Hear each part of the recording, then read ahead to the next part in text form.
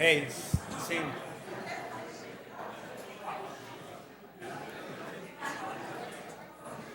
Too soon?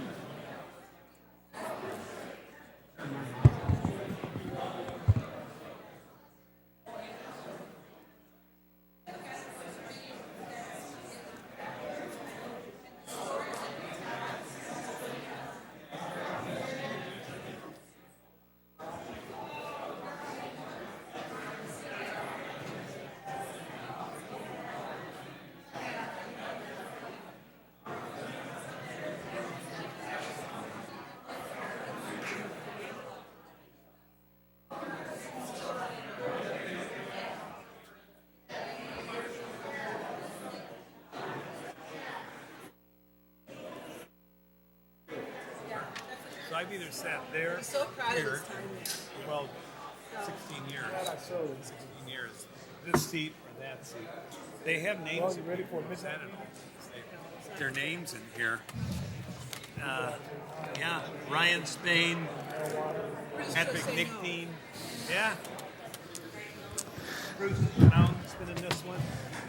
We'd like to call this evening's meeting of the Peoria City Council to order. Welcome H. Wayne Wilson and his listening audience at WCBU as well as Cable Channel 22. Madam Clerk, the council microphones are open for roll call.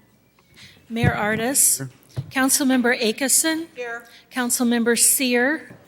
Councilmember Grayeb. Here. Councilmember Jensen. Here. Councilmember Montalongo.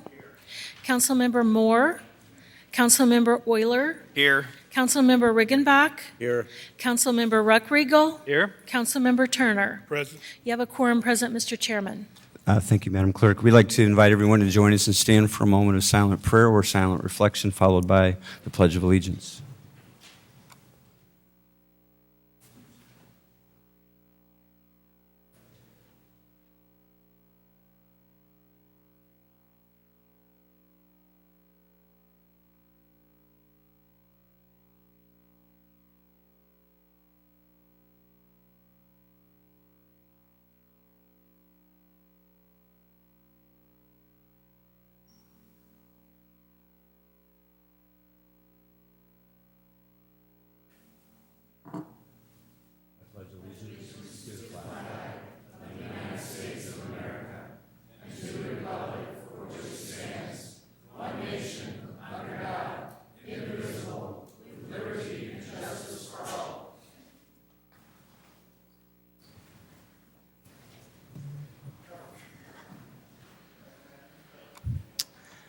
Okay, it looks like we have several proclamations this evening. We're going to start first with Poppy Days. I'm going to ask Councilman Turner to join me at the podium for that.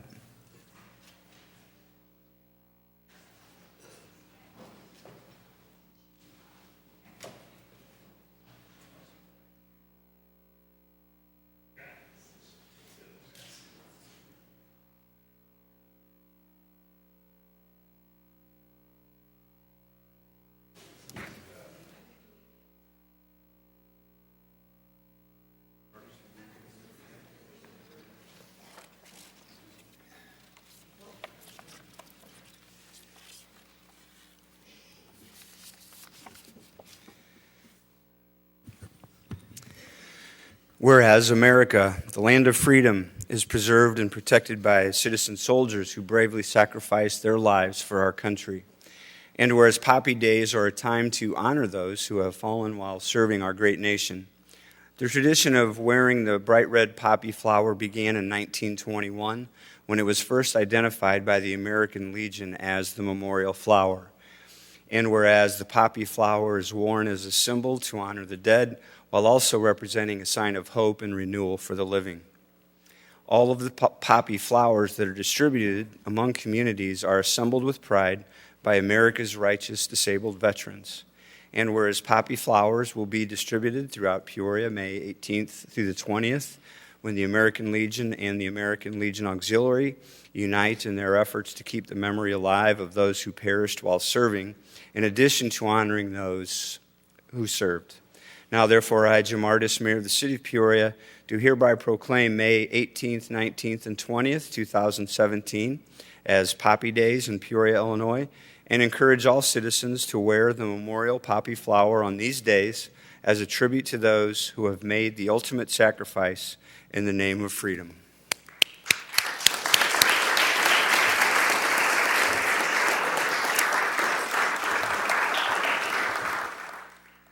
I'm going to ask our Vietnam veteran on the City Council, Councilman Turner, to say a few words before we hand it over to our other veterans for more information.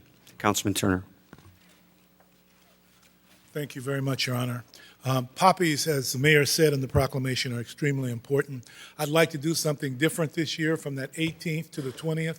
I'd like everybody in the city of Peoria to buy a poppy. They don't cost much. But the thing is, it gives recognition, honor, and support to all of those that are served. Okay? Donations, not buying. Not buying, donations. It's donations, not buying. And stuff. All the money we raise goes back to the Veterans Home. It goes to Quincy, LaSalle, Danville, and Mantino. The money goes back.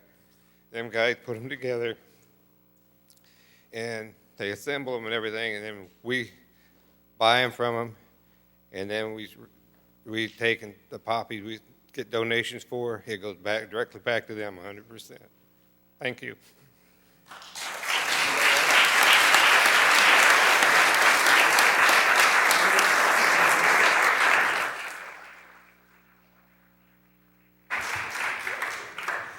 Please join me and stand and give another round of applause for our veterans who have served our country.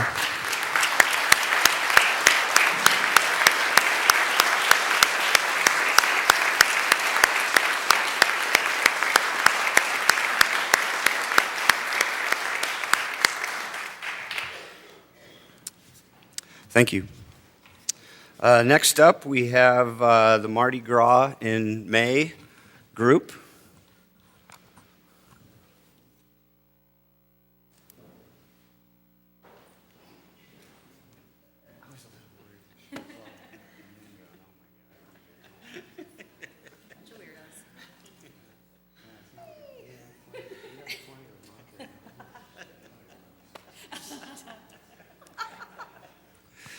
Whereas on Saturday, May the 13th, Water Street will be transformed into the New Orleans French Quarter for the second annual Mardi Gras in May street party.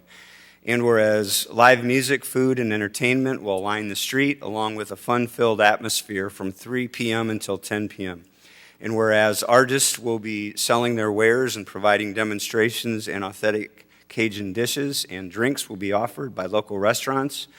And whereas a VIP preview party will be held on Friday, May the 12th at Rhythm Kitchen, 305 Southwest Water Street from 6 to 10 p.m. And whereas a portion of the proceeds from Mardi Gras in May will be donated to TAPS. And whereas, although this is only the second year of Peoria's Mardi Gras in May, the event has already made an impact. In a recent web article on MardiGrasNewOrleans.com entitled, "It's Always Carnival Time Somewhere," the hosts of the New Orleans Mardi Gras endorsed the event, stating, "We believe Mardi Gras in Peoria is every bit as authentic as Mardi Gras in New Orleans." So now, therefore, I, Jamar Dis, Mayor of the City of Peoria, do hereby proclaim May the 13th as Mardi Gras in May in Peoria, Illinois.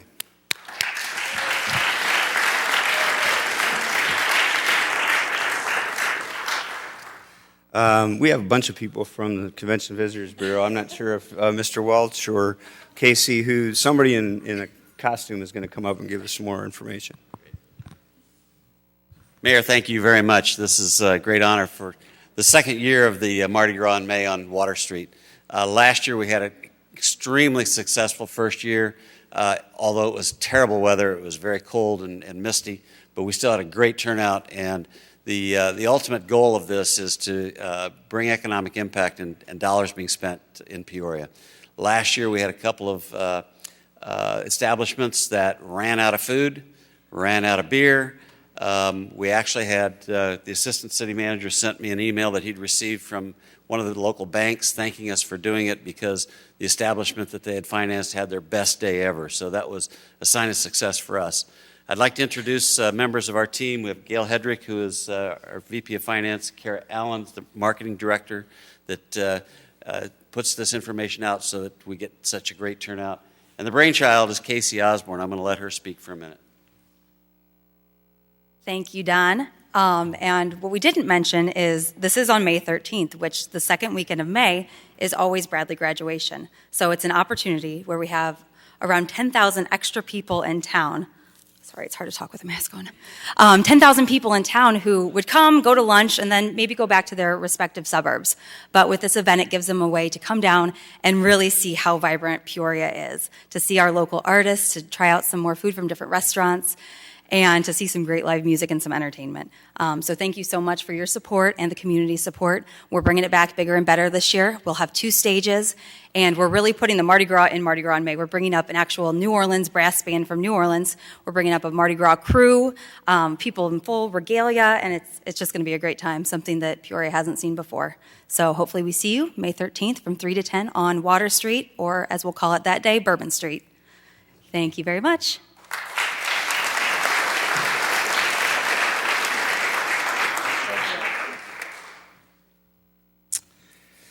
Next, we have osteogenesis imperfecta.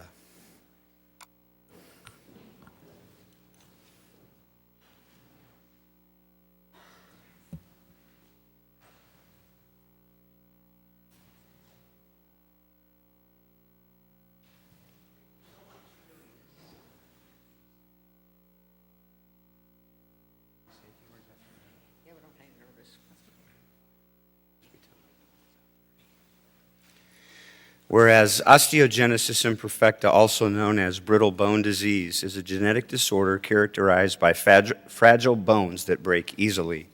And whereas a person born with this disorder is affected throughout their lifetime, and whereas OI ranges in severity from mild impact to life-threatening.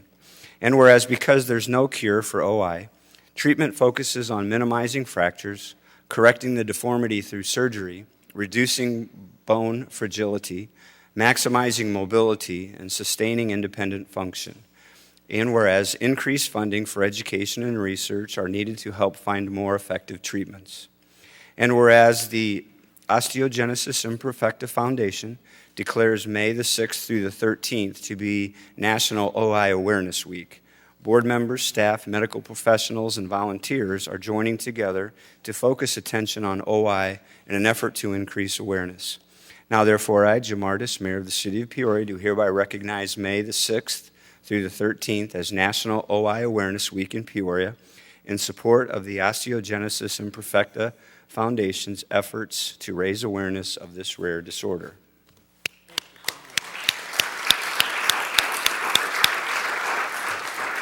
Would you like to give us a little more information? My name is Sandy Cooper. I have a son and a granddaughter affected with osteogenesis imperfecta. Each year, the foundation delegates this week, and a lot of governors have delegated the whole state. In fact, our governor did too. So it's an honor to have the city of Peoria do this for us. If just 1 or 2 people here look it up and see what it is, you'll know why I'm up here. Thank you so much. Thank you.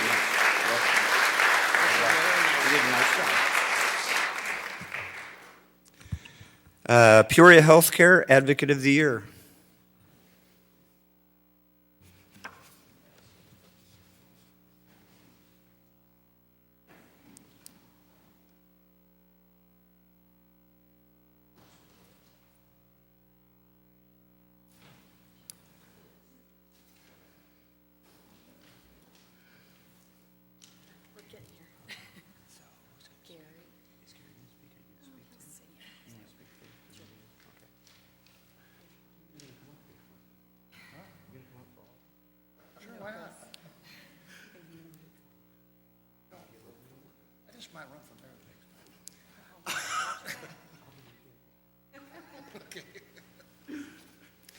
Whereas the Peoria Healthcare Coalition is a collective of organizations including the Interfaith Alliance of Central Illinois, the League of Women Voters, the Peoria chapter of the NAACP, Easter Seals of Central Illinois, Change Peoria, Church Women United, ABT Progressive Peoria, Gift of Voice, the Youth and Family Peer Support Alliance, Central Illinois Friends, Carver Community Center, Bread for Life, and numerous other healthcare advocates and provider organizations, all focusing on ensuring affordable, accessible healthcare.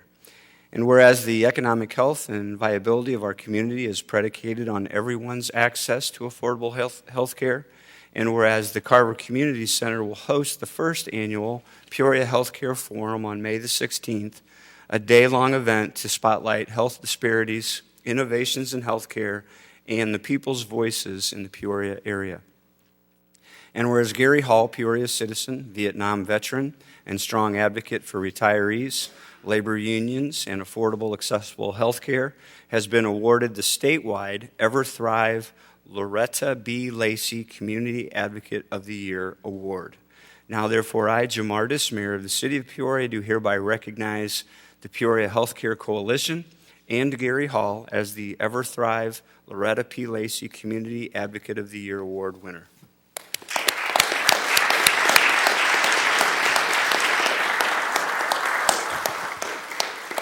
I'm going to ask Katie Jones to say a few words, and then we'll have a few words from Gary. Thank you, Mayor. It's been such an honor come this way, Gary and Chris, both of you, to work with these gentlemen since day one when we got together in January. And State Senator Dave Kaler said, how many of you have voiced your concern to your elected officials, key stakeholders, administrators of healthcare organizations about the need for affordable, accessible healthcare? So we got together and I called up Gary and he said, I'm there, when do you need me? And Chris did the same. Chris Wade with Central Illinois Friends and Interfaith Alliance of Central Illinois, League of Women Voters, I know you're here tonight, and the many numerous others. And so we want to congratulate Gary. Ever Thrive Illinois is a public health advocacy organization statewide leading the ProtectOurCareIllinois.org movement. Please look it up, protectourcareillinois.org. And I'd like Gary to just say a word. Word? Oh. To tell you the truth, I'm kind of embarrassed. I'm going to get all upset just like Al did. I'm not doing anything that everybody else should be doing. We should all be getting out there and fighting for what we think is the right thing to do. For the clean water, healthy, everybody should have health care. I don't care who you are. If you're the poorest person or the richest person, everybody should have health care.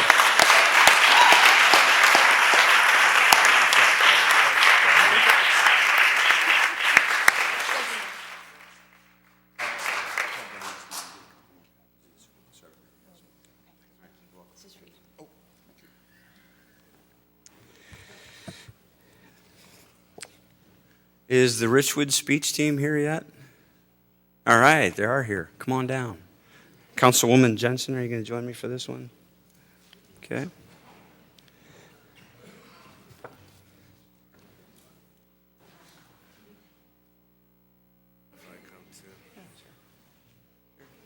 Hi, you guys. Congratulations.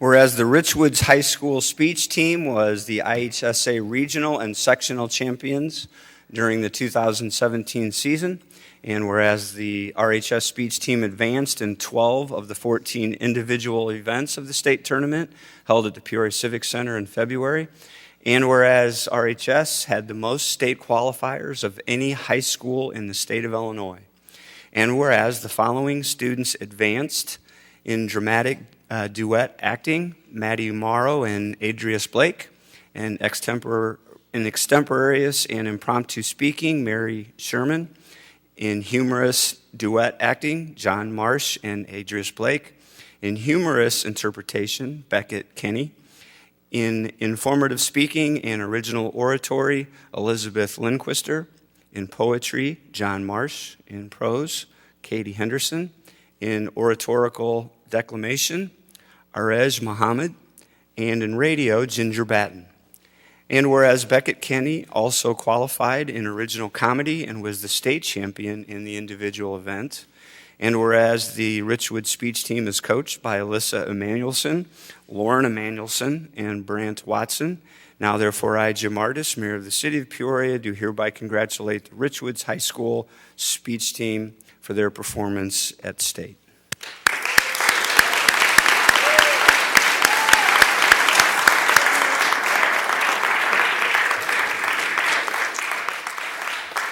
We'll have brief comments by council members Jensen and Riggenbach, and then we'll ask the students to say a couple words.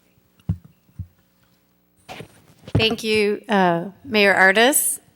I'm thrilled that the mayor and the council can be here tonight to recognize the Richwoods High School speech team. They've had a phenomenal season. We should all be very proud. There are great things happening at Peoria Public Schools. There are great things happening at Richwoods High School. I am a proud parent of a Richwoods student, and I'm very proud of this speech team. The whole council is, the whole city is. Congratulations to all of you, and to you too, Beckett Kenny, for being the state champion for comedy.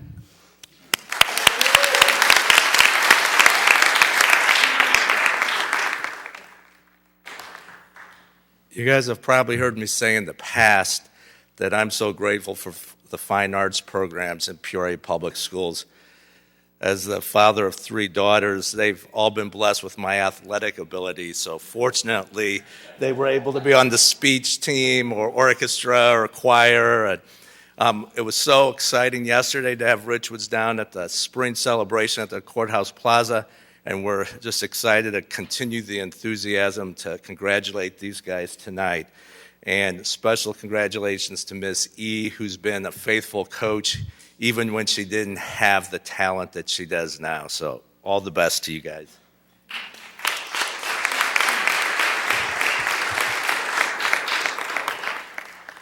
Over my past 4 years as a speech competitor, I've gotten a lot of questions about what is speech? A lot of people don't even know. And a lot of people think it's debate. The best explanation I got for what speech is trying to find the truth. And I think that now, more than ever, finding the truth is essential to our society. Integrity is important. What you say is important. And speech team teaches what you say matters. And I'm incredibly honored. I couldn't have possibly imagined that our team would be as successful as they are now. But we are, and we're continuing to grow. And these two are the future of our team. And I'm incredibly excited to see what they present these next few years. And just remember that speech matters, that what we say matters, and integrity matters. Thank you.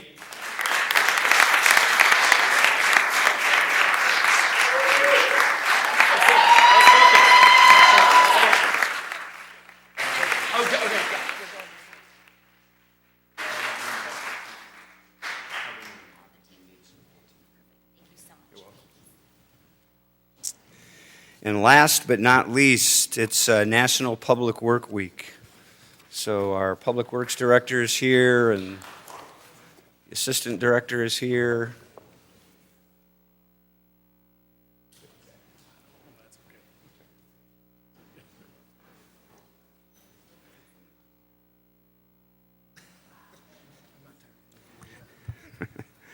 Whereas public works services provided in our community are an integral part of our citizens' everyday lives, and whereas the support of an understanding and informed citizenry is vital to the efficient operation of public works systems and programs such as stormwater, sewers, urban forestry, streets and alleyways, public buildings, fleet maintenance, green infrastructure, and solid waste collection.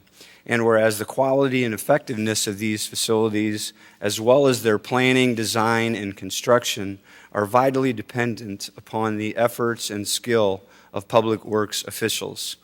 And whereas the efficiency of the qualified and dedicated personnel who staff public works departments is materially influenced by the people's attitude and understanding of the importance of the work that they perform. And whereas the health, safety, and comfort of this community greatly depends on these facilities and services.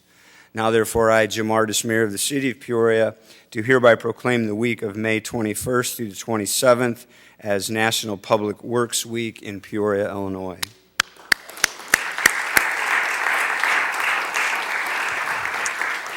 So we have our director and assistant director, Scott Reese and Cy Maroon here, who are probably going to give us some more information about all the excitement in Public Works Week. Thank you. I would just invite everybody to come out to the Public Works facility, which is at 3505 North Streets Lane. on Thursday, May 25th from 4 to 7. We're going to have an open house where you can come see all of our employees and see all the equipment we have that help maintain the streets and enjoy some refreshments.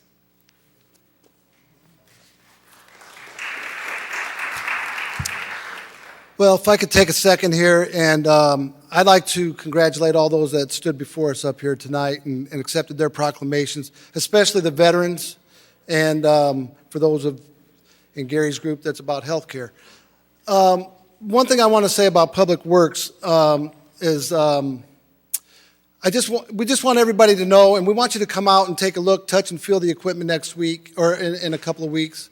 On the 25th. Bring your children. There's going to be some fun games, activities, an opportunity to get up in the equipment, touch, feel, see what really goes on, talk to the employees, get a feel for what really happens out on the streets and in all of our projects. More importantly, there's one message I'd like to promote here tonight, and it's a passion of mine. It has been for a long time, and I want to recognize the police, fire, paramedics, and the military. They're all first responders. Okay? But more importantly, no, I shouldn't say more importantly, but right up there at that level, Public Works is a first responder. And I just want to make that point. I hope that you guys jump on board and support us. We are a partner in the community. We do help all the other entities to get where they need to go. If it weren't for us, sometimes you just couldn't get there, as well as the citizens. We're there as a partner for you as well. And I don't mean to stand up here tonight and stand on a soapbox, but I think it's very important that people do understand that Public Works is a partner, and we are a first responder, and we are there for you. Thank you very much.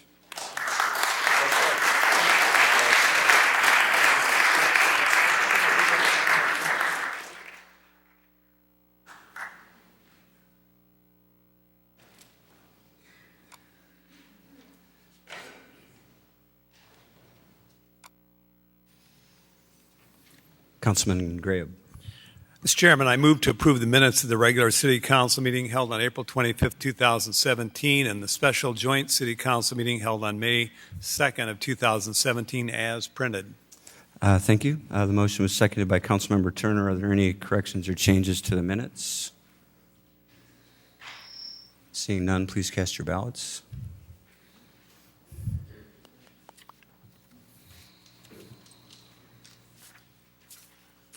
We have a couple more ballots to go here to approve the Councilwoman Akeson. That motion passes unanimously. Thank you. Councilmember Turner.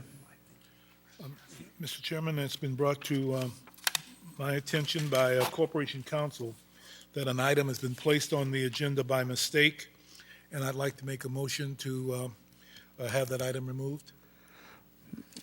Okay. Item 17-138. Okay, there's been a motion to move item 17-138 forward to be removed from the agenda. It was a mistake that it was placed on the agenda. And that is seconded by Councilmember Riggenbach. Seeing no discussion, please cast your ballots.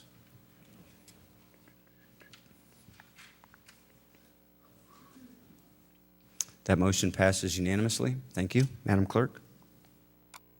Agenda 17-130 is a communication from the city manager and the fire chief with a request to accept the bid for the refurbishment of Fire Truck 40 from Global Emergency Products in the amount of $124,164 and Renewed Performance Company in the amount of $125,816 for a total of $249,980. Item 17-131 is a request to authorize change order number 1 for a 1-year extension of the landscape stewardship and maintenance project with Jimax Landscape to December 31, 2017, and to authorize the city manager to execute the change order for a total budget amount of $200,000. 17-132 is a request to approve the vendors for 2017 street maintenance materials. 17-133 is a request to approve an agreement to pay Frontier Communications in the amount of $55,208 for the relocation of existing fiber optic cables for the construction of the Alta Lane and Radnor Road roundabout project. 17-134 is a request to approve a motor fuel tax resolution in the amount of $500,000 for the construction contract of the Alta Lane and Radnor Road roundabout project. 17-135 is the appointment by Mayor Artis to the Springdale Cemetery Management Authority with a request to concur of Linda Daly. 17-136 is the appointment by Mayor Artis to the Solid Waste Disposal Committee with a request to concur of Council Member Zach Euler. 17-137 is the appointment by Mayor Artis to the Zoning Board of Appeals with a request to concur of Lon Lyons. And that completes your consent agenda. Thank you, Madam Clerk. Any items to remove from consent this evening? Councilwoman Moore. Thank you, Mr. Mayor. Item 17-131, please. 131, okay. Any other items to remove from consent? Seeing none, we have a motion to approve the remaining items. Councilman Riggenbach, seconded by Councilman Ruckriegel. If there's no further discussion, please cast your ballots. The motion passes unanimously. Thank you. Madam Clerk. 17-131 was the item about landscape stewardship and maintenance project with Jimax Landscape for $200,000. Thank you. Councilwoman Moore. I just had a couple questions. I plan to move for approval on this item, but I had a couple questions first. What is the contract going from? I know it's going up to $200,000. What is the additional amount of the contract? The additional amount of the contract would be $150,000. We put out an RFP late last year and did a council award a $50,000 contract. So this is a $150,000 ad. Okay, and I noticed in the information it indicated that Jimax was the sole respondent. And so I begin to wonder if there's something wrong with our RFP process if you only got one person to respond. I don't know if there was a lengthy or a short response time. Do you have any idea why there was only one person that responded? I think our belief was that it was the very first landscaping contract that we put out to RFP, and that was why. And I don't know that people are overly comfortable with it yet, and it wasn't overly, we're still feeling our way through our green infrastructure maintenance, and so I don't know that it was overly clear, and we're trying to narrow down our scope after we develop it this year. Okay. Did this contract include any minority participation requirement? There is a hourly workers number of hours worked on there should be 18% minority and 3% female on this contract. Did you say priority? Minority hours. Minority. Okay, Yep. So is there anyone checking to make sure that that actually occurs? Yes, we will import it into software we call ePrism Soft, where all of our construction contracts go into, so that we're able to monitor the participation. Since most of this contract, I would imagine, I'm guessing, is going to be executed on the south side, are there any extra points given if most of the employees that are brought in come in from that 61605 zip code? Yes, in the scoring process, there is we did the same thing on our mowing contracts, and there's additional points added if they have goal or meeting or exceeding our EEO goals. Okay, and so someone's going to follow up on that at the end of the contract. Okay, I would like to see what those results are at the end of the contract. Thank you so much. Having heard that, I'd like to move for approval. Thank you. Seconded by Councilmember Riggenbach. Is there further discussion on this item? Seeing none, please cast your ballots. That motion passes unanimously. Thank you. Madam Clerk.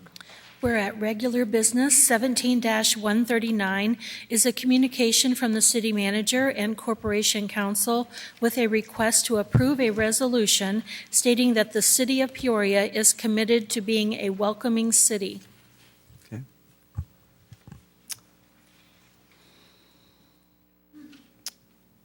Mr. Manager? Thank you, Mr. Mayor.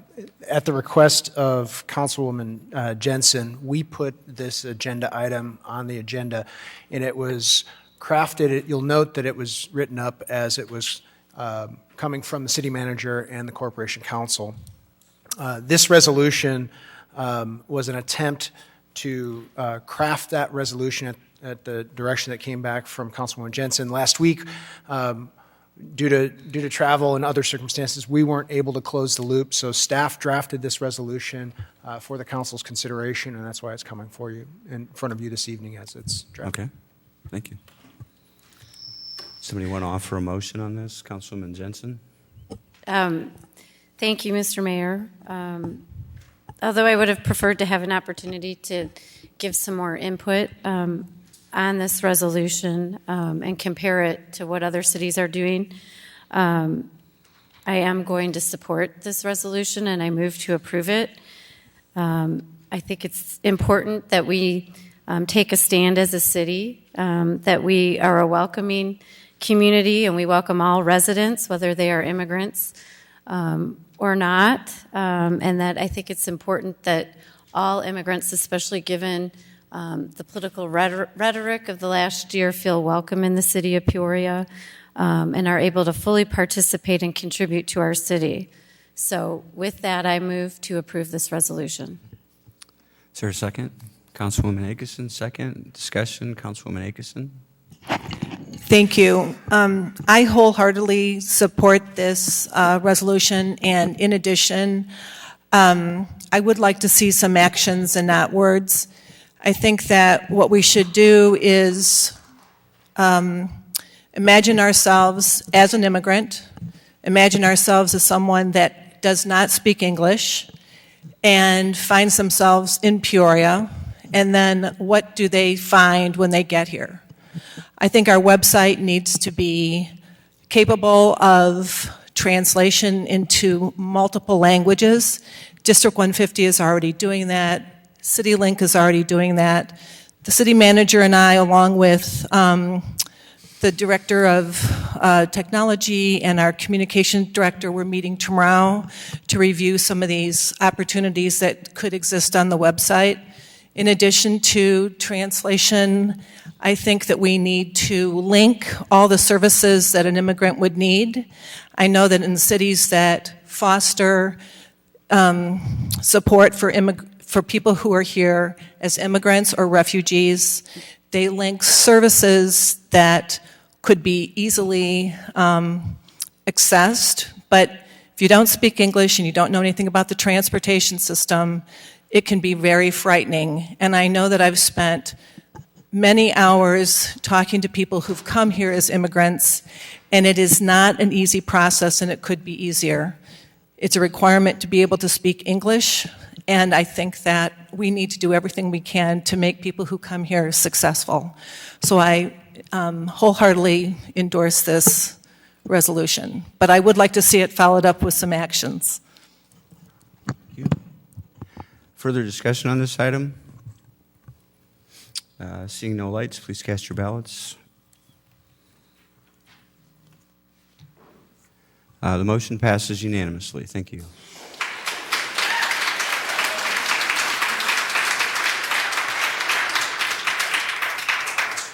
Madam Clerk.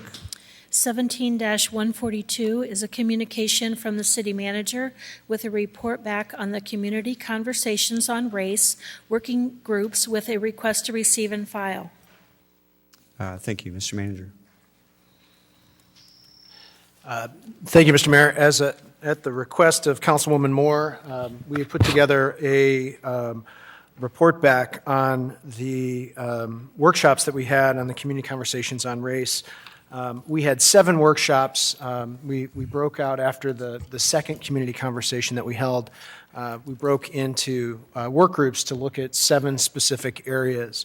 The first community conversation task force that met, or small work group that met, covered economic development. And in that, they looked at two areas of focus, looking at how they could develop business loans and grants for minority entrepreneurs and to develop programs to repair credit. They are working with the Greater Peoria Economic Development Council in that regard, and the city's Economic Development Department is taking the lead to work through that. In addition, they're working on a Shop Local campaign for minority-owned businesses, and they're working with the Minority Business Development Center, and the city's Economic Development Department is working on that as well, and continuing to move forward. Just recently, the Journal-Star profiled a number of minority businesses in the community, and there were several of them that were recipients of our MBIG grant award that we gave out this year that were profiled as those minority-owned businesses in the community, and that included Lindsay's Cleaners, Riley's Cupcakes, Rain Construction, and Creativity Uncorked.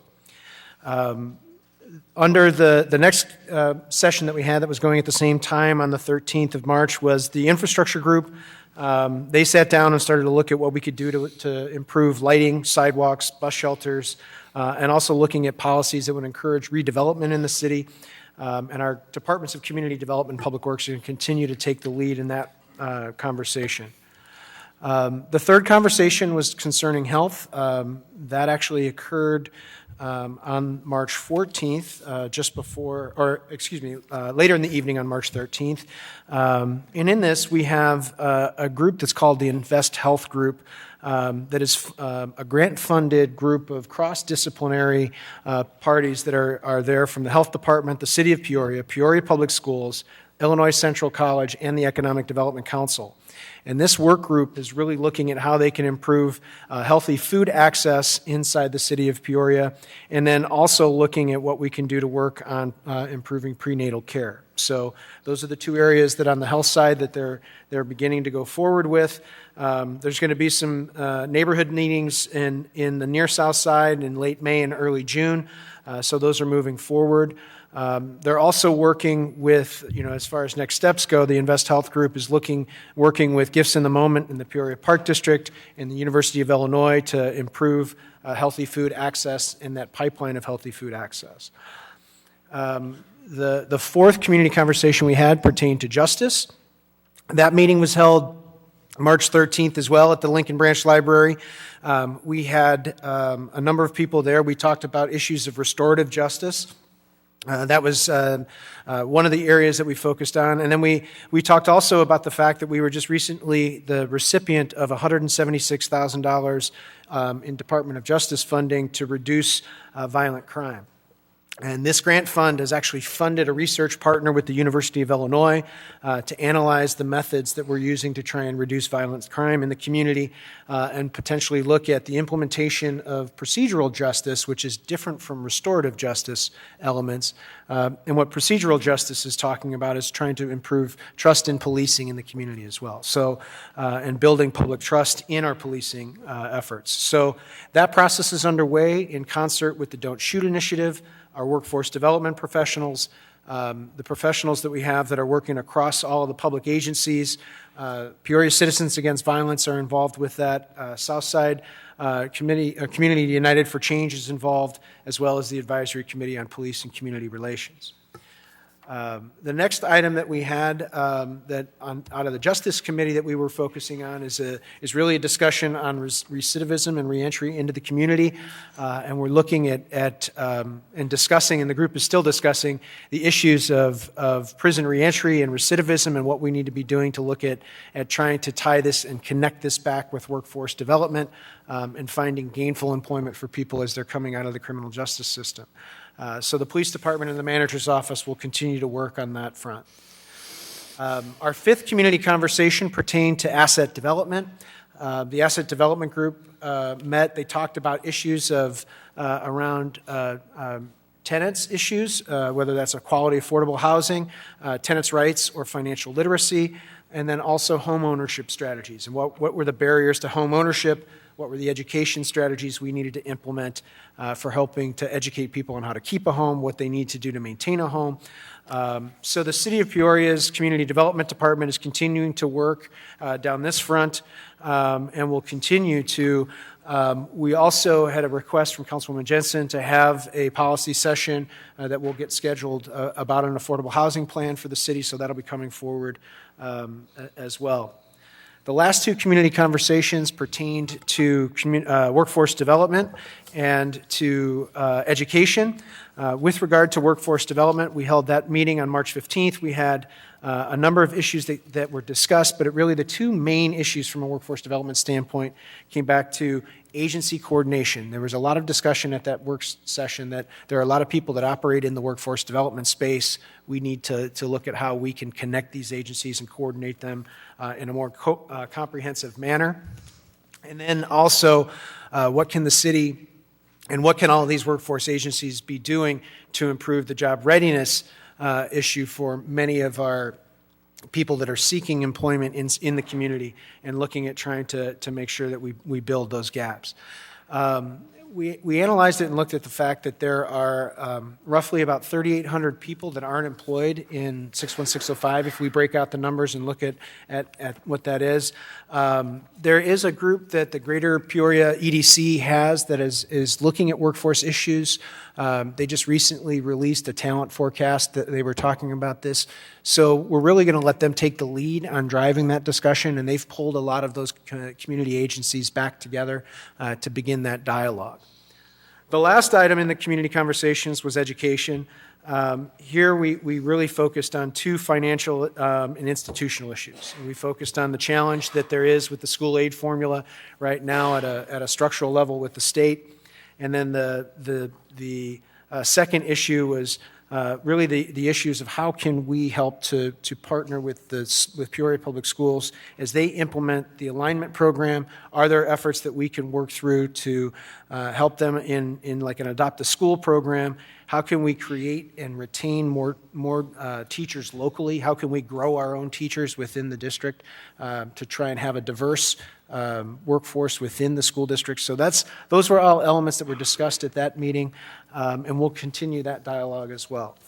So the work groups are going to be scheduled again to have a reconvening meeting here at the end of the month, and from that going forward, what we'd like to do is appoint citizen chairs to each one of the work groups so that they can continue this dialogue and we can continue to drive actionable steps that are coming out of these discussions that we've been having. And with that, I'd be happy to answer any questions.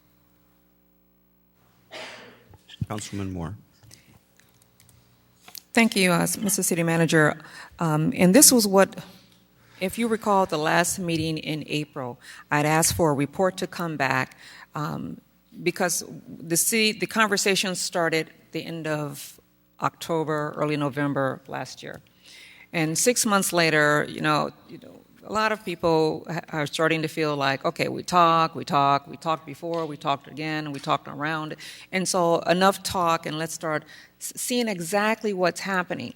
And all of what you heard was the city manager going through each of the 7 different sections and telling you specifically who is connected to that part. For example, you heard him talk about Invest Health.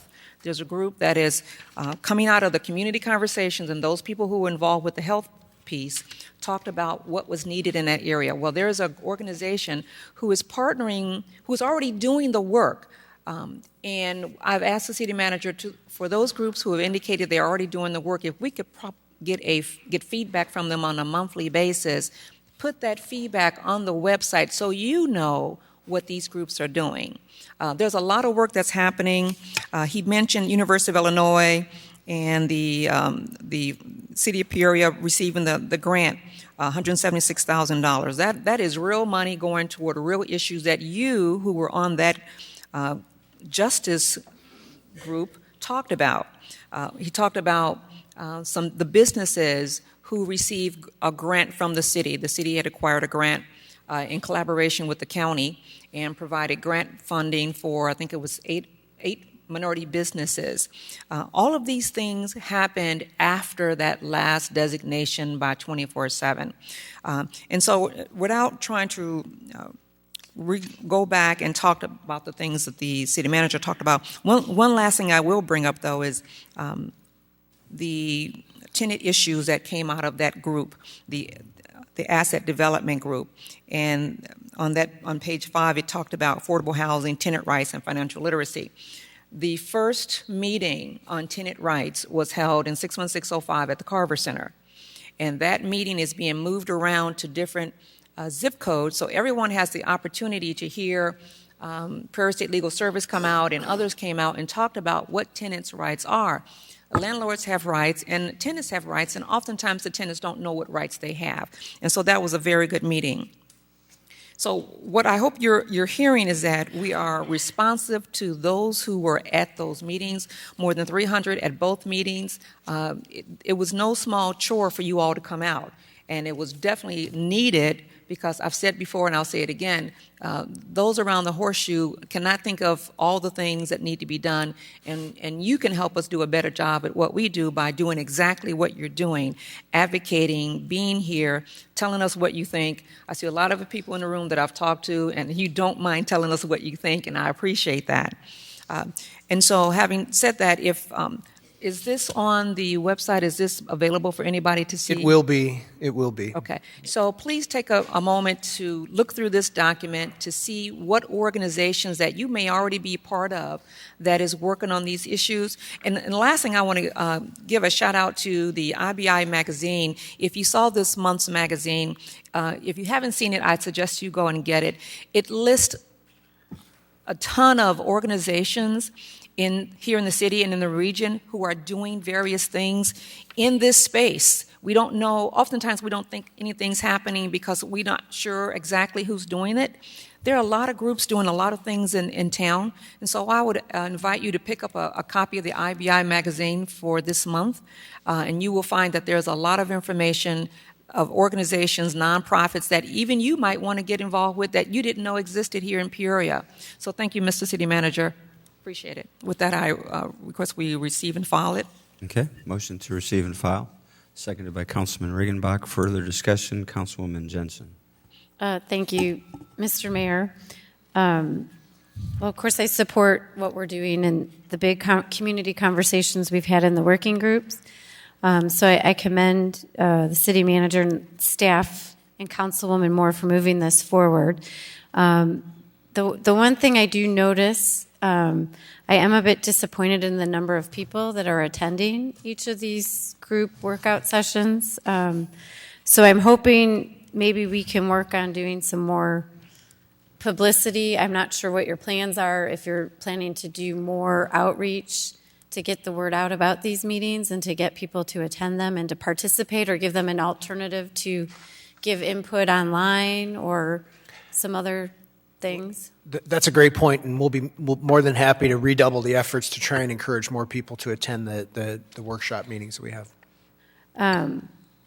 And maybe besides just putting it on the web, like Councilwoman Moore suggested, maybe having hard copies available or distributing them to neighborhood organizations, community organizations like SCUC, or at least send them this electronically so they can distribute it to their members, along with notices of upcoming meetings, and maybe a description of what those working groups are. That would be great. And I do, for the record, I was in attendance at the Justice Committee meeting. It wasn't on the minutes, but thanks. Further discussion on this item? Councilwoman Moore. Jensen, for that. And I'm going to tell you, that is the reason why I asked for the report back, because I had more than a couple of people say, we go to this meeting and we're talking and, nothing's happening. And so that's, and I believe a lot of the fall off of folks attending was from them thinking perhaps that nothing's going to come out of this. And so I'm hoping that now that they see that something is coming out of this, that that attendance will pick up. But you make a good point about making the copies available as well, so thank you. Okay, thank you. Councilmember Ruckriegel. Thank you, Mayor. City Manager, thank you for meeting. I think you met with Denise Moore and myself a couple weeks ago, and we're laying out a plan about how to pull what seems to be a lot of work in a lot of different sectors together, and this actually pulls that together, and thank you very much for the report back. And I guess just following the comments we've had here, would it also be possible to reach out to the organizations, because we do have many that are partaking in this, to be able to help them get the message out as well, so that we can use every possible vehicle? And it seems like we've got a lot of community partners that are willing to step up and help us out here. So maybe they can also help us on both delivering the report, but also keeping those next meetings, better attended.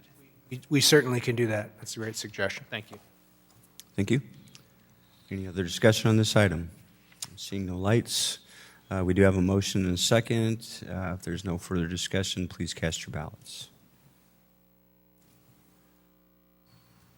The motion passes unanimously. Thank you, Madam Clerk. 17-140 is a communication from the City Manager and Director of Public Works with a request for a policy session on the solid waste contract with a request for direction. Mr. Manager. Thank you, Mr. Mayor. You have in front of you a packet of material regarding a policy session regarding the largest contract that the city has. As you know, last fall we executed a 2.5-year extension with Peoria Disposal Company, and then the city contracted with FOTH to begin the process of looking at what options we have that are available for us with regards to garbage and waste collection. So we wanted to walk through a series of questions with you. FOTH was able to put together for us a large document that summarizes the contract and summarizes many of the issues that we have with PDC. Before we get all the way into this, I was also waiting for the PowerPoint to come on, but we'll take a motion to open the public or the policy session. Councilman Greb. Mr. Chairman, I move to go into a policy session on the solid waste contract with a request for direction from council. Okay. So moved, seconded by Councilmember Turner. Seeing no objections, please cast your ballots.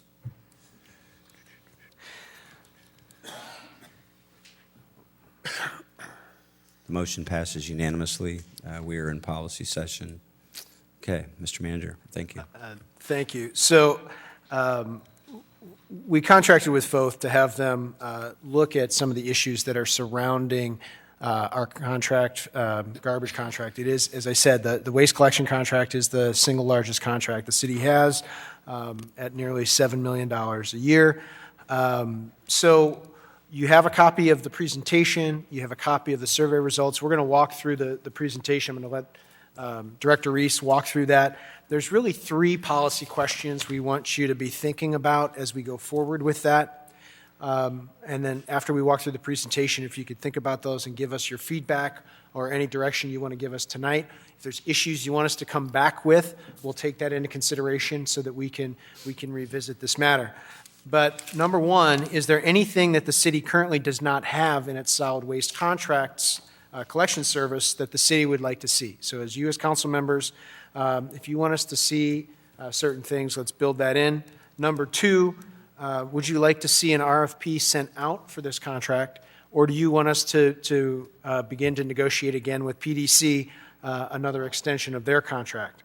And then lastly, if the council wants us to send out an RFP, do you want to see Public Works potentially submit a bid with the possibility of the city getting into the service of providing solid waste collection throughout the city? So those are 3 questions we just wanted to ask of you this evening, and I'm going to turn the presentation over to our Director of Public Works, Scott Reeves. Thank you. We had Samano helped FOTH work us through this public engagement process, and we're just going to walk through how we went through it. But in order to reach the goals set out for community engagement, we had a multi-pronged approach. We had a survey that was online and available on the city's website. We promoted it on the city's social media, and then we actually went back and reviewed where we were getting responses, and then we went out actually and hand-billed or field distributed in the first district, just to try to up our numbers and get an equal distribution across the entire city of respondents, as well as promoting it at 5 public events. We did have one public meeting on February 27th at Valeska Hinton. There was 25 attendees at that public meeting.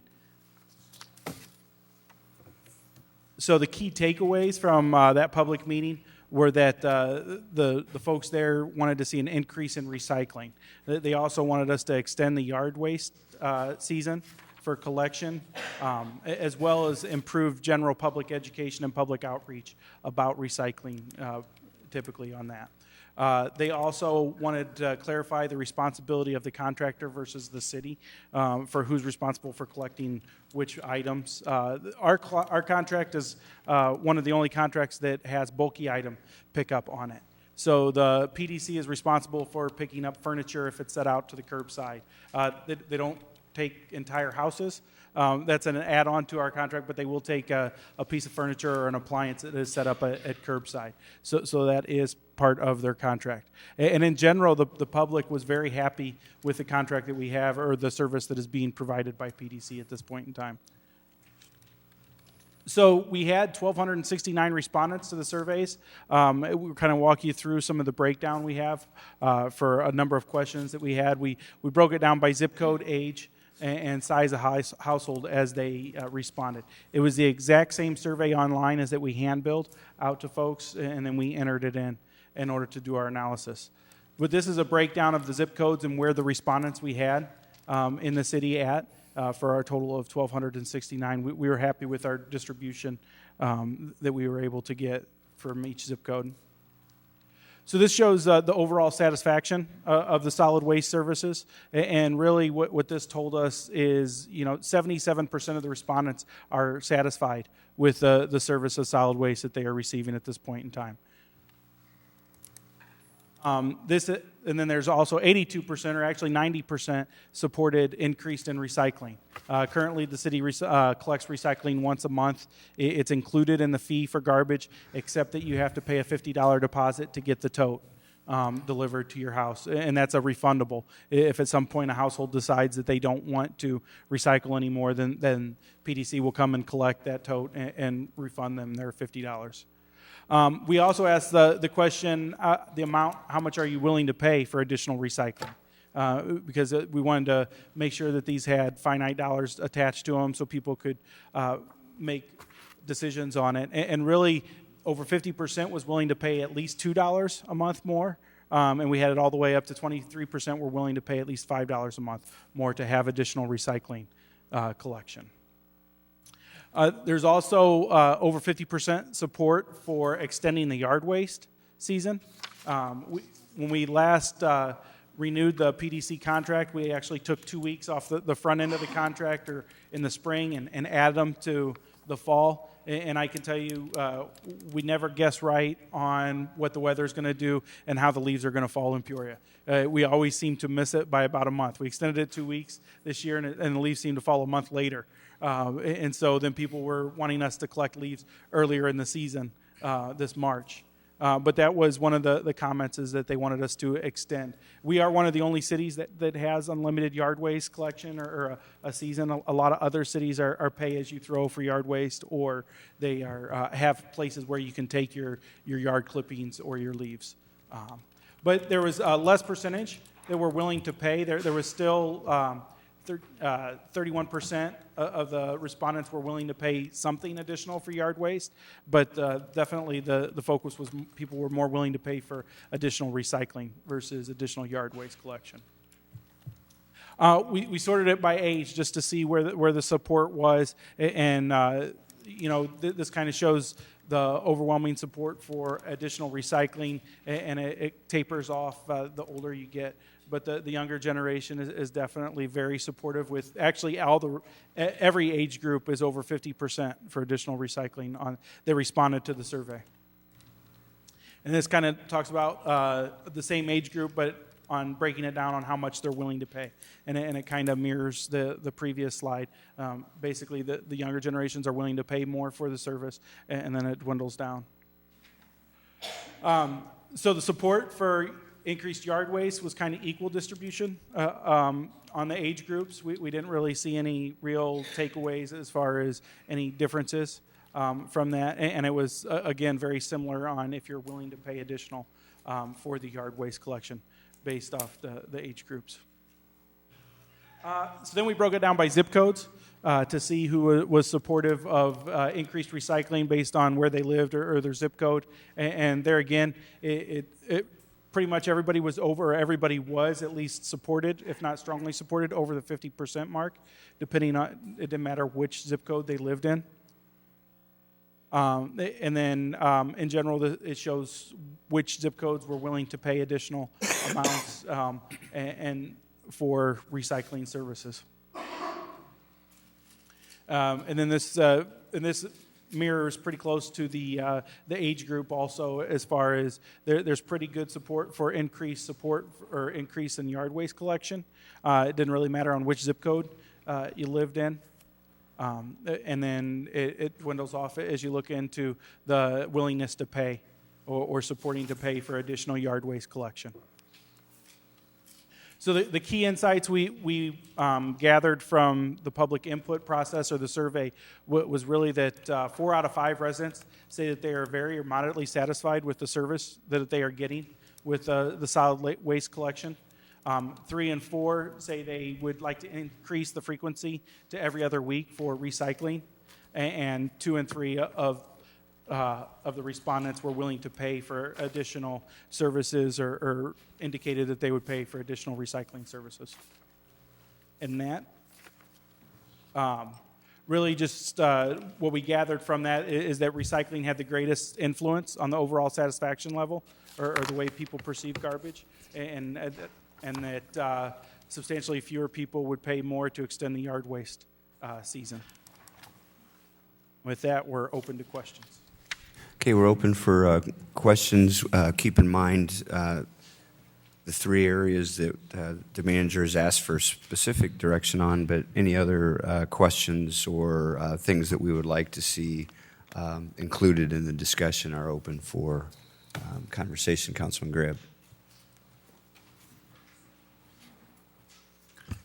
Thank you, Mayor Ardis. As I indicated before, Director Reese, I would like to take a look at the numbers as to what it would cost for us to bring this function in-house.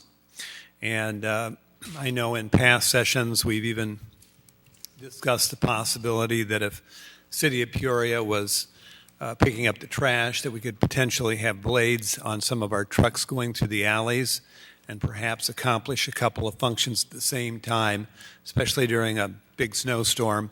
So I think that it's important that we take a look at all possible alternatives. And I make these comments without any disparaging attitude toward our current collection agency, PDC. I think they, for the most part, do a very good job.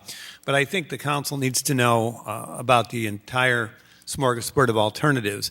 And I would stress, including the possibility, as I've said before, and I'll say it again, taking it in-house. Thank you, Mr. Chairman. Thank you, Councilman. Councilwoman Jensen. Thank you, Mr. Mayor. One question, was there a reason why you didn't survey 61602? And it doesn't look like they're listed in all the survey results. I think we did, and that's the down. We just might not have them in our. I think we combined some of the. So we only had 6 respondents from 61602. Okay. Where did you put them? Do you know? We included them with 61604, I believe, when we started combining all of when we broke it down into the zip codes. Okay. I guess it's a little bit direction, and I think the survey supports it in the public meeting, and I've been advocating for this for some time, but I would like to see the RFP and the new contract include more frequent recycling. And I support an RFP process. I think that's the most fair way to go about it, so we can get hopefully more than one bid and see really what's out there. Related to recycling, another item I would like to to see part of the contract is having more recycling containers throughout the public parks, the riverfront, on Main and Sheridan, over by Main and University, wherever there's people out and about walking and where we have shopping and restaurants. Besides just garbage cans, I would like us to have recycle cans available as well, and would like that to be part of whatever we put together as a proposal.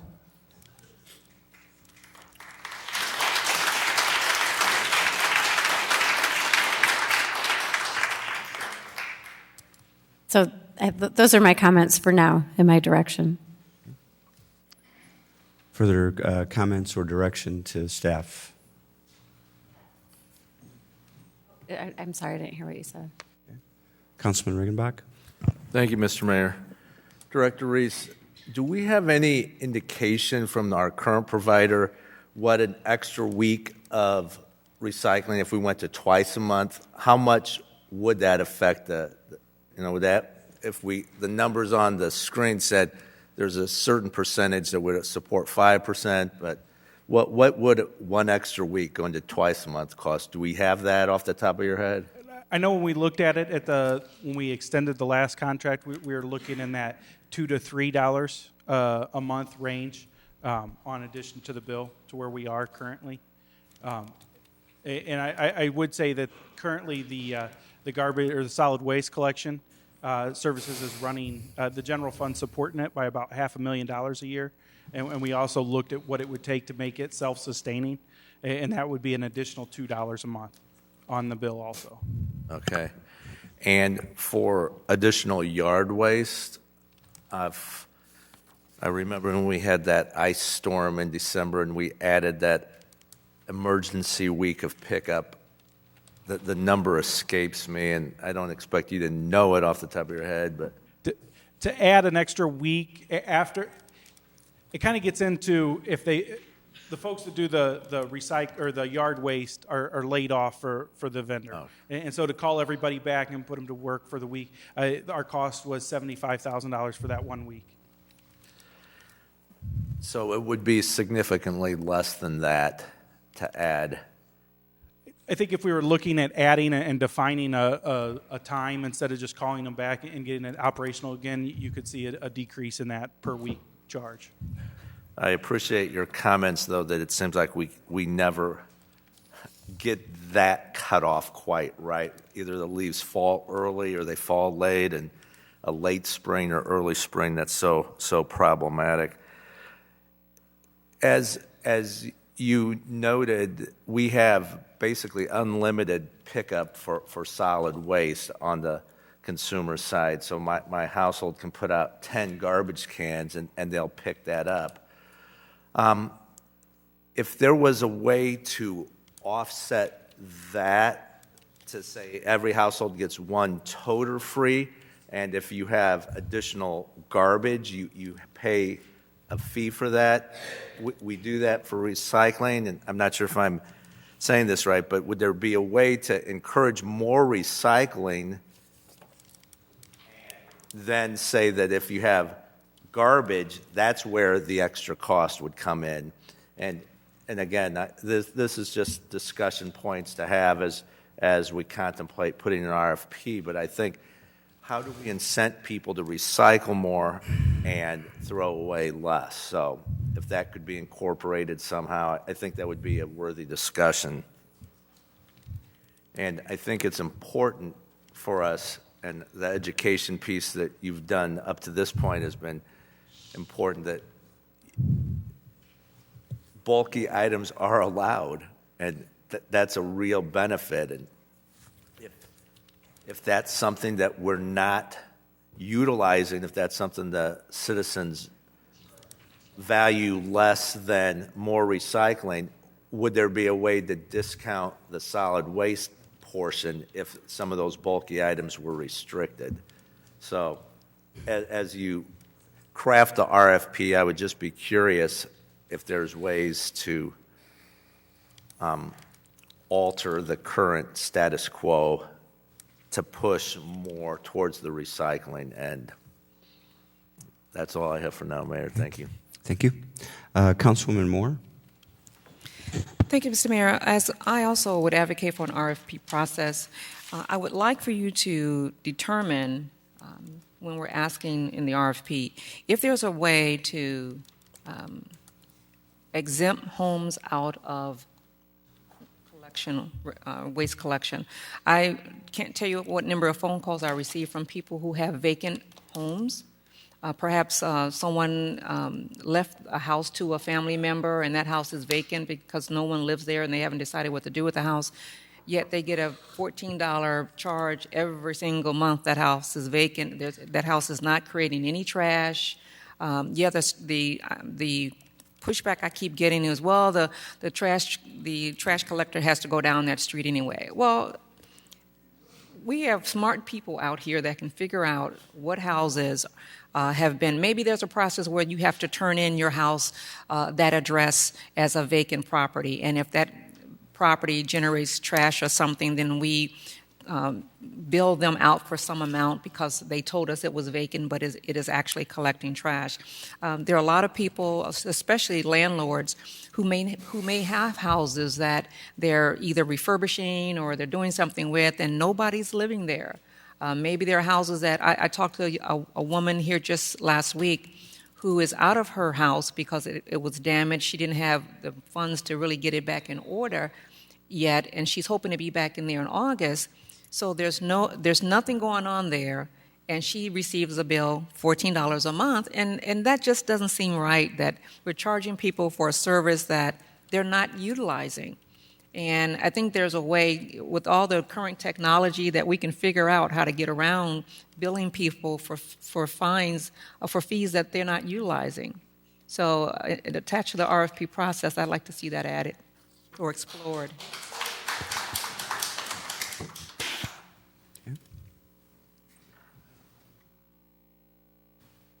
Okay. Any other discussion on this item?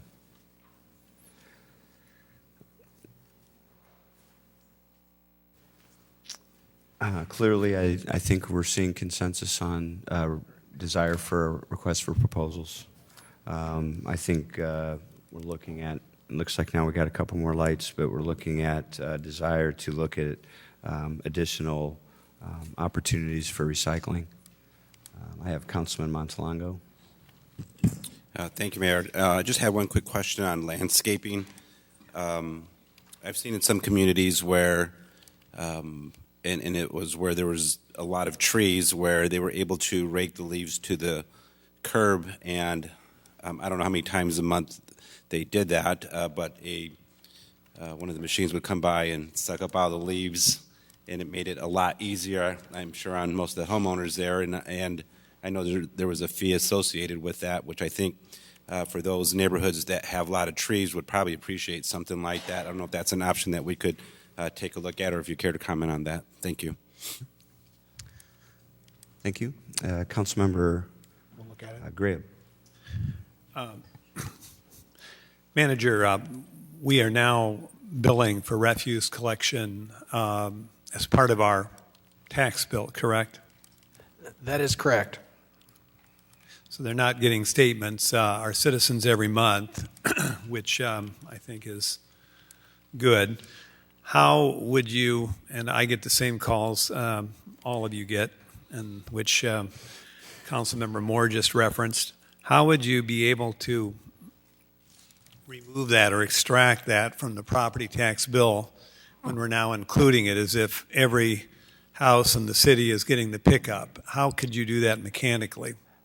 I think that's going to be the challenge is because we're now we have the agreement with the county where we have put this charge on as a non-ad valorem line item on the property tax bill. It's going to make it difficult for us to pull that off. And I think that because that bill goes out and we have to have that set by January 1st that we're billing all of those residential properties. And then that gets put onto the tax bill, and then now if we decided to move away from that arrangement that we have with the county and do something different, you could.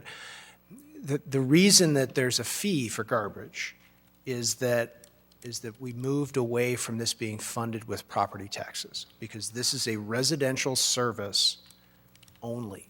We're not talking about commercial property owners, and we're not talking about industrial property owners, and we're not even talking about all residential property owners. If you are in an apartment complex, you're not subject to this because the apartments have it's like a commercial business. They have a separate trash collection process for apartment buildings. What we're talking about are houses and up to a quadplex, and then up to stacked condominiums are included in this because those are the types of residential structures that we're talking about.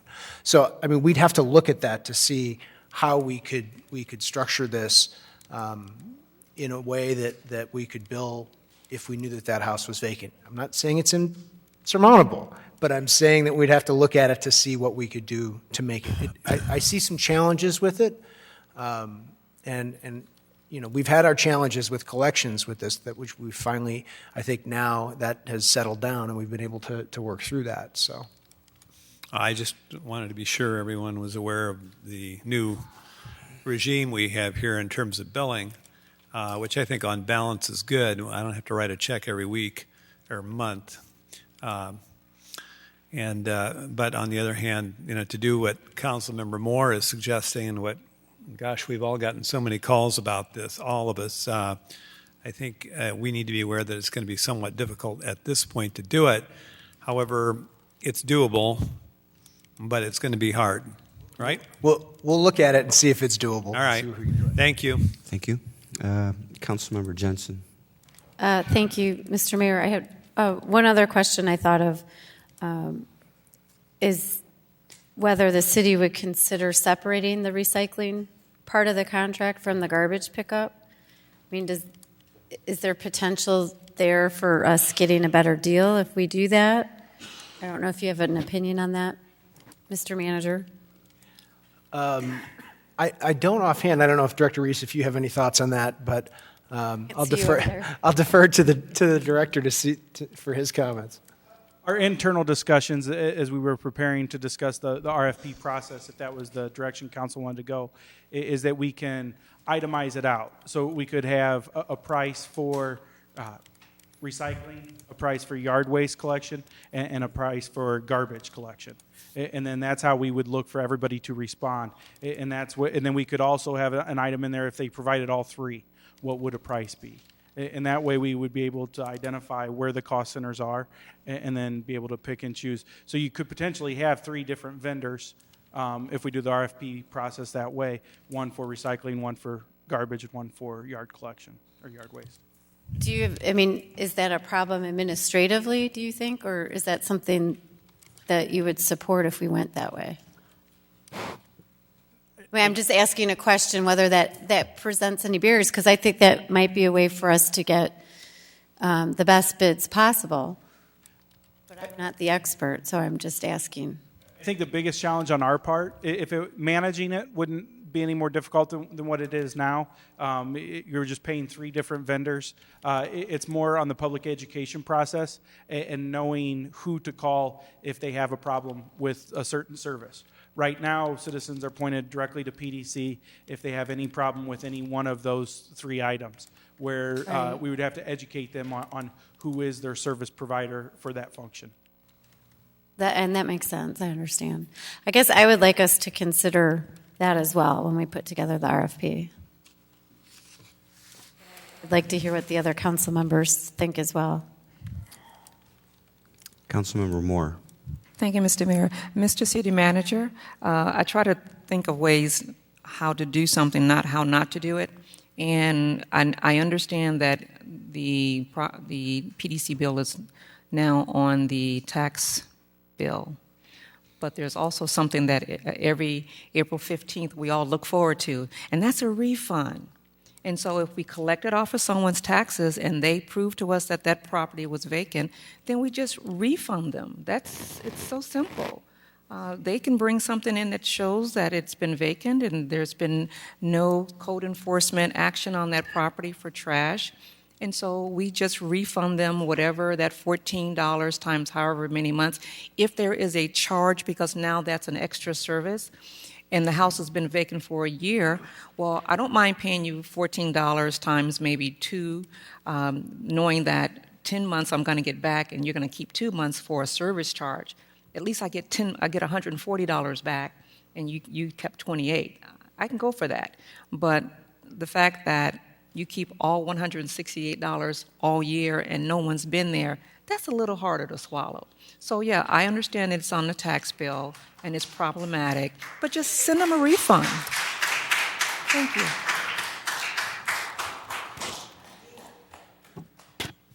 Councilmember Gribb.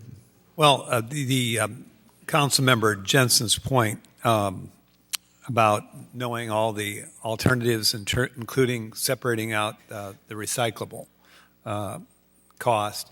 When I suggested that we take a look at it globalistically as it relates to all of our providers, that would include the city of Peoria, possibly, if we bring it in-house, doing the recycling piece as well. So I want that included in the report back as well. And again, that's without any disparagement to PDC, our current collector, but I do think it behooves us to have all the facts and what the best possible service is for our people going forward.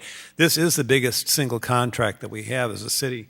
It may not seem to be too exciting, but garbage pickup is our biggest ticket item. So thank you. Yeah, thank you. Further direction to or questions to staff on this policy session?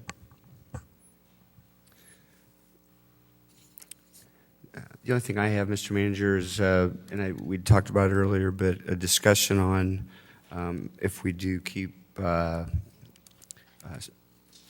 stay with PDC, a conversation about moving a lot of the waste that they're taking to Indian Creek to bring it in here first. The sooner we close up the existing cell, the sooner we'll have cheaper tipping fees in the new cell. And also, just in terms of pricing, I know the county does several collections a year for special wastes, paint and electronics and stuff like that. I think they do a very good job of that, and I know they always get capacity very quickly too. I think if we took a look at trying to do a couple of those a year, it might be helpful as well. Did you get all the direction you need? Are you looking for anything more? Nope, I think so. Okay. Any other direction from the council before we close this policy session? I'm seeing no lights. Councilmember Graham. Move to close. A motion to close the policy session, seconded by Councilman Ruckriegel.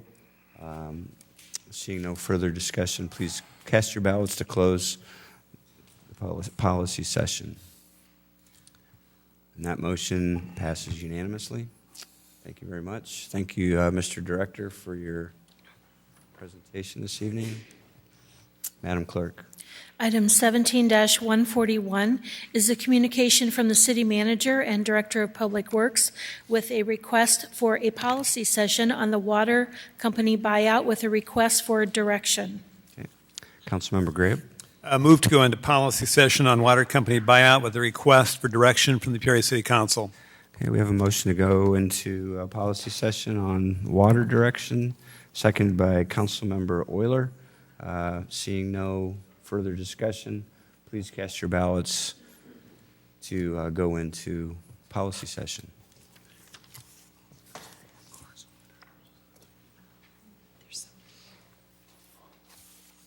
Motion passes unanimously. Thank you, Madam Clerk.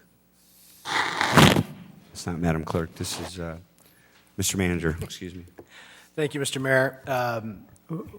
What I wanted to do with you this evening is provide a little bit of background about the history of the water company buyout, to talk a little bit about the 2002 appellate court decision that underlies how we're here at every 5 years we're able to have this discussion, to talk a little bit about the process for the rules that the council will have to use to exercise the buyout, and then really get into some policy considerations. And again, just by way of process, we're several years out from the deadline The deadline is the first week of May in 2019. So we're providing a certain amount of lead time so that we can do some analysis and be thoughtful about this. But the questions are, and then we'll get into those in greater detail as we get into the presentation, are should the water supply and its distribution system be controlled by the public? I think that's the fundamental threshold question. Second is, should the city perform some due diligence up front prior to notifying the water company of their intent to purchase? And then recently, we just had the reports last week about the appellate court decision, so I just want to brief you a little bit on the status of the PAG lawsuit. And then lastly, and it's really a question for you, and so I want to get, just like we did on the garbage discussion, I want to get questions back from you about what you want to explore, is how does the council want to proceed in including the public in these discussions as well? What type of public engagement strategy do you want to have? So with that, if I could, I'm going to run through these first few slides pretty quickly. The history of the water buyout. Back in 1833 was the first discussion about putting water in town, about running hollowed out logs from Jackson Street to the courthouse. In the 1840s, the Peoria Water Company was chartered. In 1865, voters rejected a bond referendum for municipal waterworks, but then it was passed in 1868. In 1889, the public finances were not very strong, so it forced the city to sell the water company for the remaining $450,000 in debt. In 1894, there was a new pumping station and water plant that was built, but the financial difficulties with the company forced it to go into receivership. The water company was purchased by investors in 1898, and then in 1909 it was merged with the Alton Water Company and became the Illinois American Water Company. Eventually it became the Illinois American Water Company. In 1936 was really the first time that the city kind of went back and started looking at acquisition again after some rate complaints. Back then, the asking price was $7.3 million, and the city countered with a $5.5 million offer. In 1937, they went through the process of starting condemnation proceedings, eminent domain proceedings. The company then countered with a rate of $6.45 million. Talks broke off after the city's investment firm went out of business. So, in 1959, the city pursued condemnation again and explored a $13 million buyout at that point in time. The company countered with a $30 to $35 million valuation. And again, the arguments in 1959 centered around that the city could control growth and they could control water rates. In 1969, the city dropped the condemnation effort, questioning whether it would be profitable. In 1977, it came back up again at a purchase price of $36 million, again with the arguments for it being controlling growth and controlling rates. In 1989, the city started studying it again. This was a phased-in study. It took several years to complete. And in 1993, that purchase range was $41 million on the city side to up to $215 million. The county board then weighed in at that point in time, saying that maybe they should do a joint study of the issue. In 1993, the Illinois American Water Company petitioned for an advisory referendum on the buyout, and that question was put on the ballot in 1994. 1993, Illinois Americans surveyed the residents and found that 47% were opposed to the buyout. In 1994, also right before the election day, the city announced that they were not going to pursue the water company buyout at that time, and the referendum at that time was 86% no votes to 14% yes votes to proceed with the water company buyout. In 1998, the council voted for a $1 million loan to study the buyout from the Peoria Area Advancement Group. In 1999, the consultant that the city hired at that time said that the city could collect $62 million over a 10-year period if they were able to purchase the water company at $68 million. An alternative value came in at $90 million that was based on a different type of valuation method. In 1998, when the city received the funds from PAG, there was a lawsuit that was filed by Illinois American questioning the validity of the buyout provision. It went until 2002. In 2002, the appellate court upheld the city's franchise agreement provision that allows for the buyout process. In fact, that's really the only remaining provision of the franchise agreement that still is valid from the court. So in 2004, the city estimated the water utility to cost $96 million. The water company tagged it at $300 million. There was a panel, so those were the two valuations. In 2005, the third member of the panel and the appraisal value came back at $220 million. In 2005, there was also an advisory referendum where 82% of the voters opposed it. So the council voted in 2005, 6-5, against the buyout. In 2007, the water company offered to purchase the utility the purchase option for $1.5 million, and the city declined that offer. In 2008, by a 7-4 vote, the council again voted against the buyout. Illinois American survey now found 77% of the residents were opposed to the buyout. In 2013, the council voted by 8-3 to not go forward with the buyout. And in 2014, there were discussions that were held with the community about a proposal to potentially monetize the franchise agreement for a number of years. It kind of came back to a franchise agreement that would have provided a $2.5 million franchise fee to the city, but that would have been paid by the residents, so therefore that didn't go forward. In 2014, the city and Illinois American said we were going to stop the discussion about the franchise agreement at that time. In 2016, Illinois American again went through a survey, found that 69% of the voters were opposed and 23% favored it. And then in 2016 also, the appellate court ruled that the city breached the PAG agreement. And then just last week, the appellate court issued their decision that upheld their previous ruling and said that the circuit court should determine the amount of interest that is due to PAG. So moving on, what does the appellate court decision say? The appellate court decision from 2002, which kind of lays out the groundwork for everything here, says that purchase option was legal, that the city had the authority to include that purchase option in the franchise agreement. It said that the purchase option will continue throughout the life of the city. So as long as there is a Peoria, that purchase option will remain. It says the option was not terminable at will. It also said that the purchase option was not preempted and superseded by the Public Utilities Act. So therefore, since it was in place before the Public Utilities Act here in the state of Illinois, that's one of the reasons why it's still valid and enforceable. And then lastly, the court ruled that the water company didn't have standing to contest the PAG agreement between the city and PAG. So what does the process of the 1889 agreement lay out? Well, the process states that the city must pass a resolution 6 months before the anniversary date of the ordinance to say that they have the intent to purchase the water company. So looking at the calendar, that's really, we need to do that before November 2nd of 2018. And the anniversary date of the ordinance when we sold the franchise agreement is the first couple of days in May of 2019. So that's the anniversary date.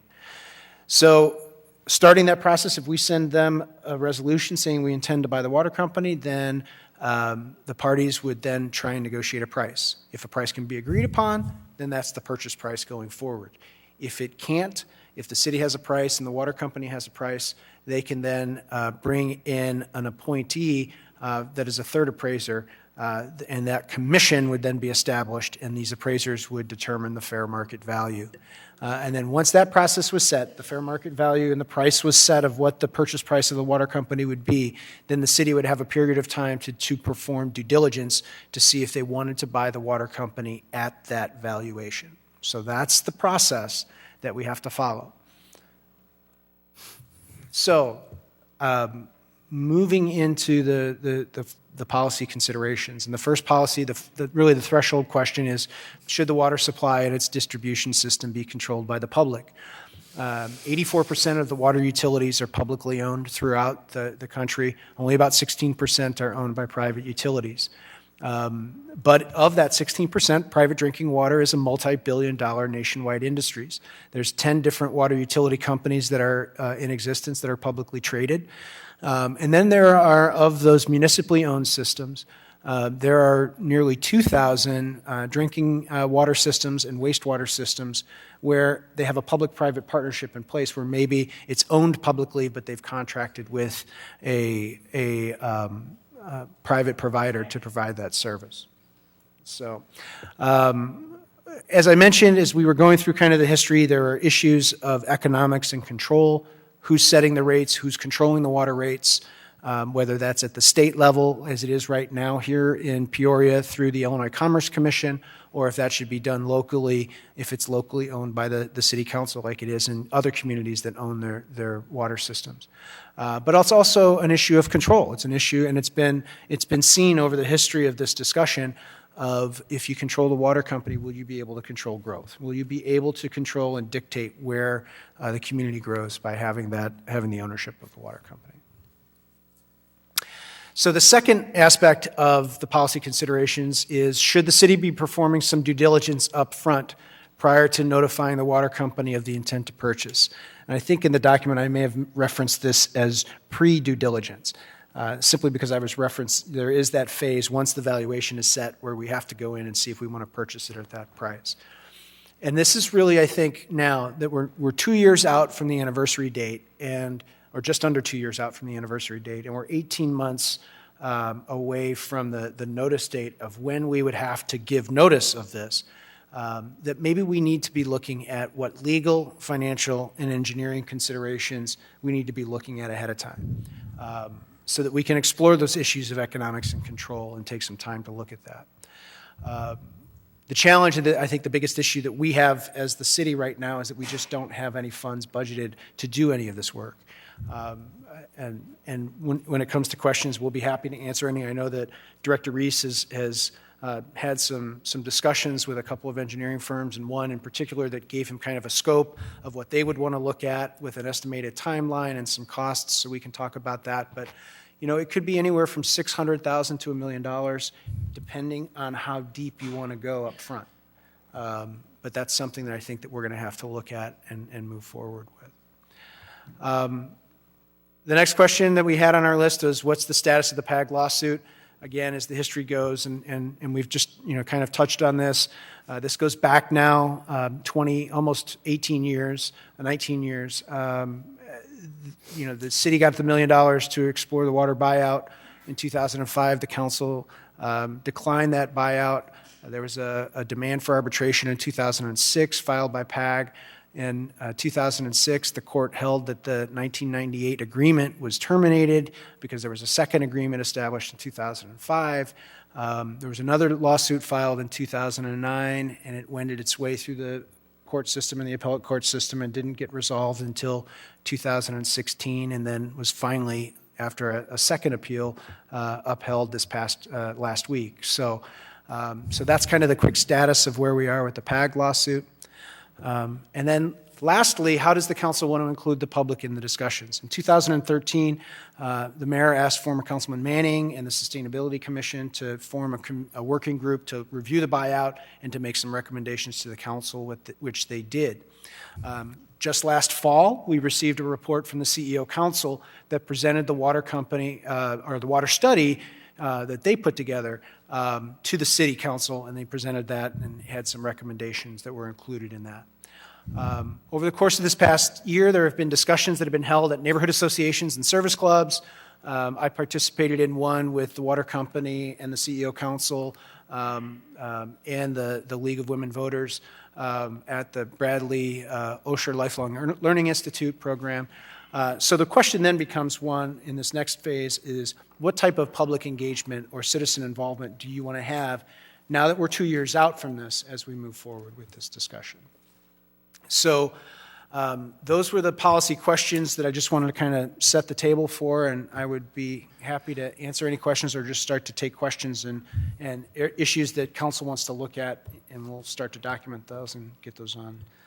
Okay, sounds future good. Just a reminder that the policy session is to give direction on how we want to proceed going forward, what kind of information we want to get back to help us make this extremely important decision.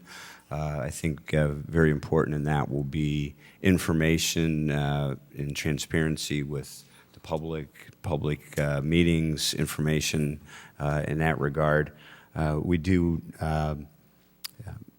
being as this is just the beginning of the process is the reason this isn't just a big open public hearing about should we buy it or should we not buy it. That's not what we're here for tonight. We're here to give direction on what kind of information the council wants and what kind of information that we want to make sure all of our citizen taxpayers want to see too, to offer their input on how we proceed going forward. And the other thing, just on the advice of counsel, is as it regards the PAG lawsuit that was just came back from the appellate court, that is still in a litigation arena. So in terms of discussion on what we can or can't do with that, that really isn't something that we should be talking about until that matter's put to bed. So we would like to open the floor to the council to ask questions, provide direction. Really quick, I would like to, it was brought to my attention that our former mayor, Bud Greaves, is in the audience. Mayor, welcome this afternoon, and I believe Senator Weaver is here with us as well. Senator, thanks for being with us this evening. So the policy session is open for questions and direction. We'll start with Councilmember Akeson. Thank you, Mr. Mayor. Mr. City Manager, throughout the course of the discussions, at least the ones that I've been involved in, there are concerns related to who would manage this if we were to buy the water company. So the scope of what the choices would be, would this become a separate government agency? Would this be an arm of the Public Works Department? Would this be set up as a board that's completely autonomous and independent?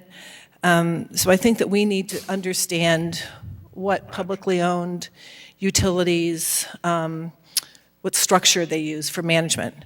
And then I think people have a concern about who would operate the water company, who would be responsible for making sure the infrastructure is up to snuff and that the water quality was excellent, and do all the things that we think of when we think of Illinois American, what they do to operate it. So who'd manage, who'd operate. And then really more importantly, too, I know that the people who work at Illinois American Water Company, the last time this was discussed with me, they had very serious concerns as employees how the change of ownership would impact their future. And largely it was how the ownership would impact their status as it related to their pensions. I think that needs to be addressed, and that's a very serious and concerning issue. And then I think that we all know that the due diligence is focused on what it would cost to pay for it, but then we need to understand how are we going to be able to afford it. And I think that we're imagining that the revenue stream from the cost and the price of the water, it really won't change anything because we're all consuming and paying for water now, and that revenue is going right now to Illinois American. The revenue would just shift to the city, but we have to make certain that it's now just our water company, and the Illinois American has many water companies that they manage, so I'm sure that that's on your list already. And that's all I have for now. Thank you. Okay. Councilmember Euler.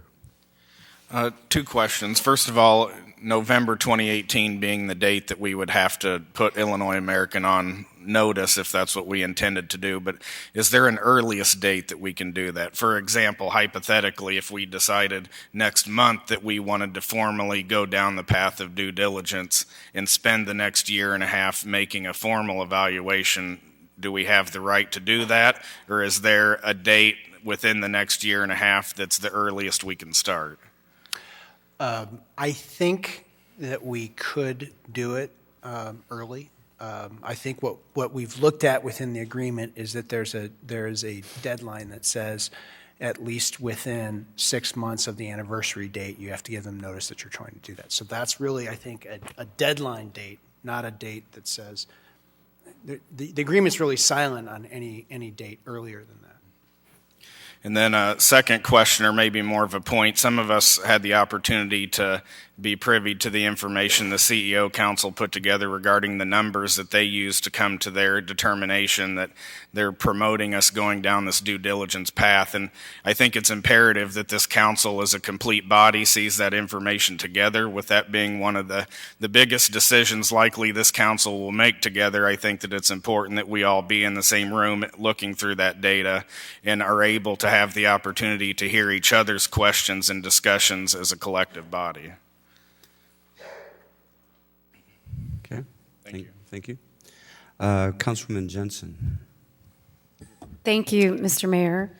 I guess first off, I have a few questions related to your report, City Manager Urick. You estimated the cost to do this, what you're calling the pre-due diligence phase, between $600,000 and $1 million. What does that include? Well, I think that first, that's looking at the engineering side of trying to assess the water system, looking at as much of the information that we can glean from the ICC filings, looking at trying to ascertain as best we can, hopefully with the cooperation of the water company, the condition of the system, of the distribution system. We know that they've made some significant investments into the production side of it, but in the distribution side, we know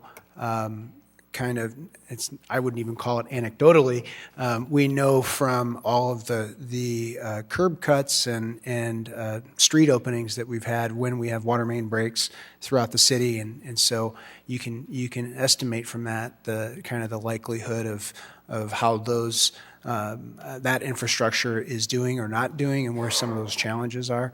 So it's working with an engineering firm to do that. There's also the legal and the financial considerations. There's legal considerations. I mean, I think in some of the comments that were made by Councilwoman Akeson, there are issues that pertain to the management structure that are really looking at how you would design this. There are issues that come to whether or not financially it makes sense for us to do it, and there's issues that come to whether or not we can afford to do it. So you need to hire people that can come in and provide some advice and counsel to the city to do that as well. So I guess as a follow-up, a couple of things. I guess one thing I would like us to consider doing or exploring if we decide to go this step is to look into, having maybe some of that work donated. With my new position with the Public Interest Law Initiative, I spend a lot of time with the big Chicago law firms expanding pro bono statewide, and a lot of those firms do take on pro bono projects that are in the public interest, and they represent municipalities sometimes on a pro bono basis. So I think that's something that we could explore doing. If we moved, if we went this step, and I'd like the city to look into that.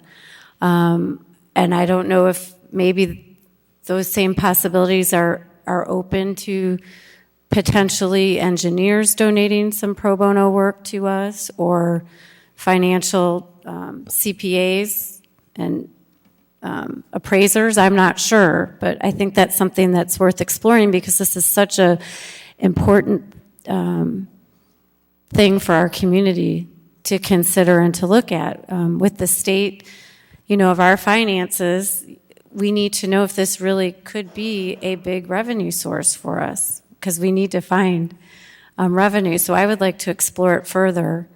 My other question is, if we're going to do all this analysis at this point, would it make sense to just go ahead and have a vote on moving forward with due diligence early? If we have to spend all this money to do this analysis, why don't we just do it all at once? Is one of the thoughts I have. I don't know what your response is to that, if you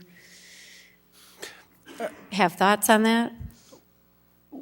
I think that my thoughts are we're somewhat hamstrung by the 1889 agreement, the way that it's structured, and I'm going to use an example that when Tom Fleege came and spoke and presented the CEO Council's study, he mentioned it. I mean, I think in a lot of ways what you have is it's like buying a house, and you're going to agree on the price of the house before you even go inside the house to see what the issues are inside it.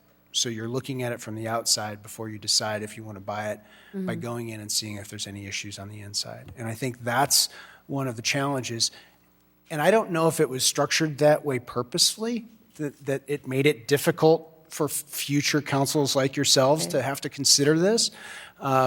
But it really is structured in a way that says you have to come to a valuation figure, and then you go through the process of determining whether or not you want to buy it at that price. So if you start the due diligence, I mean, you're going to be starting that valuation process now.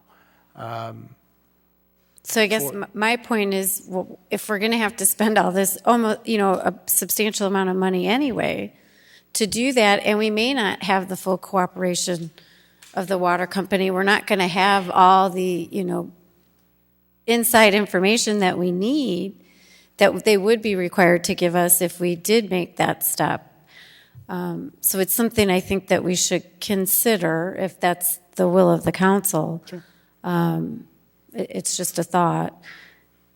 With regard to the public input component, of course, that's something that I'm always advocating for. I think we need to make sure that we have meaningful public input early on in the process, and that we educate the public as we find out if we move this step forward and have the analysis done.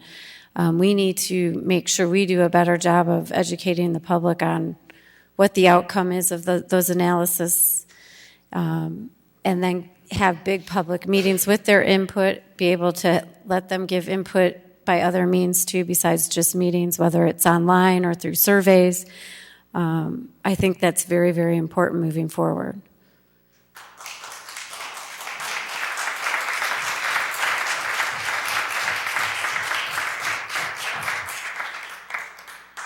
And I will just sort of leap on what Councilwoman Akeson said.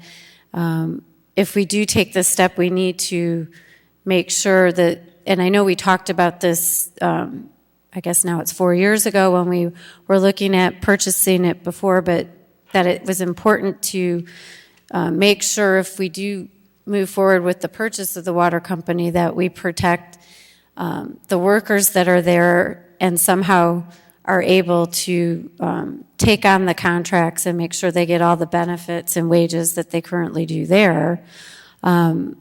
Another, I think, item that I want to make sure is explored, which Councilwoman Akeson touched upon, is the management if the city were to move forward. I know Councilman Weaver talked about possibly, I think, putting the management in some kind of trust so it would be outside of the hands of the elected officials or the politicians, and this management group or trust would make all the day-to-day decisions related to rates and the water company. So I'd like to have some more information on how that could be structured.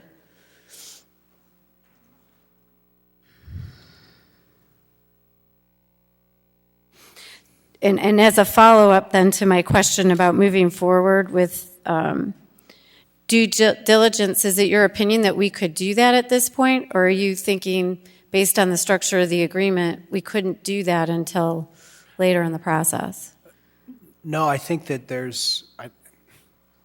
my understanding, and I'll leave it to the attorneys to tell me I'm wrong. I think that my understanding is that that's a deadline in terms of when we would have to give them notice. But we could do it before that. Correct. Okay. That's all I have right now. Thank you. Okay. I have Councilmember Montalongo, then Turner, Ruck, Regal, Graham, and Regenbach. So it's Councilman Montalongo. Thank you, Mr. Chairman. I had the opportunity to attend this presentation this morning along with Councilman Turner and Euler. I thought it was a great presentation put on by the City Council. I think the report they're calling it is the Glau report. And I absolutely agree that the rest of the council needs to see this presentation, as it has a lot of pertinent information. They've done a lot of research on this, and I think this could really help us get a head start on gathering information that we're going to want to gather anyway. So I think it would be in the council's best interest for everybody to see this presentation. So whether we do it in an exec session or during one of our next meetings here, I really see us kind of in this information gathering stage right now before we make any decisions.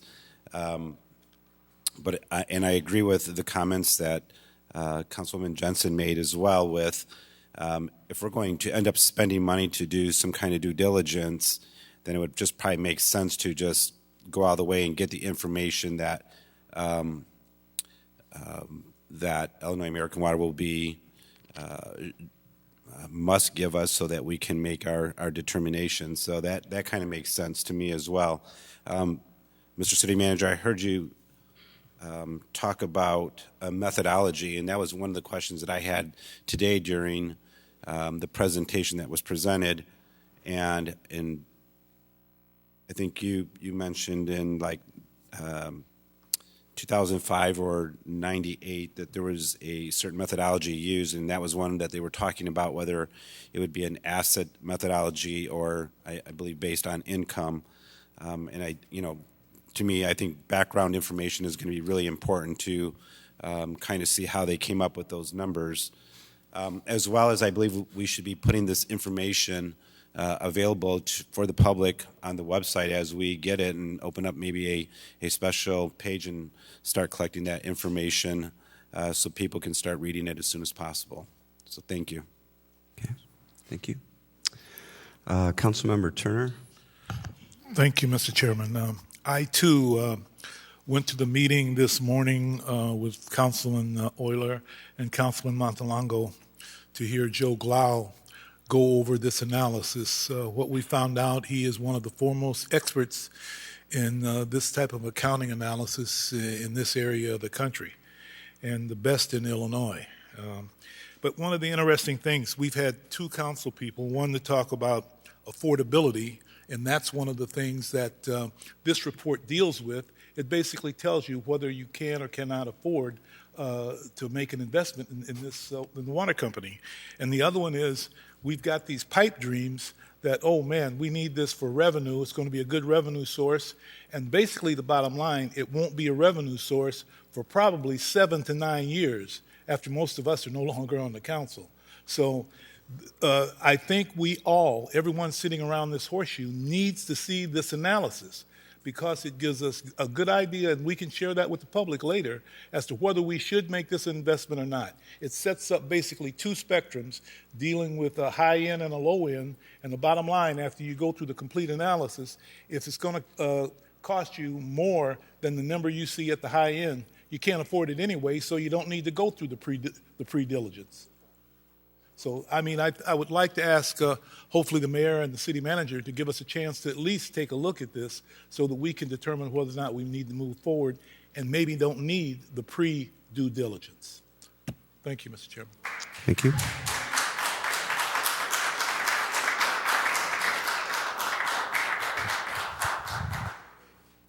Councilman Ruckriegel. Thank you, Mayor. Thank you, City Manager, for your work on this. And I was able to see the presentation that has been discussed here yesterday. And Joe Glaude put some nice information together, and I definitely appreciate the opportunity to see that.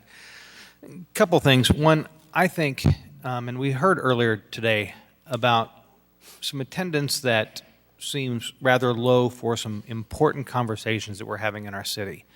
And I think that while we're talking that we would also like to get that attendance up, I think that public input and consideration on this subject, probably more than any other, because you look at the number of years we've actually been talking about this, is extremely key. And I think that the city has a prime opportunity to really set ourselves apart as being able to be a leader in the communication role and making sure that those public meetings are throughout the city, that they're at various time frames when people who might have off-shift hours can be able to be partaking in it, and that we use technology to our advantage to be able to get as many information out to the public as possible throughout the process, and not at the end of the process, but during it, because I think it's going to be a communication back and forth throughout. In your report, you mentioned that 95% are served by public water systems. I guess a question to come back is, can we get a little bit deeper on that? Obviously, 85% have not always been, maybe more were less. What are some recent transactions that have happened maybe in that field? Have we seen maybe similar cities who've either purchased their public water or private water company, or who maybe have sold off their public water company? And what have they sort of seen along those lines? We've got some strong opinions on both sides of this argument, and I think we've seen that for a number of years. And I think there's validity probably to both sides there. And I think it behooves us, while it may be cheaper, to do some work in-house, and it doesn't take anything away from the validity of some of that work. I think for true transparency, we may want to look outside, and there have got to be some really good industry leaders who can help us from the outside to be able to give us a better look that both sides, just as we see whenever we estimate the cost of the system, can sort of agree on that this is maybe a more unbiased look, so that nobody has any sort of transparency questions. Not that I think we have any, but I think that precludes that. On the due diligence, I'd like to see maybe a breakdown of what some of those costs would be. I agree that it might be that we go to more due diligence and pre-due diligence in a time frame, but I think it would be helpful to see kind of the breakdown of what some of those costs would be, and where maybe some of those break points would be. Are there certain things we can do in a pre-period that might not have to be done? Are there things that we're going to have to do on both sides of that as well? And again, on timeline, how that falls. Then I think it would come down to budget. And it sure would have been nice if the councils 15 years ago, and actually if we go back to the 80s, would have set aside some money for this due diligence, because we know this comes up every 5 years. And what a gift to the city it would have been if the previous councils would have put $50,000 or $100,000 away to be able to study this, so that the cost of the due diligence doesn't have such an effect over the overall conversation. But I think unfortunately, we can't get away from that. And I think that as we're going into these budget hearings over the next couple of months to prepare our next 2-year budget, and that budget is going to affect many in our city on a day-to-day life basis, we need to be able to figure out where that budget is going to come from. Are those going to be private dollars, public dollars? And I think that is part of the conversation as well. And on that, on the budget piece, what is the long term? We know that the revenue might be 7 to 9 years coming down the line. What does it look like for the rates to our citizens? Our citizens who are going to be partaking, hopefully, in a say in what we do around this council, can they expect lower water rates at what point? What would the price that they're paying look like? Because we also are going to have to bond for this. And I've got some questions on the bonds, if we can get some information back. I'm assuming we're looking at revenue bonds, is what you say. We've got to have about 125% of revenues to be able to bond out for. What does that look like? So when we're looking at this whole conversation, we're looking at in totality. I know that's a lot to throw at you, and I appreciate, all of the work, because this is not an easy process. We've been through this before, and I think that the public appreciates, though, the ability to have a say in this. And I guess last is, on a time of referendum, with knowing that we've got some timelines that we need to hit in 2018, where does that put us if we decide to maybe take this for a referendum, which personally I believe the people, the citizens of Peoria, deserve a say in what happens with their city, and this is a huge decision that will affect not only us, not only our kids, but the grandkids that will be here. So thank you very much. Okay. Thank you. Councilmember Graham. Well, in my calculation, one of the big question marks remains what's going to happen with the EPA. That is a huge dollar amount which taxpayers are going to have to bear to settle the lawsuit that's been out there since, the 80s, and what that's going to cost us and what we're going to have to pony up for that. Now, with the Trump administration doing what it is to the EPA and not staffing it as rigorously as we thought it might be, and matter of fact, not even replacing some people, we're somewhat, as I discussed with you today, Manager Urick, in somewhat of a limbo situation. One of the things that I think our entire council wants to see, and this is, I'm getting to the water piece here, is a green solution instead of whereby we can use local labor to do great things for our neighborhoods instead of foreign contractors to come in and do some gray fix down by the river with some huge tunnel that's I don't know how many miles long. Can we get the EPA matter settled so that we can pursue a green model and possibly, potentially make Peoria one of the greenest cities in the country, except maybe Philadelphia. This, ladies and gentlemen, is absolutely huge, and I am proud of this city council. To the person in our deliberations, we have said that we want to push the EPA to give us a green model. And so this is a huge thing that's looming over our heads, and with the change in Washington, we don't know what this is going to mean. Will the new administration tend to look more favorably upon a green settlement? And Director Reese, you and I discussed this today as well as I was preparing for tonight's meeting. This is big, and we have to keep this into consideration. Also, the public education component. A lot of our public already has some strong ideas about this. After all, this issue has been out in this community and been discussed every 5 years for years. I think there are three of us in this room right now that voted back in 2000 and what was that, 5, when we had that 6-5 vote. There are three of us who were here that night when that motion failed on a 6-5 vote.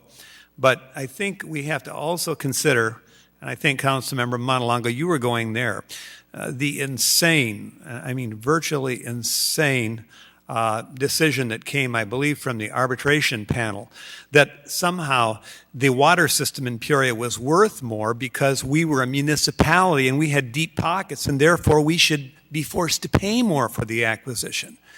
When that hit, and I think we had Mayor Ransburg then, not Mayor Greaves, that had a huge impact on our deliberations because I think they had us assessed the value, where, Manager, right around what? It was $220 million is what that penalty. And that's roughly what we may be looking at with the EPA, although who knows, this is still in litigation. So these are some of the things that factor in my mind. I will say this too, that as some of our neighboring communities did some education work on this, like Pekin, as the public got more understanding about the San Cody Aquifer and what the ramifications would be, it seemed like there was a change in the public opinion dynamic.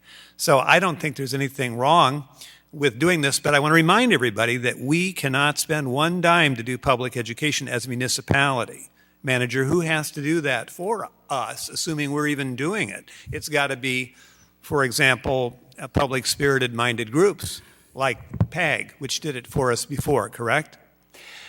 I think we can educate. We can't advocate. And I think that's the key distinction that we have under the law. So as far as raising awareness of the issues and holding meetings, we can educate, we can have an education process. It's the advocacy piece that is the challenge, particularly if if we're moving in the path of a referendum, that's it. The other issue that we have is it goes back to is the financial considerations that we have right now, and how are we going to pay for all of that effort to do that?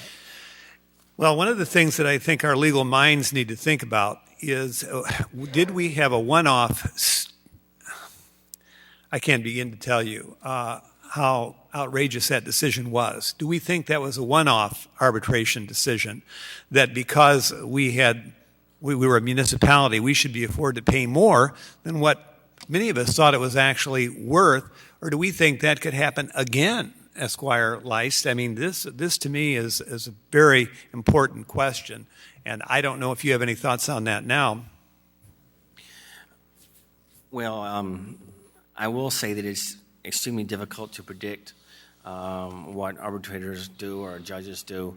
All you can do is take a look at the law and take a look at the history of the arbitrator, although I'm not really in a position now to gauge that as I sit here. Because anything could happen. That's what litigation's all about. You're throwing the dice. So, and that was, I believe, a panel.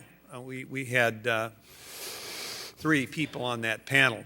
So these are some of my thoughts right now, and I think all the counselors have some really good ideas on how we should be going on this. And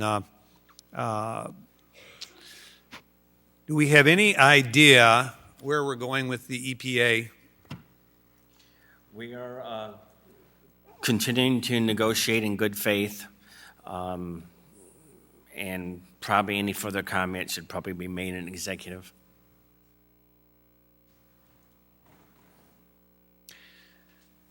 Well, I think that's important, though, for our citizens to know and our voters to know that that's a huge piece, and we are involved in litigation, and I think that needs to be resolved as quickly as possible, and I think we've been trying to get it resolved. I believe this city has been trying to get it resolved, and I think there's been somewhat of a paralysis since we've had the new administration take over in Washington, D.C. Thank you. Thank you. Councilmember Riggenbach. Thank you, Mr. Mayor. And thank you to the CEO Council. I see Mr. Fligge in the audience and Mr. Griffin. We appreciate the time and effort that your organization put in the presentation you gave to us last fall. And Mr. Manager, thanks for this additional information. As we're talking about this, there's just one thing. I know this is also pending litigation, but all those of us around the horseshoe know what we mean when we say PAG, but can you tell the listening audience who or what PAG is, so that, without getting into the details of... Well, PAG was the Peoria Area Advancement Group. It was a group of citizens and business owners that were interested in seeing the city look at doing the due diligence back in 1998 to purchase the water company. I think in the attachment there's a list of the most recent filing of who some of those representatives are that are members of PAG, and I think that in '98 it was we were moving down a process that was 20 years from where we are right now, and it took a while because the lawsuit came out for the purchase or to question whether or not the purchase option in the franchise agreement was even valid. That was settled, and then it really didn't move in earnest until 2005. So that in a nutshell is who PAG is. So it was a advocacy group of business leaders who were Correct. encouraging the city to buy the water company. Business leaders and citizens, yes. I just want that to be out there, because as we have heard that there could be business leaders and community members interested in helping us pay for the due diligence this time, that we make sure that there's no strings attached so we don't find ourselves in another lawsuit, because we appreciate and I think all of us sitting around the horseshoe appreciate the magnitude of what this involves without going down a rabbit trail that's unnecessary. So that would be one thing as we discuss this and get offers of assistance to make sure that that is clearly no strings attached. As I've tried to educate myself on the past opportunities to do this, I think Councilman Graham, Councilman Rodrigo, pretty much everybody has said that it was the valuation method that really derailed things last time.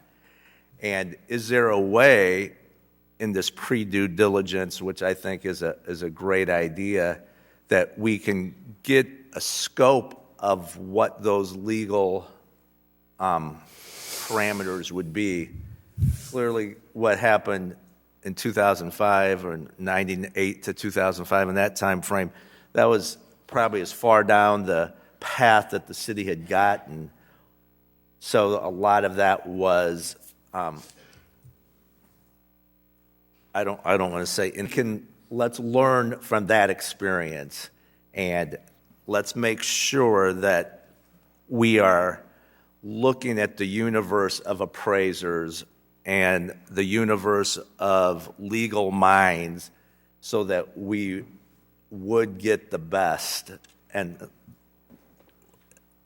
I also remember lots of discussion about the actual numbers and how the Peoria Waterworks is part of a larger district, so getting some clarification on what's required to be given to us and what we're not privy to, I think, is important. So I would think that the valuation method, the universe of appraisers that are experts in this field, the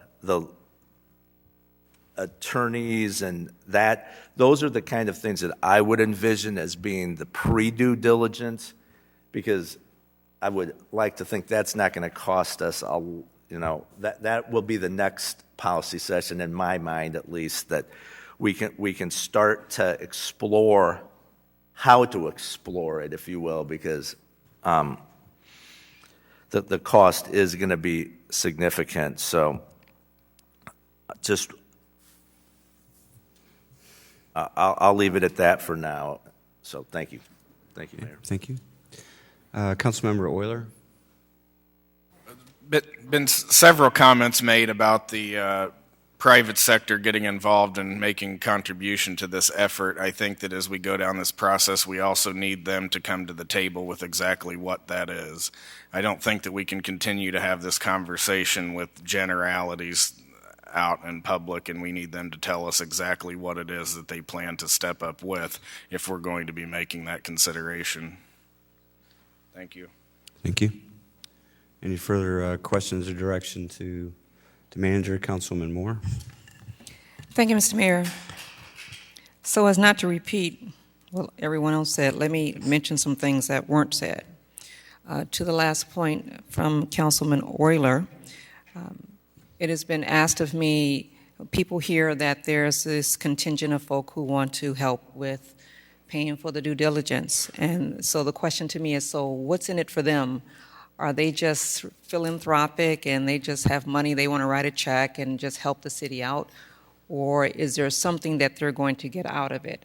I don't know. So perhaps that's something we can find out. The public is asking me, so I'm pushing that information, that question on to you.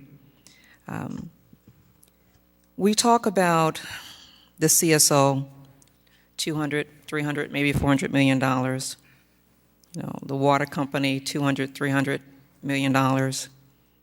We talk about, it was stated that it would probably be 7 to 9 years before anything would come back to the city if a purchase were to take place. And we have to remember that's 7 to 9 years after the purchase. So if it comes up in 2019 for us to vote on again, and let's say you say yes, let's move forward. Maybe it closes in 2020, a year later. So 7 to 9 years is never 7 to 9 years, especially if you're building something. So it's 2030 now before you see a dime. So we're at 2017, you're 2030 before you see a dime, and in the meantime, I have greater than 20% unemployment in parts of 61605. I have high poverty levels in 61605. I have food insecurity in 61605. I have inadequate housing, and don't even get me started on trying to disperse low-income housing around the city outside of 61605. And so while we're talking about all of these things and the possible $200 million for CSO and another $200 million for the water company, and who's going to pay for that and on whose back are those bills going to come in, I can't even begin to think about a water company buyout. I really can't. Maybe it'll be the greatest thing in the world. Maybe it won't.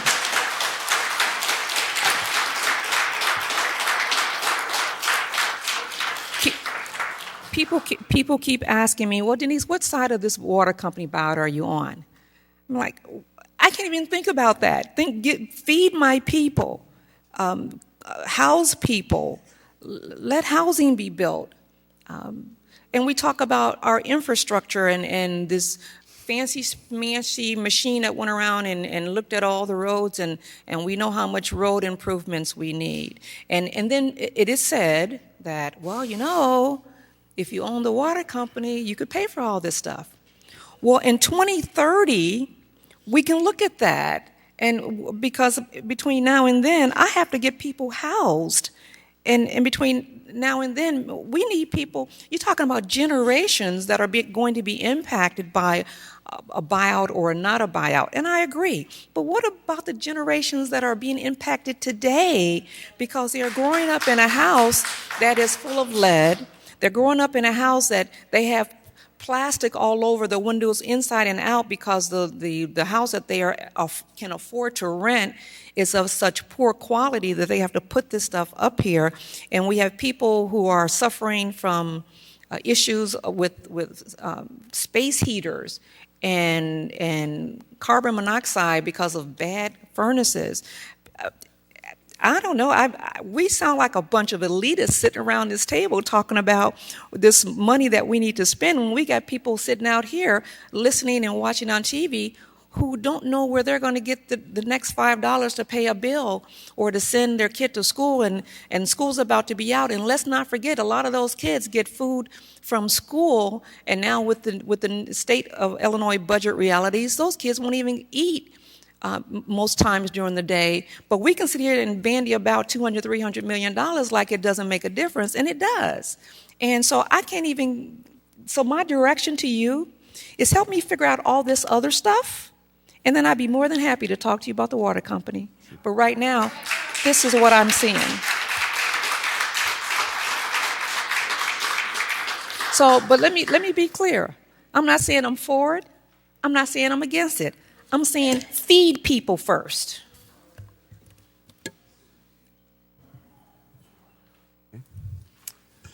Councilman Gribb. One of the reasons that we look at this and wisely should every 5 years, and thank God our city leaders back in the 19th century allowed us to revisit this every 5 years, is because if there's any profit to be made, many of us are kind of old-fashioned this way, we feel that it should accrue to the benefit of the people of Peoria. After all, we're sitting on this beautiful Sancoti aquifer, which is huge, and we have other sources of water as well, instead of having a lot of money go outside this community to private shareholders. So it is a huge, and like you, Councilman Moore, I think it's all going to be in, and I hate to say this, but it's going to be in the numbers. We need to see what those numbers are, because if we could enrich this community by keeping a lot of money here and plowing it back into our neighborhoods, and it's far better, I think, in our pocket than going to private shareholders who may be charging us way too much. I feel much the same way about Ameren, and I feel much the same way about our cable company, but then I'm old-fashioned about this. Some of these things that are natural legal monopolies, where they don't have competition, we, the people's representatives need to be sure that we're not getting sharked and that we are paying the right amount. And if we can keep money here instead and put it back into our community, then it's so much the better. But that's why we go through this every 5 years, making a decision as to whether or not the water system should be owned and operated by the people. So think of the things that we might be able to do. I know former Mayor Greaves, who's here, made a statement a number of years ago that it's the goose that laid the golden eggs, and that's why they fight us so hard when we take a look at possibly buying it. Now, I don't know what the situation is currently, and I do know we have a lot on our plate, and that's why I referenced the EPA, the potential and looming EPA settlement, as we take a look at how much we can bond and how much we can't. So it's not an exercise that we should be vilified in doing, and I don't think you're trying to say that we should be viewed as villains because we're looking at this, but the prospect of keeping a lot of money that's going to private shareholders in this community and making the people of Peoria the shareholders and the beneficiaries of any profit is what I think attracts many of us. And frankly, why I was one of the yes votes when we missed it by one vote back in 2005. So that's why we're here today. It's a very sobering decision. As Councilmember Euler said, it's one of the biggest decisions this council could potentially make in terms of big picture for our finances. We've had a number of big picture things tonight. For example, our single biggest contract, which is with PDC. So we're talking large sums of money here. And what are we always scratching around for? Money. Money to run our city because we have lots of needs. And the last thing I want to see us do is bring forth a crippling budget that would be a budget without a human face, that would replicate what we did a number of years ago during the recession, where we slashed a lot of city services and reduced the number of people who are working in our city by a few hundred people, to where this organization doesn't even resemble what it looked like a number of years ago. The budget must have a human face. And if we start slashing and slashing and slashing, and if we don't look at places where we can have big picture increase in revenue like water, then we're being irresponsible. And perhaps at the end of the day, after we do all this due diligence, we'll say, not during this 5-year pass. Maybe we'll say that. But I think that it behooves us to take a look at it. And I think that's what we're beginning to do tonight, Mayor Artis. Thank you. Thank you.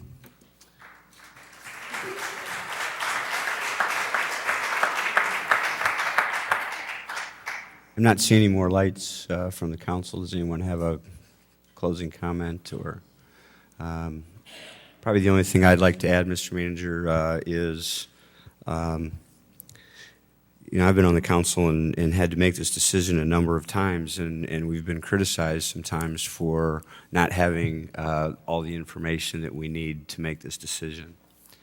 And just like anything else that you're going to purchase out there, something like a utility is not going to get more affordable over time. The price, the value is going to continue to go up. So I think it's important for us to understand when we all talk about pre-due diligence or due diligence, we need to understand and make a decision based on the numbers, not on the emotion. It's going to be hard to do everything that the council wanted, to find out as much information as we can to make the decision, to protect everybody's jobs, to make sure everybody gets what they want, but we don't want to necessarily pay for it, all that stuff. But we need to have that information, okay? But the reality is we don't have, and we haven't budgeted the money to do that. I mean, we don't, okay? So it's not just a question of do we have other people out there, whether it's the CEO, council, or others that are big advocates for this. It's not going to get done without that. It's not. The due diligence isn't going to happen. So I think that's not an answer that's going to happen tonight, but we need to make sure that we're reaching out, and I'll add my appreciation to the CEO Council for the amount of work that they're doing in this on this effort and raising awareness to it. But we also, sooner rather than later, have to understand how we're going to afford to get the due diligence we need. The second part of it is, and one of the council members, I think it was Councilman Ruckriegel, mentioned the referendum. I don't think that we should put our head in the sand about whether or not there should be a referendum on this. I absolutely think there should be a referendum on this. We have to provide the best information we can possibly give to the people that are going to be paying the bill for this. It can't be partial. It can't be this information from the water company, this information from the other group. It has to be as objective as we can provide to them, and ask for their opinion on it. And I think if we can come up with a way to fund this, I think the sooner the better. I mean, I would like to see this happen as quick as we possibly could. If we can find funding for it and do the due diligence, get the information, provide it to our citizens, and then put the question out there. I mean, we definitely need and deserve for them to weigh in on this and still give us plenty of time before that window closes in November of 2018. And it sounds like it's a long way off, but it'll be here before we know it. And I hope we can figure out how to make that happen, because the discussion has been going on for a long time. We're not getting any closer to really understanding what it is that we're potentially buying. But in the financial situation that we're in right now, we're going to need some assistance to do that. So the sooner that we can get that type of information from the business community or other people that would like to see us go down that road, the sooner that we can, I believe that we can move forward and get that discussion started. I'm still not seeing any lights, so if we've given the manager enough information for this evening, entertain a motion from Councilman Gribb. Close. Motion to close the public hearing, seconded by Councilmember Euler. Seeing no further discussion, please cast your ballot to close the public hearing. That motion passes unanimously. Thank you. Madam Clerk.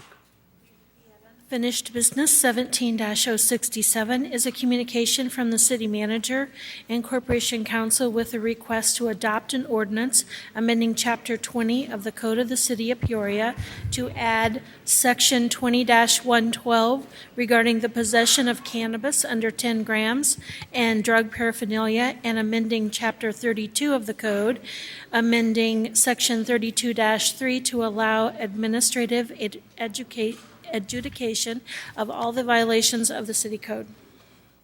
Okay.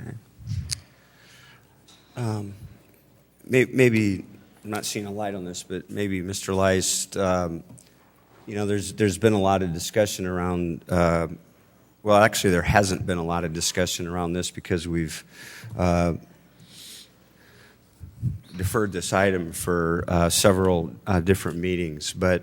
In terms of I know a lot of the council members have been getting some communications regarding the fine structure and that type of information. I think it would be helpful for you to just help people understand why it was set like that. And also, I have a couple follow-up questions on what other communities are doing in terms of establishing what the fine structure could be.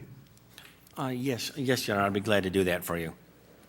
There are actually two statutes involved relative to the possession of drug paraphernalia.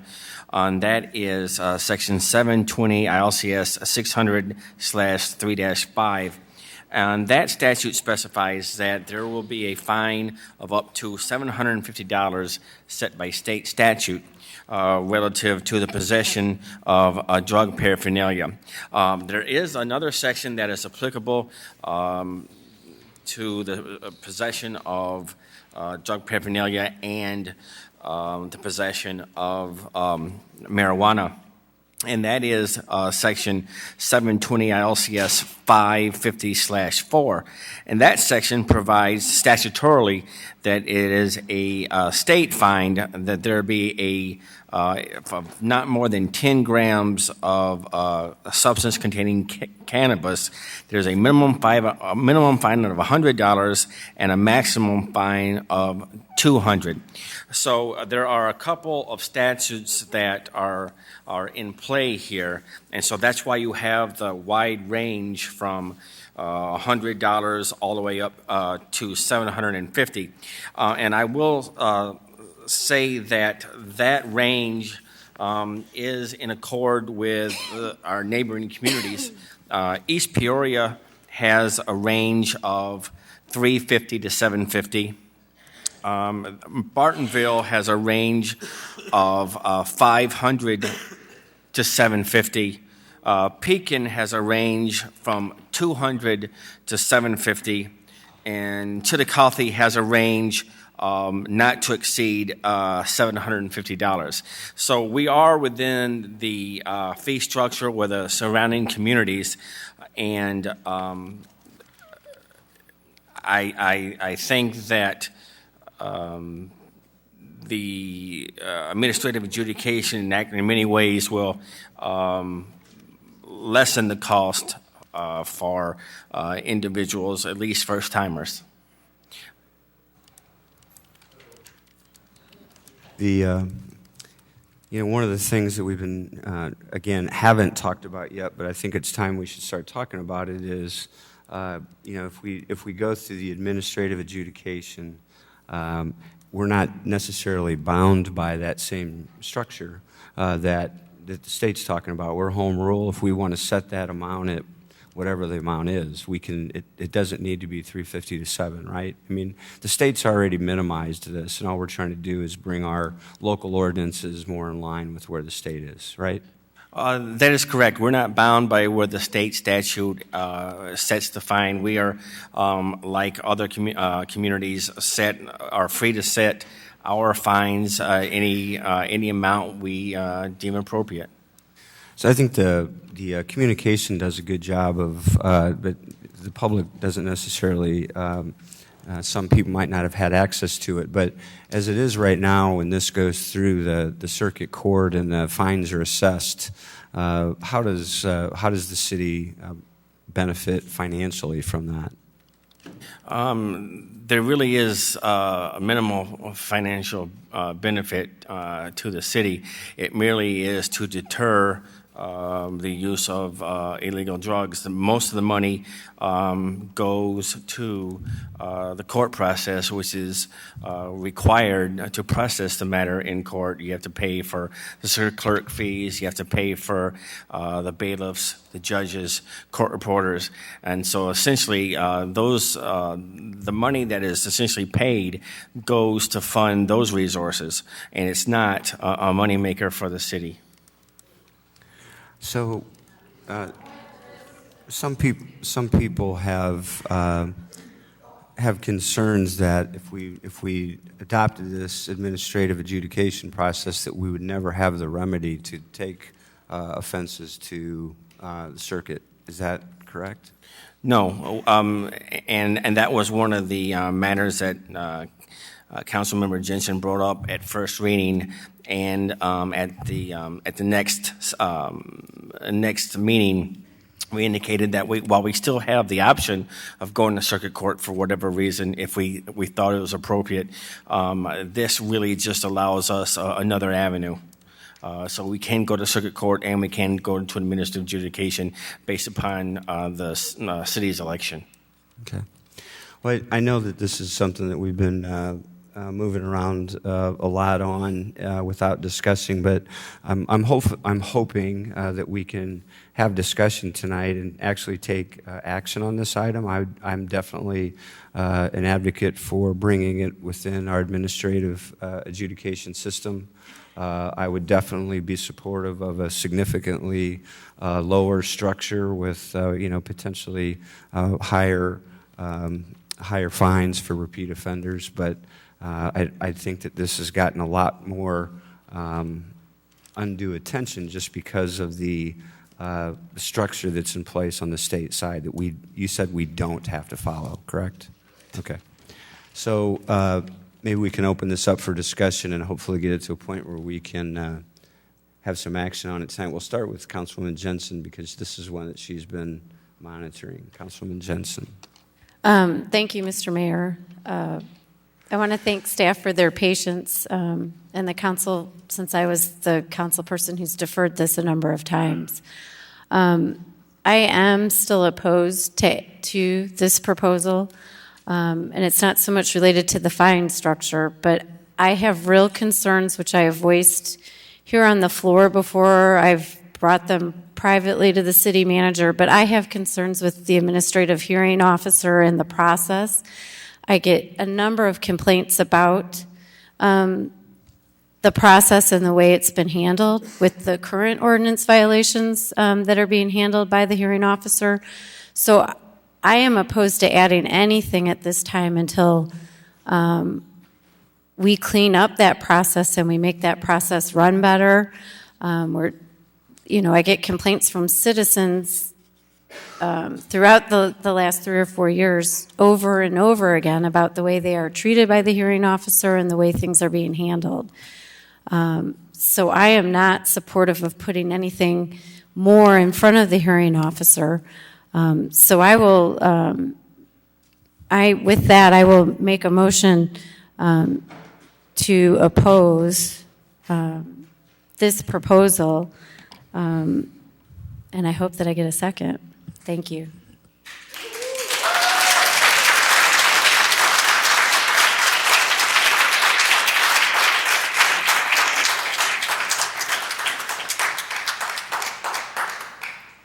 Just so everybody understands, I'm going to ask for a second. If we oppose this proposal, the fine will be higher. Just if you're talking about this just on the subject of the fine, because the city has the ability to make that number whatever we want to make it. If we want to make it $1, we can make it $1. Is there a second for the motion on the floor?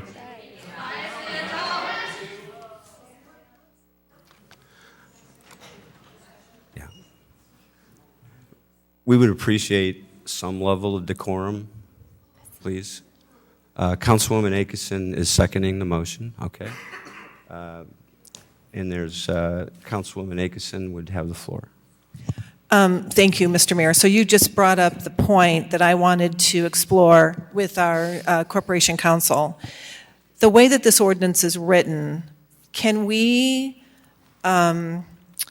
make the fine $10 and have it be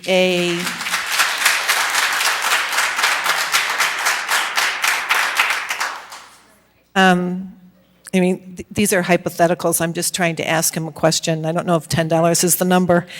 And make it be just something you pay online where you don't have to come down to the hearing officer? Is that the way it would work anyway?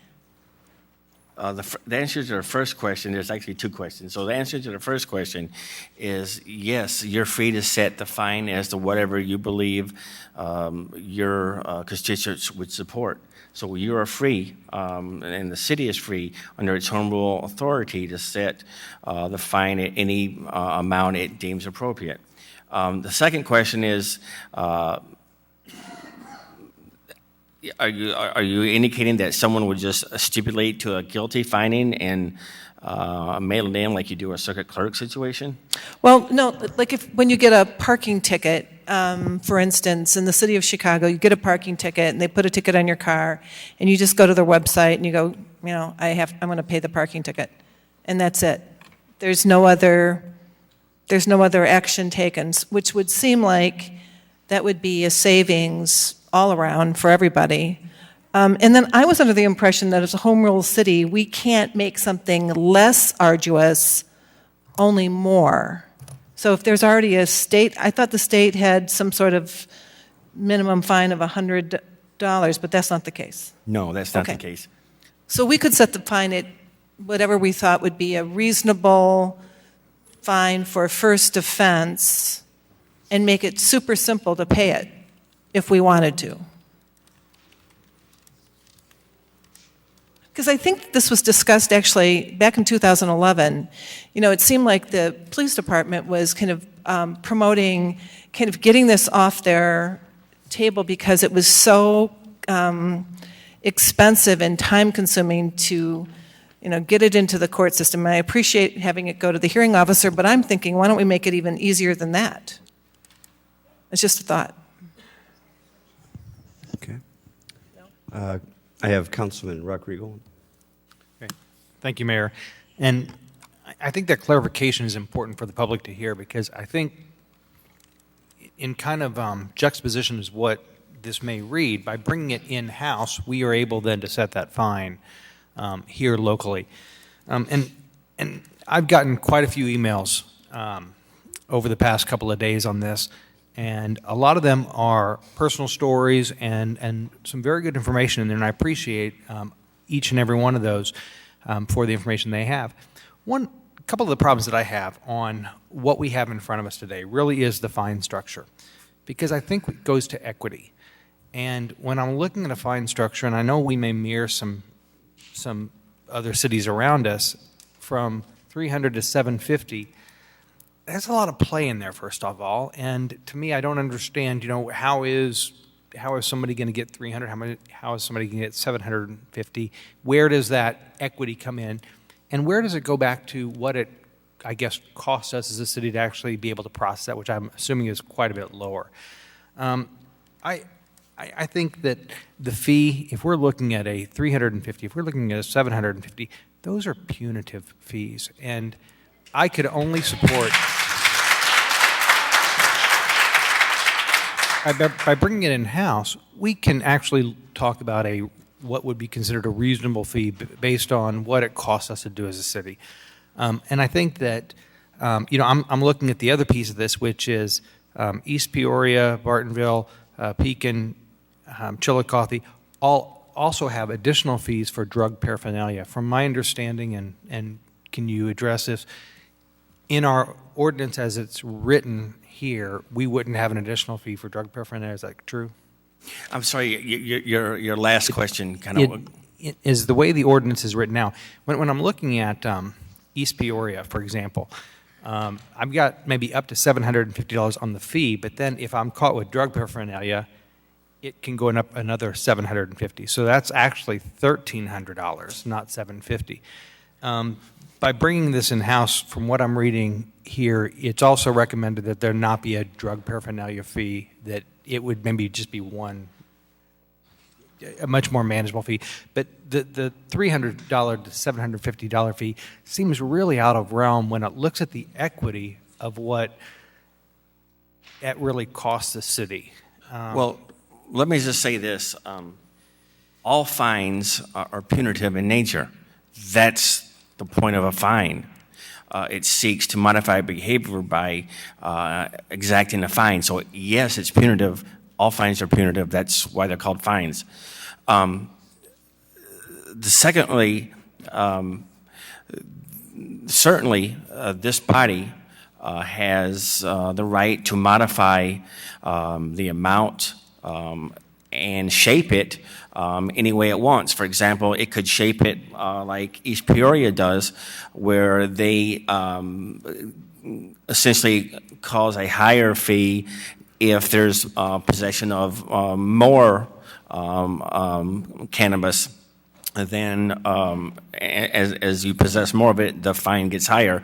Or you could do it another way. You could have a first-time offender be charged X, a second-time offender be charged higher, and then obviously probably a final amount that would probably be the higher amount of $750, for example. So that is kind of question, that's a policy question that this council must make a decision on. And the question is, what is this council comfortable in fining citizens for violating a city ordinance? To why the fee was proposed that is in the ordinance is written?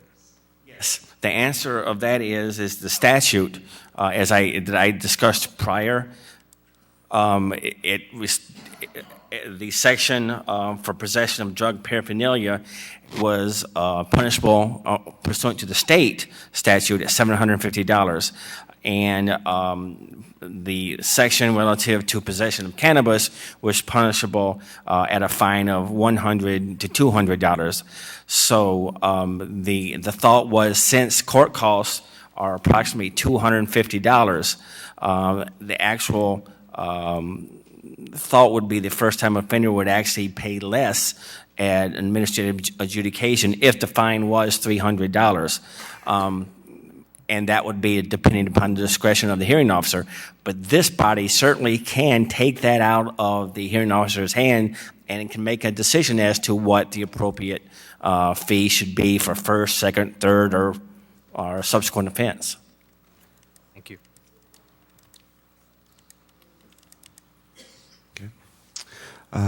We have Councilman Grab. Manager Urick, we're going on, 2 years down in Springfield without a budget. We have other states that have gone in a different direction as it relates to cannabis. We were discussing Colorado situation today. Can you explain to the City Council what the state lawmakers in Colorado have done, which certainly impacts what all the cities in Colorado are doing? Well, there are a number of states that have approved, like Illinois, medicinal marijuana use, and there are some states that have approved recreational marijuana use, and Colorado is one, and they have seen an increase in their population since that has been made legal by the state. While there are still issues with the federal law and the state law, they have seen that it has been a big uptick in their economy because they've made that, they've decriminalized marijuana. I understand that. Now, here's the next question. We do have a lobbyist in Springfield. That's correct. And the trajectory in Illinois has been toward certainly the approval of medicinal cannabis. And many of us have thought, we've been sitting around this horseshoe for some time, that the trajectory will continue in that direction. It already has. So what we're talking about here is whether we're going to make it even harder on folks who are possessing this. And I don't think anybody, well, at least the maker of the motion and the one who seconded it, wants that to happen. I've spoken to many police officers, and I've spoken to a few of our police chiefs. And they have said, without exception, that officer safety is not an issue when they run across somebody who's under the influence of cannabis alone. They're more concerned about somebody who is under the influence of alcohol, drunk, or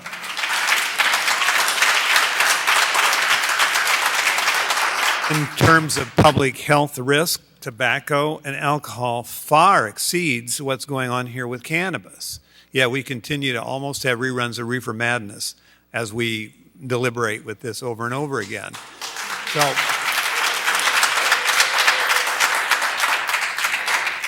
and what I told you today, Manager, was I think we should be going in the other direction as it relates to this. And if there were huge officer safety issues as it relates to this and people were violent, it'd be different.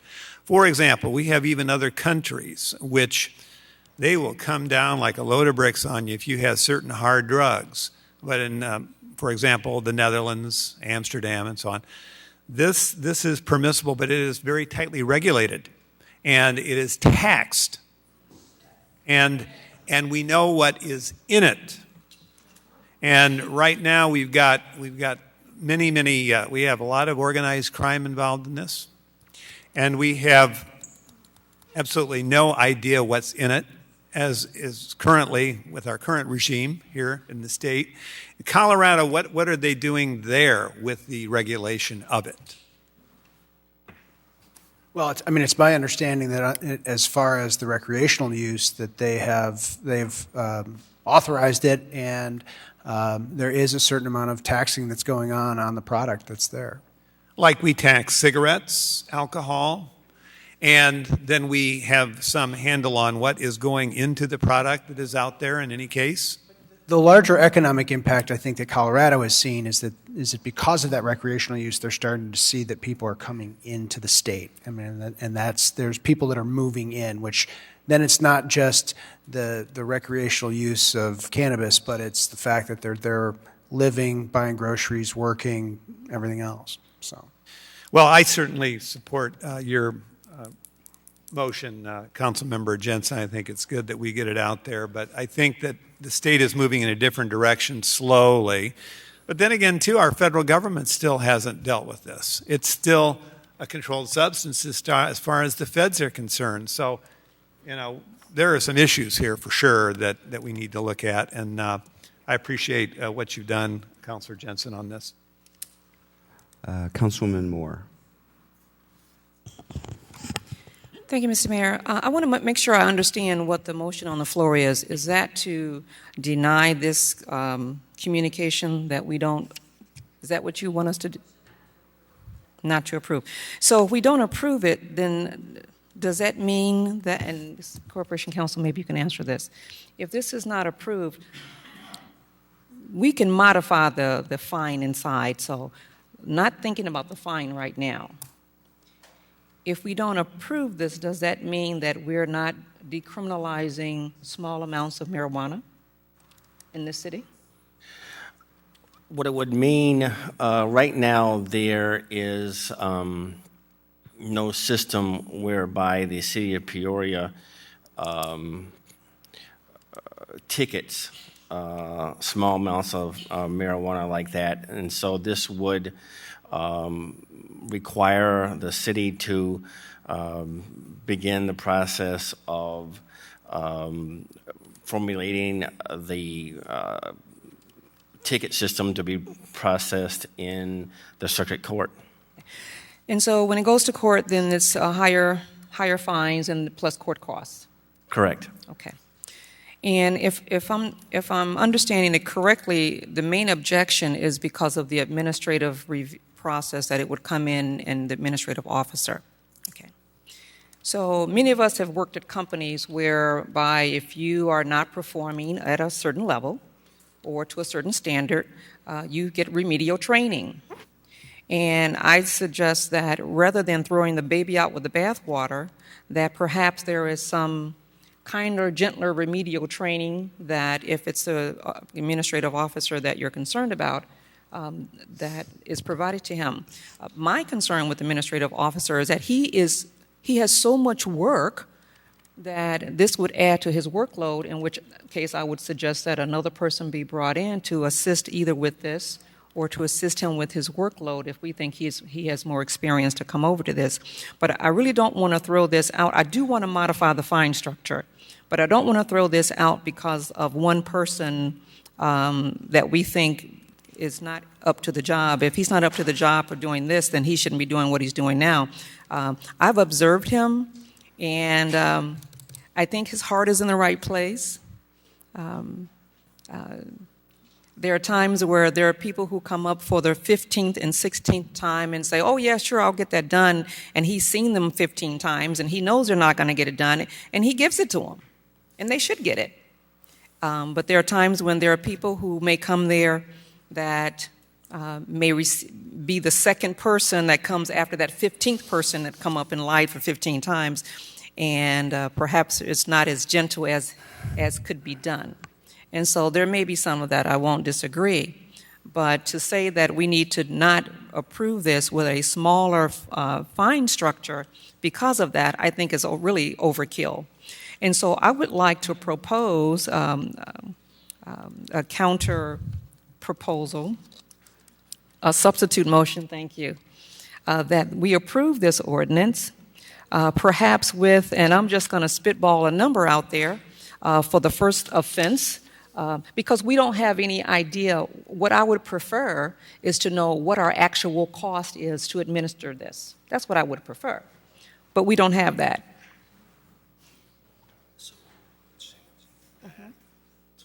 Right. And so what I would suggest is that for possession of less than 10 grams of cannabis, not less than $125, and if it's going to the administrative hearing officer, there is no administrative cost for the first offense. For the second offense, perhaps we could double that. Then it's $250 for the second offense. Perhaps for the third offense, it could be something more. I would like to see us go down that road because someone that comes from Colorado and they come through the airport and they forgot, because Colorado is illegal, they've got a joint in their pocket, get pulled over for a traffic ticket, and oh, you have a joint in your pocket, so you get $750. That's not good. And so I can see $125 because there is some administrative cost to doing these things. We have to process paper and all that kind of good stuff. I get that. I think $300 is excessive. I think $750, especially if you're talking about a first offense, is excessive. So my substitute motion would be on a graduated scale. And I'm just throwing this out so anyone else can suggest something different. At 125, 250, double 250 at 500, and then top out at 750 for item number one. And then, if I'm reading this correctly, there is a separate charge if you have drug paraphernalia. Is that correct? Yes. Okay, so if you're talking about, and I don't know the drug vernacular, so I feel weird talking about this. But if you have a roach clip, is what I'm told it's called, then that might be, then you're on a hook for another $25. So you have to make sure that you're not traveling around with a lot of this stuff in your possession. So what I suggested was first offense at 125, second offense 250, third offense 500, and top out fourth offense 750. If you can't get the message after the first or second time that you shouldn't be walking around with this stuff in your pocket, then you're paying for a very, very valuable lesson.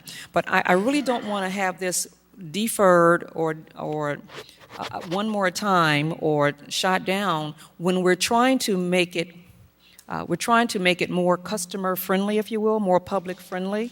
We're trying to do what the state has already done and decriminalize small amounts, but we don't want to make it so oppressive that we're not a police state here, and we're not trying to balance the budget on the back of folks who smoke weed. And so that is my substitute motion. Seconded by Councilman Turner. Discussion on the substitute motion. I think so just to make sure I'm clear on it, under your proposal, it was first offense 125, second offense 250, third offense 5, fourth offense 750, and that was the same for paraphernalia. That's same right. Same structure. So it's not arbitrary up to, this is the fine. Okay, Right. I just want to make sure I had it right. And the other part of that is that, Mr. City Manager, you've heard for a number of years from Councilwoman Jensen that there is a real concern coming from the public regarding our hearing officer. And he's been doing the type of job that we've asked him to do. He gets beat up doing it. It's a job that he doesn't. I don't believe he gets paid for it even. And if he does, he gets what little he get. Okay, he gets paid for it. But what he is doing for us is a service, and we need for some. I'm glad he's getting paid for it, quite frankly, because I wouldn't do that job for free, because it's a tough job. And he does, for the most part, he does a good job. Now, if we need to do some remedial education or customer service training or that kind of thing, that's what we receive in our companies. So I don't think we should do anything less here. If he is overworked, then we need to get him some help. And if we're going to be collecting this fine, that we should use that fine to pay for that second person. Okay. I have Councilman Regenbach next. Thank you, Mr. Mayor. And Councilwoman Moore, I support that entirely, and that was going to be my point, was the fact that we were getting confused with the issue of adjudication with the fine. So I think, admittedly, the hearing officer has issues that need to be addressed, but I would much prefer that route than having the minimum court cost of $205, because that just adds to the unfairness of what many people are perceiving here. So I think this fine structure you've outlined addresses that. It puts it in a more perspective. Well, that's my opinion, okay? So I appreciate that, because if we vote this down, then it's going to be a higher fine, and then it's going to be a lose-lose for everybody. So I definitely will be supporting this. Okay, thank you. Councilwoman Jensen. Thank you, Mr. Mayor. Well, first, with all due respect, Councilwoman Moore, I'm not throwing the baby out with the bathwater. I have concerns about the whole hearing officer process, and I think it's irresponsible for us, knowing that there are issues and concerns with the way that process is working, to move additional violations before that process, in that process, without straightening it out first. I don't think that's a responsible thing to do. Secondly, there isn't a higher fine, as Corporation Counsel Lice mentioned. He mirrored this ordinance off of the state statute, and the state statute fine is set a maximum of $750,000 for each offense, just like it says here in this ordinance. That's possession of drug paraphernalia under Section 3.5 that I read to you. There is a fine under state statute for possession of cannabis in the amount of $100 to $200. That is what was set by state statute, and we mirrored those amounts. So actually, the state statute has a lower fine structure than what's being proposed here. No, actually, that's actually incorrect. It doesn't have a lower fine structure. It's 100 to 200, and that discretion is set with the court. And as to drug paraphernalia, it's 750. So it's not lower per se. For drug paraphernalia, but for drug possession, what I'm reading here, what's on the proposed ordinance, is if someone is possessing less than 10 grams of cannabis, they will be fined not less than $300 plus administrative costs and no more than $750. That's more than $100 or $200. Correct. However, that is, you're not factoring in the court costs, and that is $250. So whatever the fine was, say for example, if the fine was $200, you factor in the court costs, you're paying $450, as opposed to with the city, you'd be paying $300. Well, no, according to this, you'd be paying between $300 and $750 plus administrative costs. So it would be up to the hearing officer. He would have that flexibility to make a decision based on the way this ordinance is written right now. And you can change that at any time. However, it's not fair to say that it would be higher. It would be based upon the discretion of the hearing officer and the nature of the violation. If it's drug paraphernalia, that would be $750. If it's possession of cannabis, it's $300. And that would depend upon the hearing of the facts adduced before the hearing officer. So you can't make a blanket statement like that. If I could for just a second here, the substitute motion isn't right. That. The substitute motion didn't say anything about administrative fees or anything else. It said 125, 250, 5, 750. That's it. And then I guess I'd like to make a comment about that. Across this horseshoe, I think every other time we've tried to amend an ordinance on the horseshoe, around the horseshoe, on the floor, we've been criticized for doing that. And people that now are proposing doing this now, tonight, on the fly, are people that have said over and over again, we shouldn't be doing that in the middle of the heat of the moment on the council floor. So I don't support the substitute motion. Okay. And I think we need to straighten out the hearing officer process. It's not just the hearing officer, it is the process and the way the whole thing is working before we add more to that process. So I will not support the substitute motion, and I will continue to oppose what's being proposed tonight.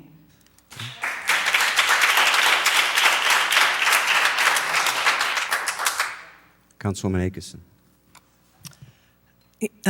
Thank you, Mr. Mayor. Yes, I agree with Councilwoman Jensen. I think that we get ourselves in trouble when we try to craft language on the floor like this.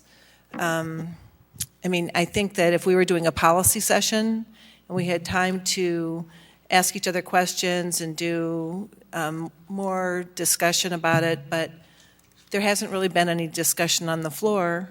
It's been deferred, and then all of a sudden now we're voting on this. And I still have, it's still not clear to me exactly what amount of money somebody pays if they're a first offender. Like the total bill, what do they actually have to, if somebody could just explain with this ordinance. Currently, under the ordinance as written that's before you, there is no designation between first offender, second offender, or third offender. Okay, so. And that's what, that was. And it's was discretionary and that was Councilman Moore's suggestion to implement that sort of first, second, third, fourth. But go ahead. So then it's subjective and it's discretionary. The officer has discretion? The hearing officer would have discretion based upon the facts adduced before him. And then back to my original question, does it have to even be that process? Can we make it even simpler? I don't know what you mean by simpler. What do you mean by simpler? I couldn't hear. I mean, does it have to be a physical presence in front of a hearing officer? Can they just pay the fine, put it in an envelope, and send it in? Well, I guess I could investigate that. That's the first time I've ever heard of that. But again, that would be a decision made by this body. It's a policy decision. See, that's why I think that we need, right. I do think that we need a policy session about this. I mean, this is an important issue, and I think it does send a message. And I think that there's something beyond this. When Councilman Grab mentioned we have a legislative lobbyist, we also could have our city manager advocate for uniformity throughout the state with some of these fines, because there's, it's really confusing why you just roam around the state and people's attitudes about punishment are different, and we should have some uniformity to this. So that sort of begs the question, however, because we are a home rule authority. No, I understand that. And the whole point of home rule is a community can decide what they believe a fine should be, and that's what the state legislature gave the city council and all home rule bodies the ability to do. So that is not the legislative scheme that's set forth currently in the statute. okay, thank you. I'm still confused, but I have Councilmember Euler. How much workload is this going to bring in, and what gauge are we using to determine that the hearing officer can handle it? Well, as the council communication states, the occurrences of this possession has gone down. Tickets have gone down. I don't see the amount of work that would be placed upon the hearing officer as insurmountable. So I don't think that should be a concern of the council. Okay. Thank you. Councilwoman Moore. So I think we can craft those things as far as, I mean, this is, if we vote this, my substitute amendment motion tonight, it doesn't go into effect tomorrow. There's going to have to be some time to put this, to implement this, okay.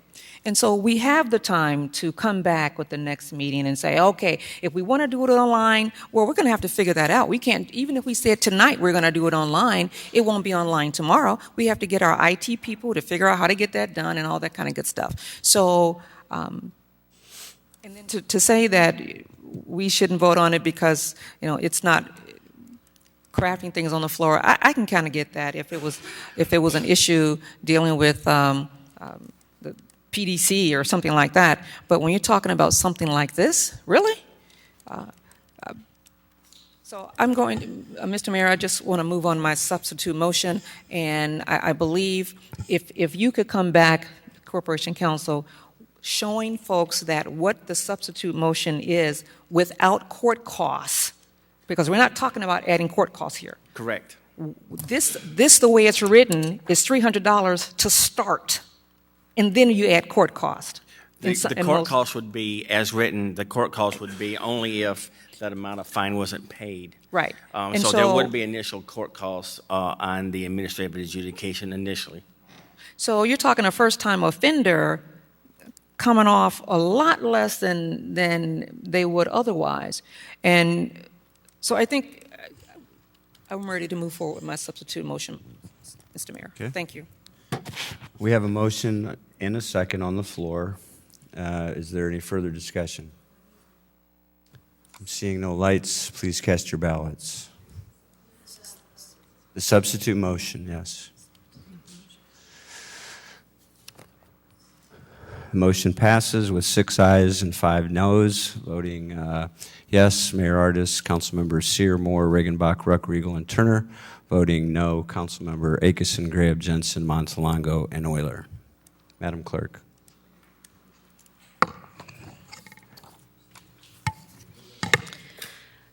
The next item is 17-094, is a request to approve the site application for a Class A liquor license with the retail sale of alcohol at Wisconsin Tap, 1918 North Wisconsin, contingent upon the issuance of a certificate of occupancy with a recommendation from the Liquor Commission to approve.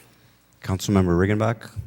Thank you, Mr. Mayor. I'm going to move for one more, hopefully, deferral on this. I would like to defer this to the first meeting in June. Corporation Counsel Office did put together a plan of operation, and we're waiting to hear back from the petitioner on this. So I would move for a deferral to the first meeting in June. Seconded by Councilmember Turner. Discussion on the deferral. Seeing none, please cast your ballots.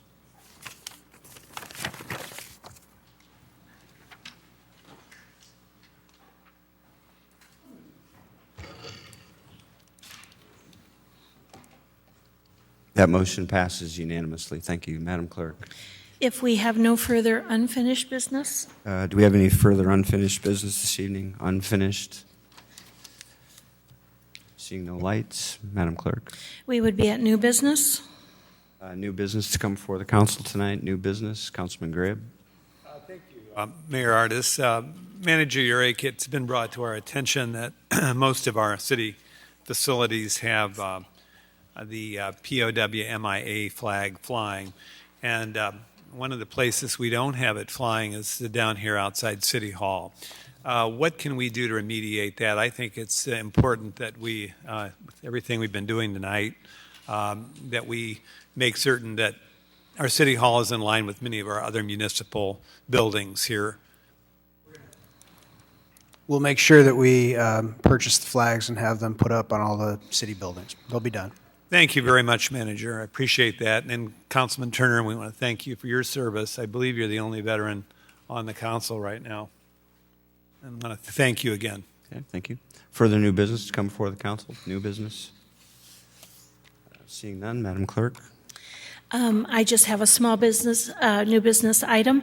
We have new art to be displayed by Peoria Public Schools, and this will be the last one for the school year. It's really been a pleasure to work with Scott Woodall and Tanya Jenkins on these projects. And right now we have on the 3rd floor, they have taken violins and cellos that are no longer in use, and Roosevelt Magnet School have painted each one to reflect the arts that are reflected by Roosevelt Magnet School.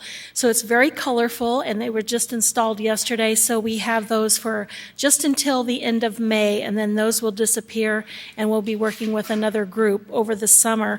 On the 4th floor, right outside the council chambers, is Glen Oak School, and they have taken ladies' nylon stockings, and they have formed them over wire, and then they painted them. And it's really creative. There are peace lilies out there and birds that are flying, and it's really whatever you see in that art. But it has really been a joy to work with these students and the teachers throughout the school year, and we hope to continue that in the fall. So on your way out, take a look and go to the 3rd floor and check that out also. Thank you.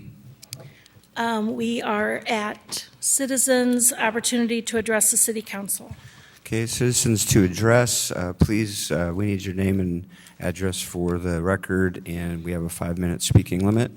Up first is Mr. Johnson, Doug Johnson.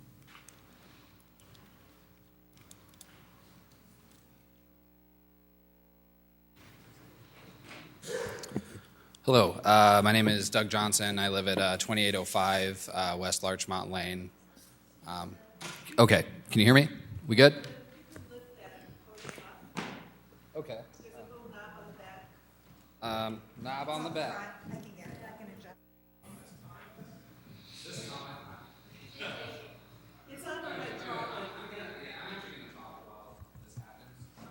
It's not going to affect your time.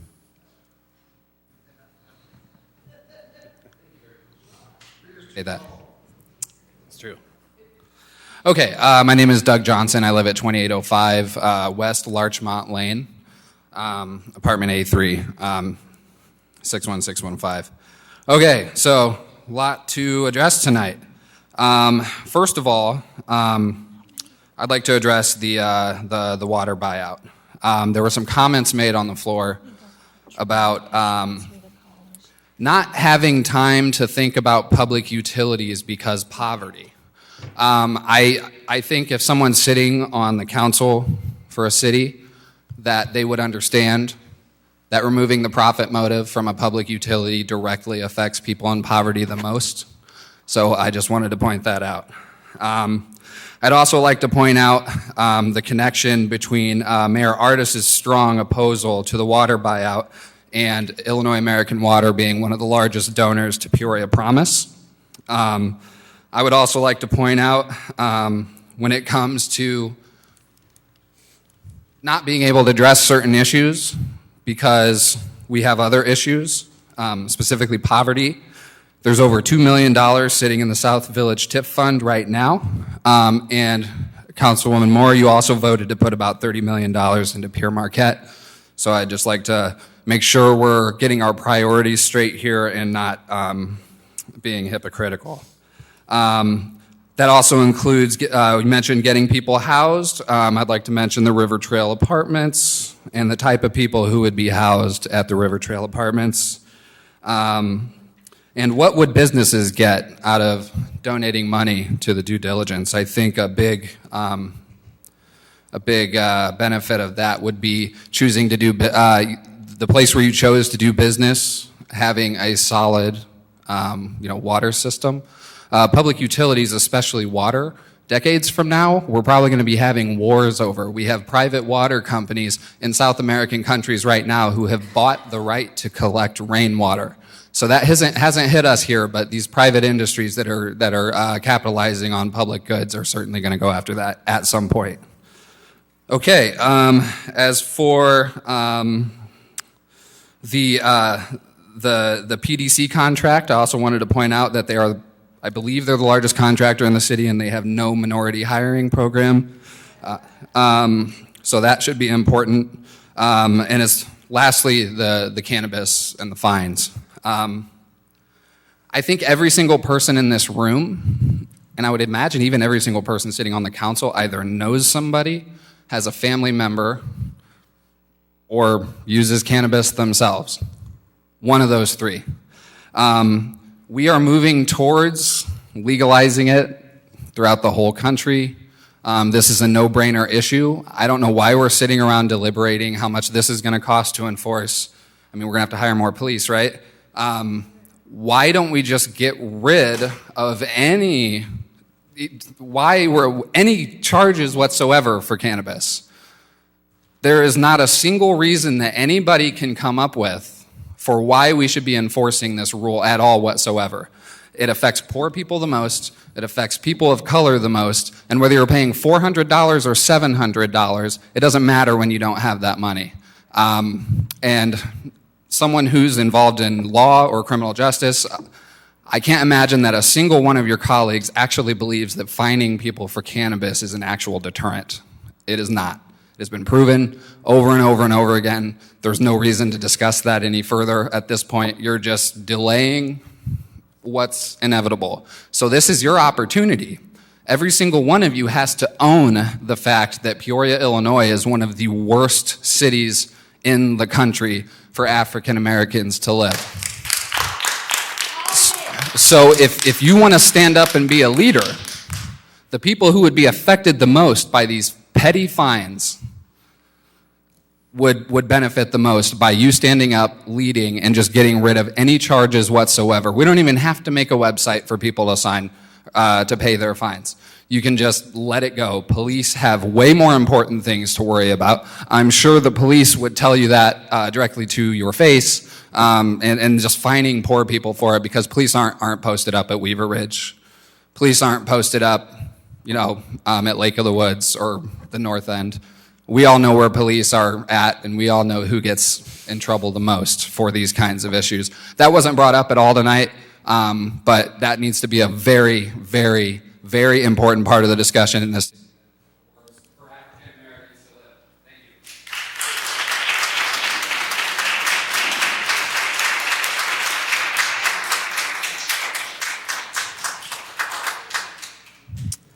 Next is Valerie Ackerman.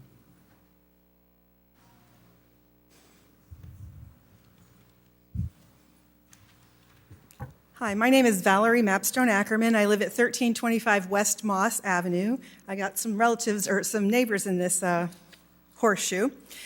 So what I wanted to talk about tonight is many things. And first I want to start off with the most important thing, that I want to live in a city that's anti-racist, anti-poverty, green, and cares about the common good. And I heard some of those things reflected by you tonight, and I want to thank you for those things that did reflect those values. I actually spent most of my younger adult life, 20s, 30s, and 40s, living in Ann Arbor, Michigan. Ann Arbor is famous for many things, and one of them is that since the 60s, they had a $5 fine for possession of cannabis. And by the way, the term marijuana is a racist term, so try really hard, all of us, everywhere, to start using the word cannabis, because marijuana is a racist term. Look it up, you'll understand the history. Also, I think it's ironic that here in Peoria, which actually became wealthy on prohibition, that we are still trying to get wealthy on prohibition. There should be no charge for possession of cannabis, or if you really feel like you have to set a standard, $5 is fine with me. I lived with that. I've never been a user of cannabis. I would be if it was legal because I have chronic illnesses that can be treated with it, but right now I can't get that, and I'm not going to do it illegally, and maybe I'll move to Colorado, I don't know. So all of these ideas of fining people egregiously for the use of a substance which is natural, which is becoming more and more legal around the United States and around the world. Canada just legalized it, the whole country of Canada. It makes no sense for us to use that for gaining money for the city. I also think, just really quick on PDC issues, I don't know if it's required for apartment buildings to have the ability to recycle, but most of my friends who live in apartments tell me that they absolutely cannot recycle where they live. That needs to change, and I hope you'll look into it. The water belongs to the people. The water has always belonged to the people. The water should always belong to the people. And until this city figures that out, we are always going to be fighting off the people who want to buy the water so they can control our access to it. There's no more time to waste. Do what has to be done. Grow up and make the big decisions. Finally, I just want to, not finally, I'm not done yet. Generally, I want to say that cities need to stop being a conduit for profit-making for municipal services. We just need to stop. If it's a public good that we take care of our trash and recycling, if it's a public good that we have water, if it's a public good that we have an ambulance service, then it needs to be owned by the public. It's a public good to have services. We do not need to be in the business of making profits for other people. They should find new ways to do business that benefit people, and they should hire all of the people who can't seem to get jobs. We need visionaries on this council. We need you to become the leaders the city needs. There are no more excuses. I was definitely part of trying to get some of you unelected, and I'm definitely going to be part of doing it again if we don't get what we need, which is anti-racist, anti-poverty, green for the common good. And finally, we don't need a welcoming thought to people. What we need is a welcoming ordinance. We need it to become law. And I thank you very much for your time.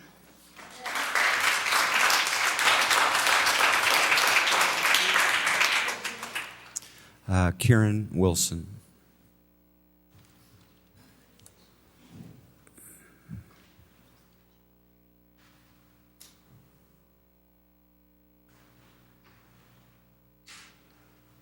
Karen Wilson, 101 North McReynolds Court, apartment 2A, 61605.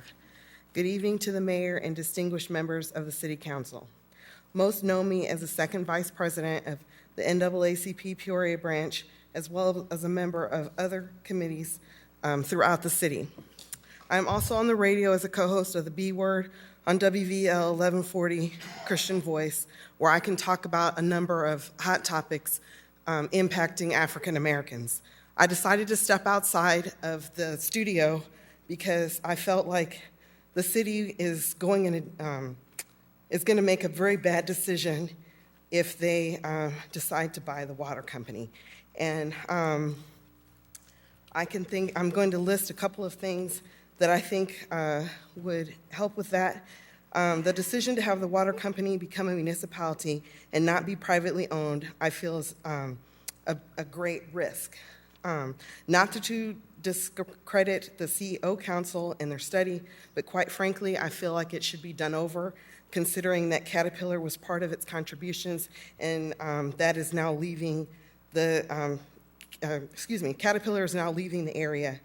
I feel that $1 million could be better spent on infrastructure and job training that we know will return a profit in the long run. I feel people are mesmerized by the potential to make money as opposed to putting in the work to build tangible ideas that we know will help us in the long run. For example, I think it would be a tremendous idea to upgrade the Peoria Stadium to working condition to host band competitions, track meets, and host outdoor concerts that would bring much needed revenue into the city, as those patrons would fill the hotels and eat at the restaurants and buy gas here. I compare our fair city to that of Quad Cities, a little ways down 74 that sits on the Mississippi River, and they themselves had the same crisis with the Arsenal drawing down that was their major employer in the 90s and early 2000s. They reinvented themselves with tourism. They have the Bix Beiderbecke bike race, the Jazz Festival, You Make It My Weekend, which is a pub crawl on both sides of the river. I feel like we could do something in the same vein with the right advertising, and I have a pitch for that and would be more than happy to show you my ideas. I feel like this ordinance is a ghost that we can never catch up with, and I have heard both sides of the coin that American Water wants to remain private. And when we spoke earlier about not having the money, and then the revenue is down, I feel like tourism would be a good way to get revenue back into the city. Also, it seems that you like to try and fund things on the backs of poor. And I live in the 61605, so I speak for a lot of the people in that zip code, that we sometimes become hostage of what other people feel like should be done. So let's see. And also, if we decide to go as a municipality instead of private, that would take away from the scrutiny that the water is, I'm using too many items. The different testing that would be needed to stay as a private company. And that's kind of what happened in Flint, that they were trying to save money and they didn't do the proper testing, and the water that they used for that was acidic and ended up corroding the pipes, and we went down that path. So my feeling is that $1 million would be much better spent on roads and sidewalks over by Manual Academy as opposed to buying the water company, which we really don't have the money to do in the first place. Thank you.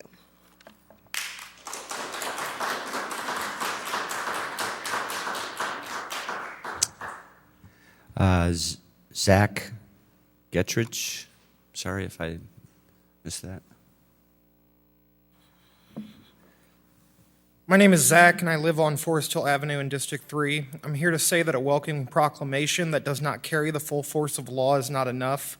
The immigrant community deserves a strong, proactive, welcoming ordinance where the city of Peoria shows it supports their right to exist.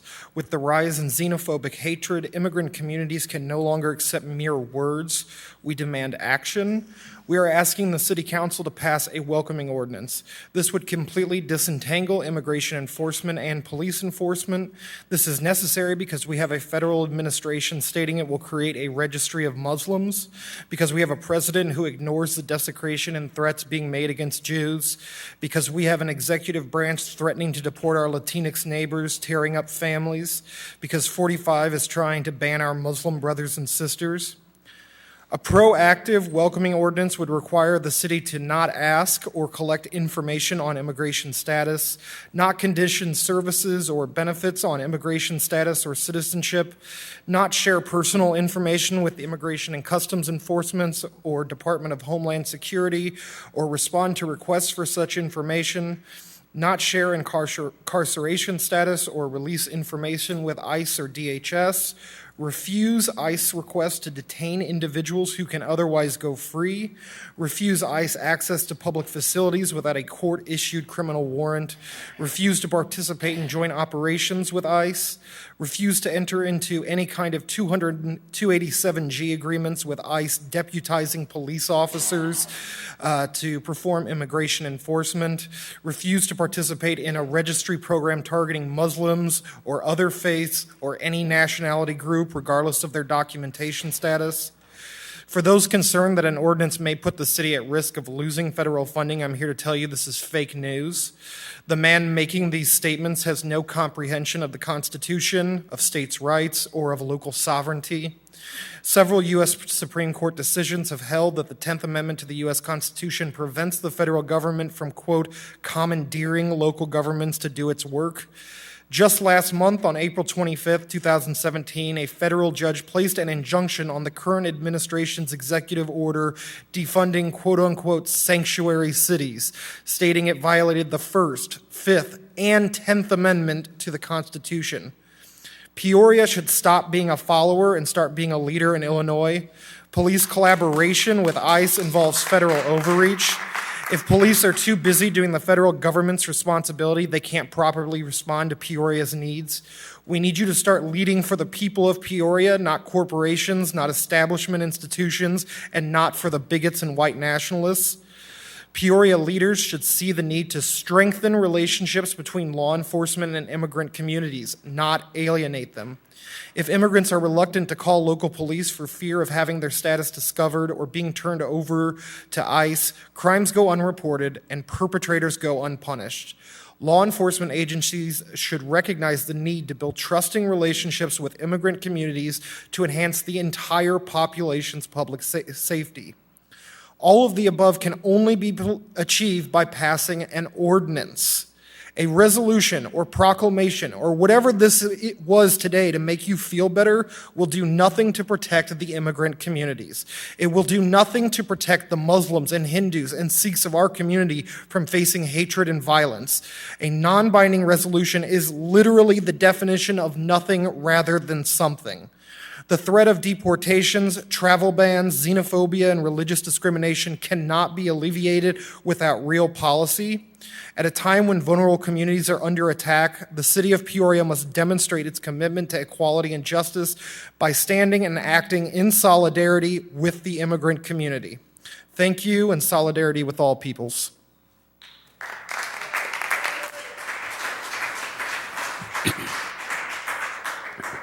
Chris Trebold.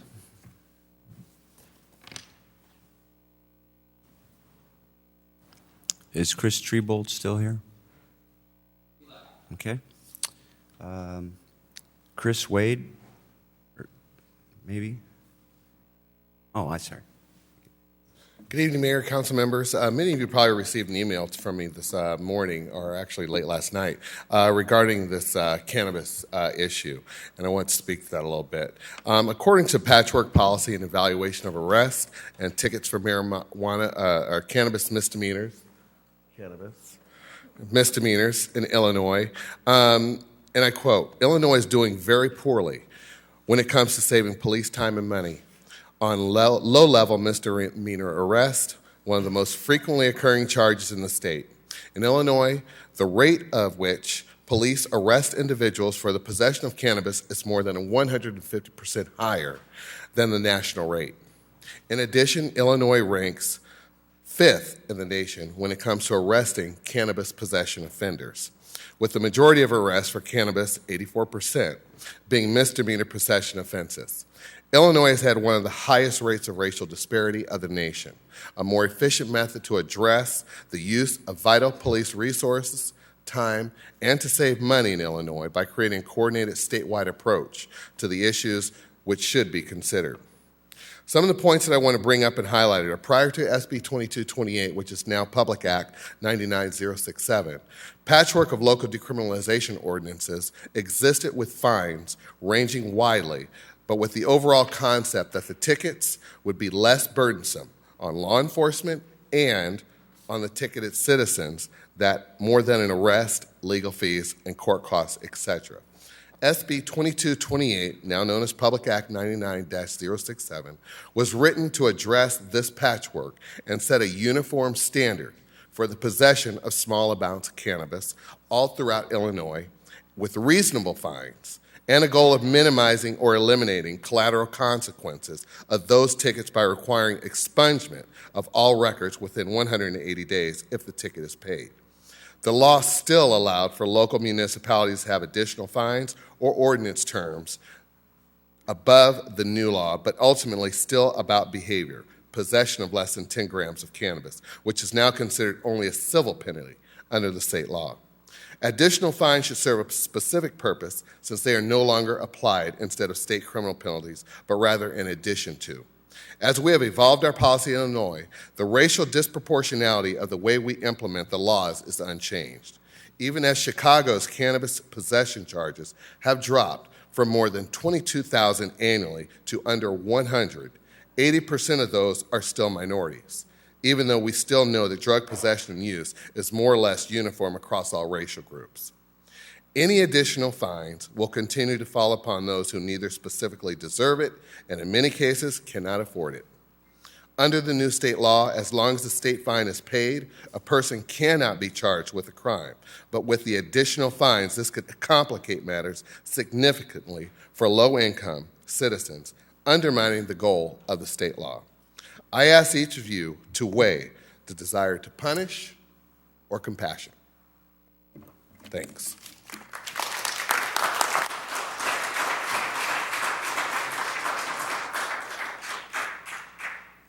Joan Kopp.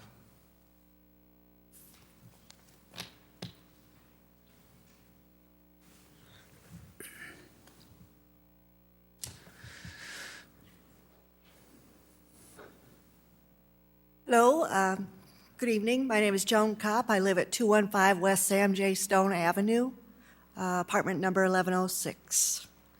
I live in District 1, and I want you to know I'm a member of Peoria No Ban, No Wall.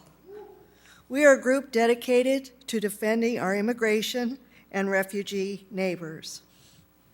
We believe the community is best served if families are not torn apart by deportations and travel bans. We proudly state no human being is illegal.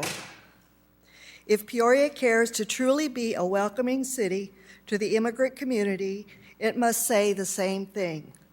But it must back up these words with actions by actions. A non-binding resolution is the equivalent of doing nothing.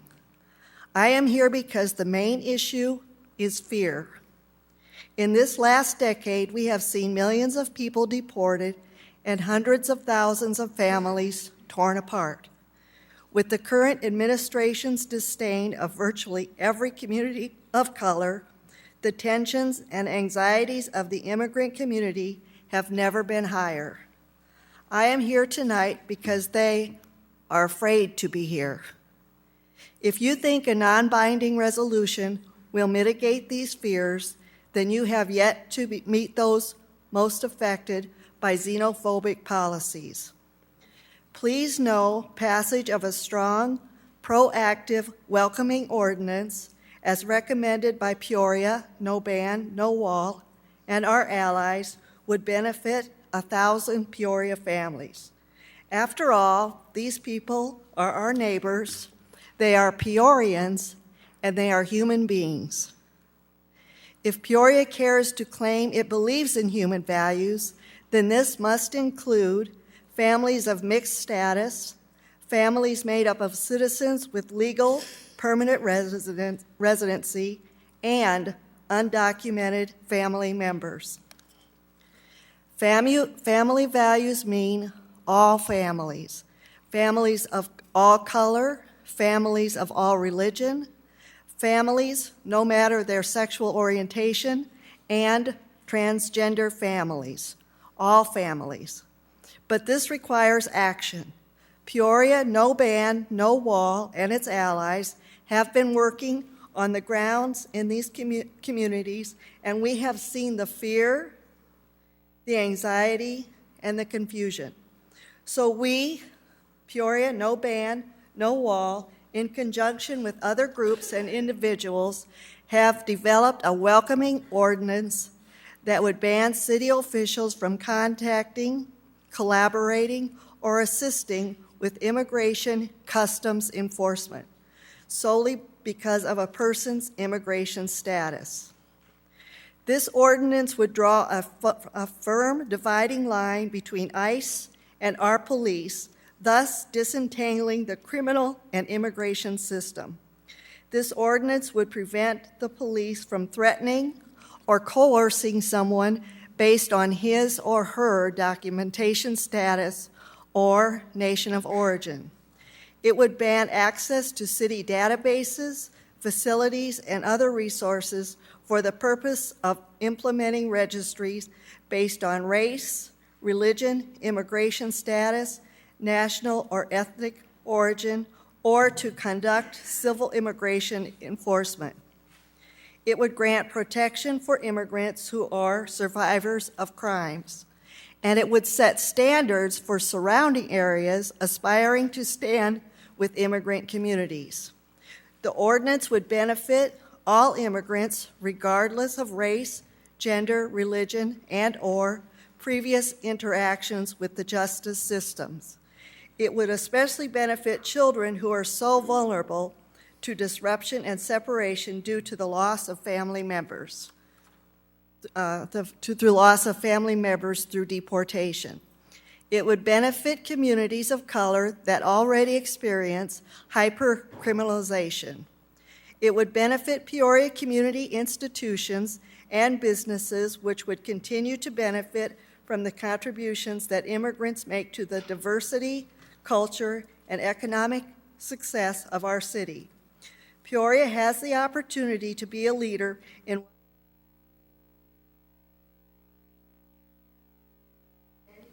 Ms. Hayes, your 5 minutes is up. Thank you.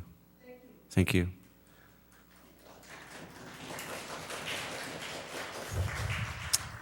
Carrie Hayes.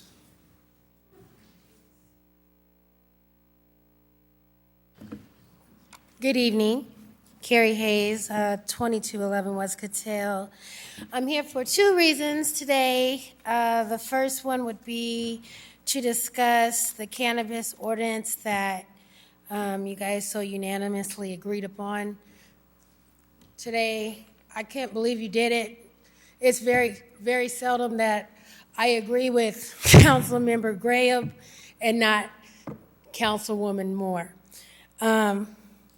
Mrs. Moore, I am disappointed tonight in our representation because even though what you imposed, the gradual increase of fines from the 150 to, from 125 to 250 to 500 to 750 would be idealistic for repeat offenders to think about the next cost. It's also an avenue for police officers to target the same individuals over and over again once they know that that person has a marijuana charge. Another problem I have with the ordinance proposition for the cannabis is the fact that the social norms are changing. I mean, realistically, you guys are talking about marijuana like it's crack cocaine. And the reality is there's been no supportive evidence anywhere outside of the medical research that has been done that marijuana is in fact instead harmful but helpful to an individual. So I just think that this is a waste of taxpayers' dollars. I think it's a waste of our city time. I think we wasted a lot of time in this meeting today discussing this ordinance. And with all due respect, Donald, I just can't even believe that you would get so upset defending this because we both know it's ridiculous. Moving on, I would also like to discuss the purchase of the water company. Now, I'm still on the fence with this, but I do want to let you guys know that, again, I've been noticing that we're wasting a lot of taxpayer dollars on irrelevant stuff. And for the last 123 years, this has been a topic of discussion in this city. And this council has visited this issue 24 different times. Not one time did they ever think that it was going to be a good idea to purchase the water company? And you would wonder why. Well, the most expensive publicly owned utility company for water as of 2015 was in Flint, Michigan, the worst city in America for their water. So you guys, to be so intelligent and so respected, seem to make a lot of irresponsible and immature decisions. I'm not sure if that's based on your personal beliefs or your fear of your peers. But come on, you guys, you can think for yourselves. This is a no-brainer. Also, if we decide to go into the area of purchasing the water company, I would just like to recommend that this city would look into mirroring what Phoenix, Arizona has done, as they are the least expensive publicly owned water company. However, logic would tell me that's because they don't have a lot of water underground where there are pipes and sewages. Thank you.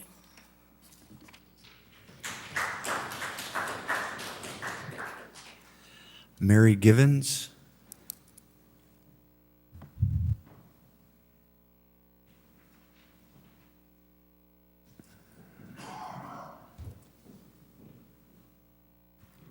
My name is Mary Givens. I live at 4010 North Brandywine Drive, apartment 1209. I think the general public understands why a city's budget is an important issue, but when it comes to the increase of fines for those purposes, I think the concern is not whether it's for a violation of noise ordinances or possession of cannabis. I think the concern is not just whether those acts should be criminal, it's that the increase in fines and the enforcement of that will target already marginalized groups. So as a show of good effort or good faith, I want the council to consider something like a maximum or a minimum quota across all districts to truly show that the intent really is to collect these fines indiscriminately. Thank you.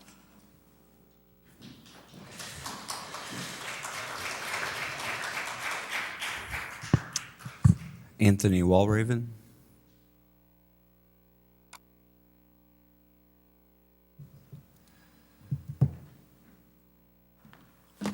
My name's Anthony Walraven. I live at 1927 West Hudson, and I'd like to thank the council members that voted against that motion, the last one on the marijuana vote. Because to me, the marijuana vote and the water buyout address two kind of similar things, which is that a lot of council members don't really seem to care about the needs of the average citizen that lives in Peoria.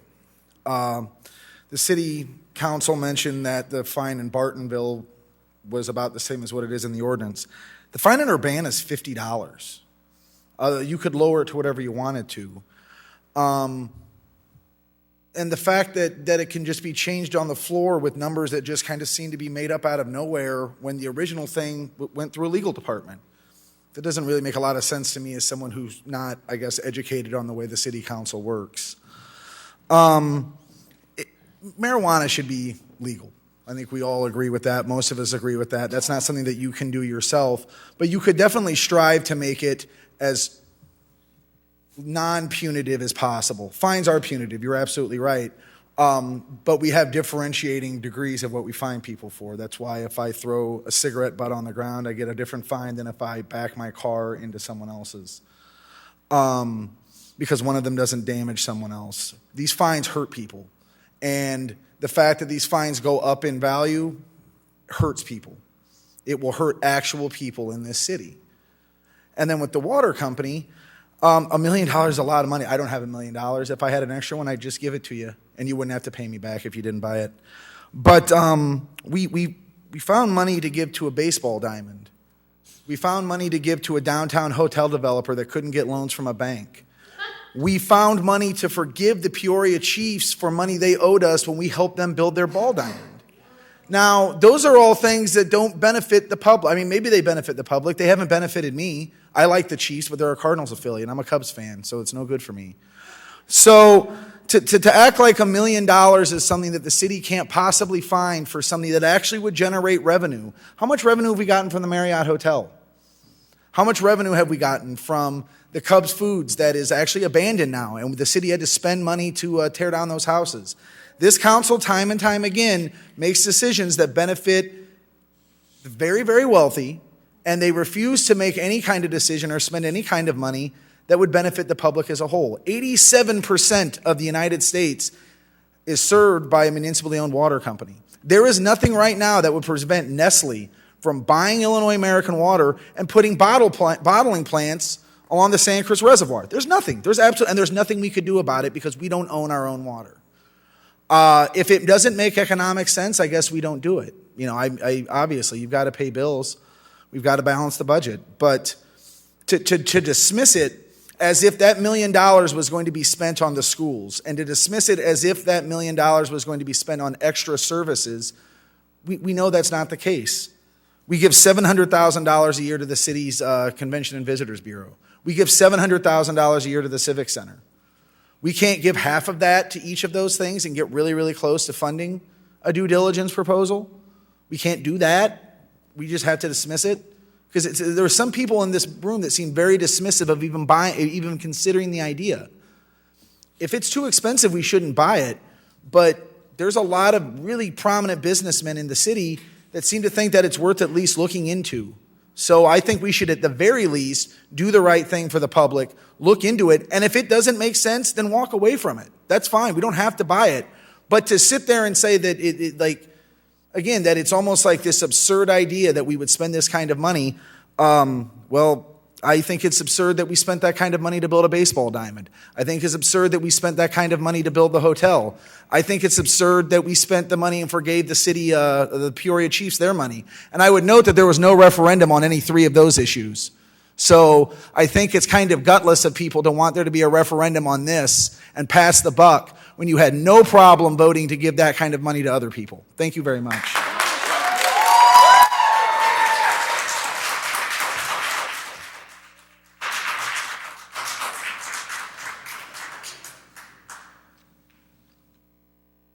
Terry Brink.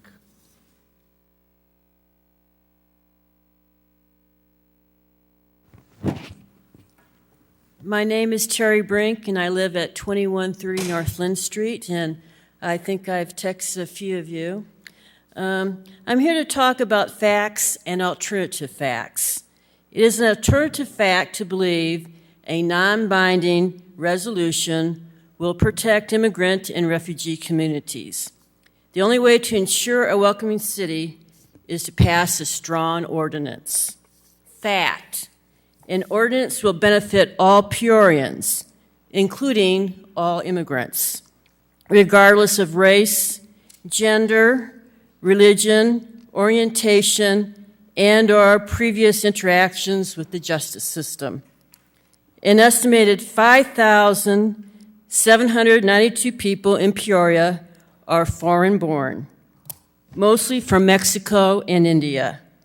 More than 1,000 families in Peoria would explicitly benefit from a welcoming city ordinance that is protective of all immigrants. Furthermore, studies show that communities with sanctuary or welcoming ordinances have lower crime rates, lower unemployment, and higher incomes. These policies make communities better and safer for all residents. This ordinance will ensure Peoria businesses and institutions continue to benefit from the contributions that immigrants make to its diversity, culture, and economic success. Fact: collaboration with Immigration and Customs Enforcement, also known as ICE, endangers safety. When immigrant communities think that city officials, police included, collaborate with ICE, they are less likely to seek access to city officials, resources, or even report a crime. In addition, the ordinance does not prevent city officials from complying with valid legal warrants issued by a court. Studies demonstrate that crime is significantly lower in sanctuary jurisdictions. Economies are also stronger in sanctuary jurisdictions, from higher medium household income, less poverty, and less reliance on public assistance, to higher labor force participation, higher employment to population ratios, and lower unemployment. Alternative fact: cities will lose federal funding if they become welcoming cities. Several hundred cities and jurisdictions, including major cities like Chicago and San Francisco, have declared themselves sanctuary cities. The DOJ cannot remove funding from all of them. Moreover, the law is on our side. The 10th Amendment to the Constitution bars the federal government from forcing non-federal entities, and that would be Peoria, of course, from doing their bidding. This means that the federal government cannot force local city officials to cooperate or to serve as de facto deportation officers. The Supreme Court recently ruled that threats to remove funding can't be coercive. On April 25th, 2017, a federal judge placed an injunction on the current administration's executive order defunding sanctuary cities, stating it violated the First, Fifth, and 10th Amendment to the Constitution.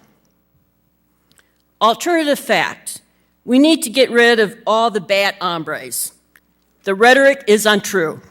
For years, President Obama's administration claimed to target criminals. However, 2/3 of President Obama's more than 2 million deportation cases have involved people who had committed minor infractions, including traffic violations, or who had no criminal record at all. What has proven true, meanwhile, is that policing occurs within a racial context. While essential services and resources are increasingly removed or denied, communities of color have seen and experienced increased police presence within their neighborhoods. As a result, people of color are more likely to be arrested or stopped by police. In Peoria, for example, the majority of traffic stops occur in Black and Latino neighborhoods, despite conviction rates comparable and sometimes lower than that of predominantly white neighborhoods. Once you have the facts, it is clear that only a strong ordinance can properly protect Terry, you're Thank you.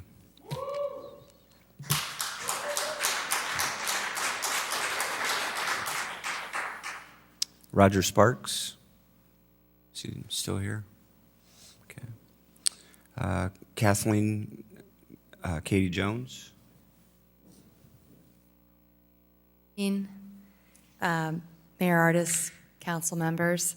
A healthy community, what does that look like? As a parent of 4 children, watching them grow through life's ups and downs, it's a privilege not taken lightly.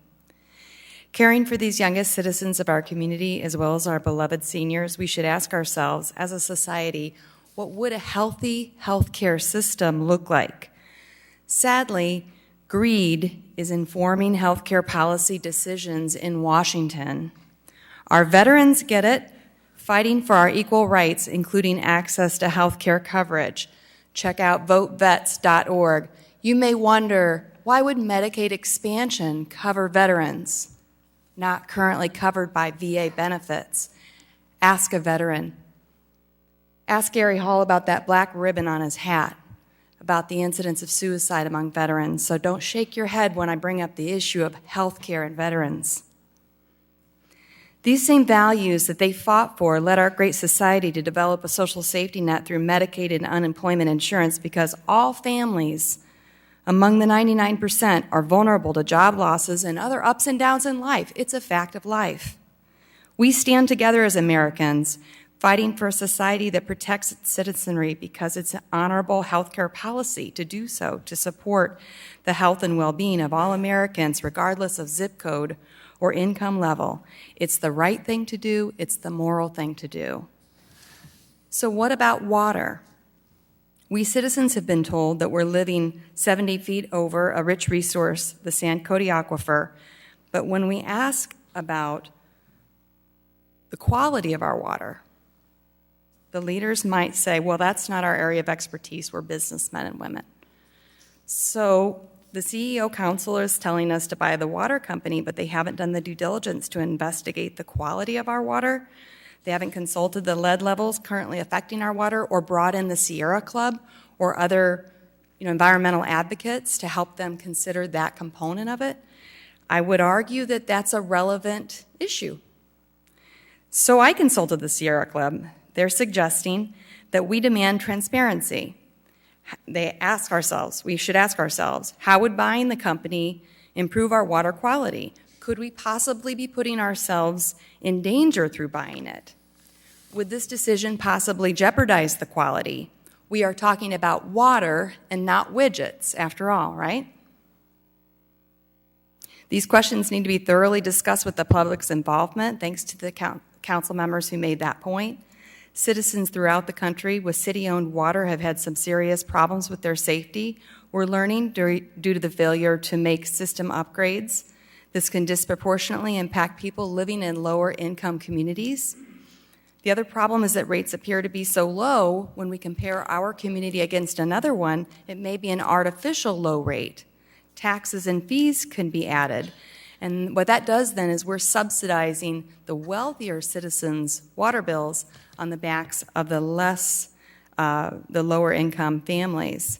Recycling, as another item that was mentioned tonight, should be made frequently and affordably available to all of us, again, regardless of our zip code or our income level. And I want to thank Councilwoman Jensen for advocating for this.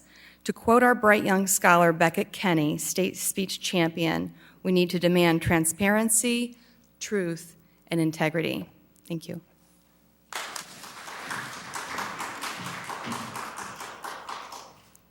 Casey Johnson.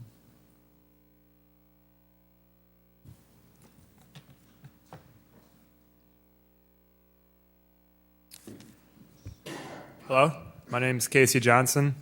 My first time ever giving a speech, so bear with me. I was born in Peoria about 25 years ago. I grew up across the country, many different states. Most of my life I was ridiculed for being different. The way I think is different than the way most people think, I guess. I work every day. I go out, I work 8 to 5, 40 hours a week. I feel like basic human rights are being ignored. Really nervous, sorry. I try to live my life spreading love and knowledge to other people. And there's so much knowledge out there that's not being tapped. There's lies being spread about many different things that I feel the truth should be known by everybody. And amongst all those lies, the biggest one that I feel like should be addressed is cannabis. There's so many uses for cannabis that it's unthinkable. Like the medicinal benefits, there's people that are going without medicine they need because it's kept illegal and it's kept from them. Another side of the cannabis that was not mentioned was hemp. Hemp is one of the most adverse plants out there. It could literally be used for anything you can imagine. Anything made out of plastic can be used with hemp. Anything made out of wood could be used for hemp instead, like toilet paper, for instance, something that everybody uses. Concrete can be made with hemp, and it's more durable than normal concrete. It breathes. It's fireproof. You can make houses out of it. There's actually places printing houses out of hemp right now.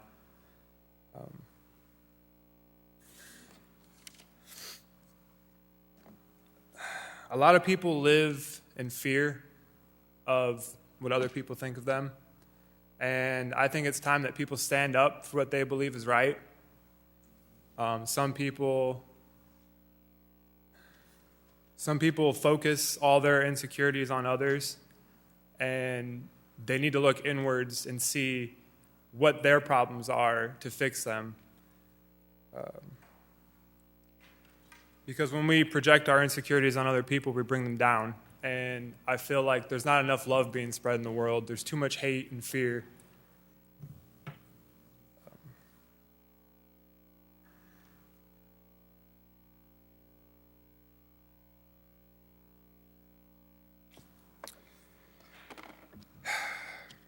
I agree with the whole recycling thing. I think that more people need to recycle. That's definitely a big subject in our world today because the world is filling up with garbage. Our oceans are so polluted, it's not even funny. And one of the biggest problems with that is our water is not being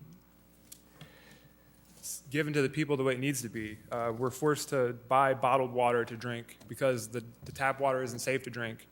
And I mean, if it's not safe to drink and we're showering in it and our skin is the biggest organ on our body, then what does that mean? We're absorbing large levels of lead and fluoride and other chemicals that are put in our water. I'm working on becoming a better speaker because I'm not the best. I think it takes a lot of work, and I appreciate all of you for being here doing what you do. I feel like there could be more done. You guys have probably lived the lives you've lived for a while, and you've got used to your life. You don't see other people's lives so clearly. And I don't know, try a little empathy, you know? Try seeing yourself in someone else's shoes. Because I've been really good at observing my whole life, and that's probably why I'm so weird, because I get out in front of people and I'm quiet or awkward, you know, because I'm listening to them and I'm hearing what they say and I'm trying to see where they're coming from. I guess I'll end on one love, be the change you want to see in the world. Thank you.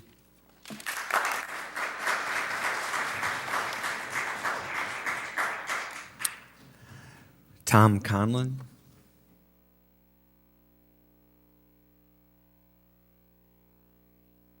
Good evening, everyone. My name is Tom Conlon, and I'm a Peoria resident, and also I am a retiree from Illinois American Water.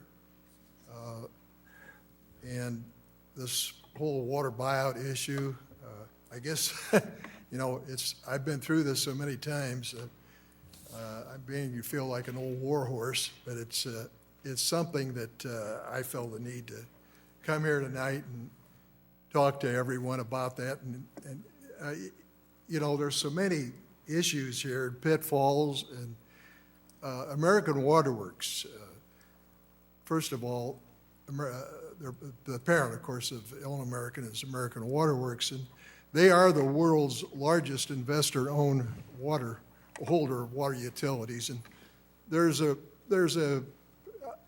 conclusion you can reach out of that. You don't become a world leader unless you got some awfully good professional people working for you and with you. And I don't think you want to kick us out. I really don't. The thing that, the main thing, and I just want to hit on one issue tonight, and that is an incident that happened near the end of my time at the water company, happened in Milwaukee, Wisconsin. And up in Milwaukee, they had a horrible outbreak of what turned out to be cryptosporidium. Milwaukee couldn't figure out what was going on. People were getting sick. And after this went on for some time, who did they turn to? They turned to American Water. And American Water came up and diagnosed that problem and helped them with the solution. Diagnosed the cryptosporidium and got them through that problem. And I'm sure Milwaukee is a fine municipal operation. I'm not here to throw rocks at municipal operations. Far from it.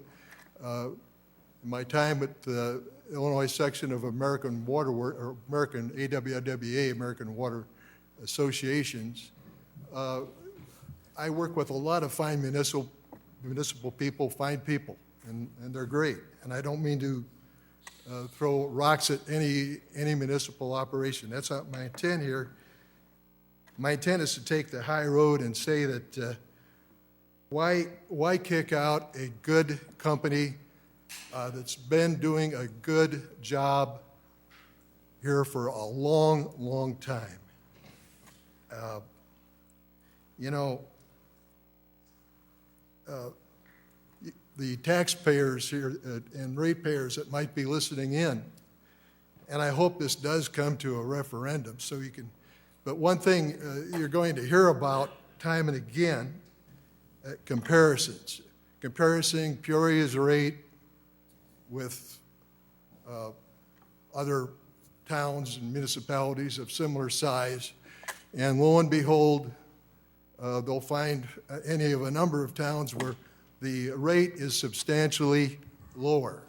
Well, but that is a municipal system, and that does not reflect the true water rate. Oftentimes, it's hidden in various taxes and charges. So that is something for the folks that are listening in here.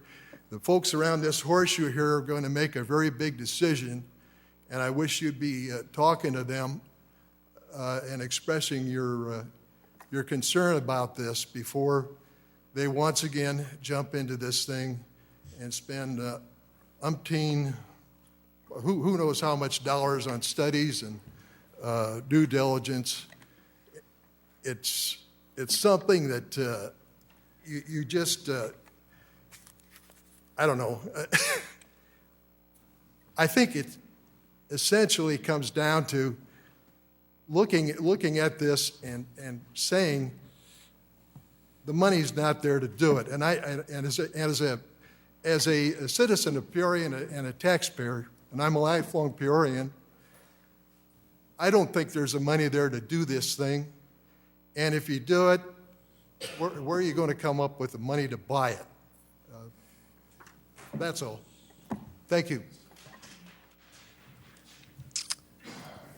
Amber Osamny.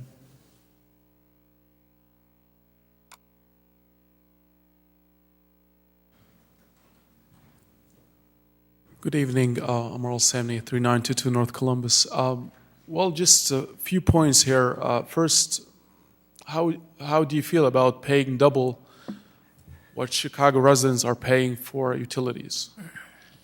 I mean, does it make any sense to any of the council members here or to any of the public to pay for water twice what Chicago residents are paying for their water?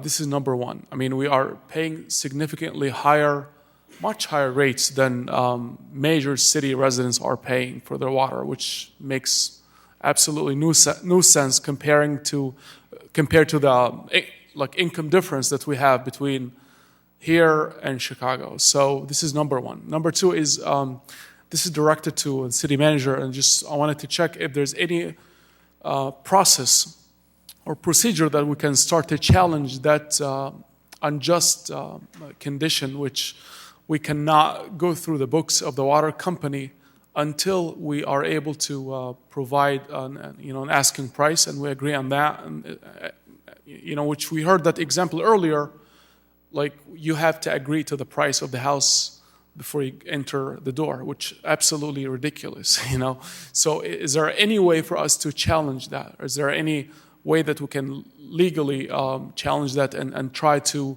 at least first, because every time, I've researched this, matter for many months now, and one thing that everybody talked to in common they always said that we have no idea about how much profit they're making, but we're speculating that they are making that much money. So I would love to get an answer. That would really, give us all, I think, pretty good vision and idea of what we're up against. And also to address Councilwoman Denise Moore, also about the 7 to 9 years, wait before we start making any profit. I think this is, I'm not sure if this could be a very accurate statement, because according to my research, I know what she said is based on the number that came up last time, the $220 million figure. We will not be making any money for 7 years. But let's say that's true. Let's say the water company ends up being, $220 million or even more. My point is we have to have a vision, and we have to also not be short-sighted, and we look into the future, because based on the numbers that I found out, we're talking about $1 to $3 million. We're talking about a very conservative estimate of $1 to $3 million of immediate profit. And once the water company is paid off, we're talking about $16 million in annual profits. $16 million. This money could be taken and invested into community projects. We can use it to feed and to house, and we can use it for a lot of good things that can benefit our community. So in my opinion, honestly, I just feel that we have to do the due diligence, but number one, we have to find out exactly how much money is the water company is making, and we have to be able to go through their books and know exactly their profits. And once this is determined, even if we have to pay $200 million, we should definitely take advantage of it, because it makes perfect sense for 85% of the country to own their water company. I mean, it makes perfect sense for them to own their water resources, especially we have one of the best water kinds in the world, by the way. When we talk about Peoria's water, we're talking about the Saudi Arabia of water. And we have an expert here who can support me with this statement that I just made. So I'm just, again, I'm not vouching for it or against it at this point until I see the books. Yes, I made that public statement in the past that I'm definitely for the water company buyout. But if the numbers, if we can check the books of the water company and know exactly how much they're making, that would be wonderful. And I would have peace of mind before I definitely encourage or urge any of you to support that, because at the end of the day, it's all about how much money we're making, and it's about the benefit of our community here in Peoria at large. So thank you.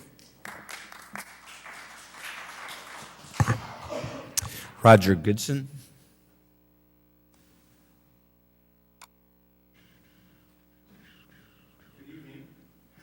Roger Goodson with Illinois American Water. Council, Mayor, I'd like to thank you for the opportunity to speak tonight.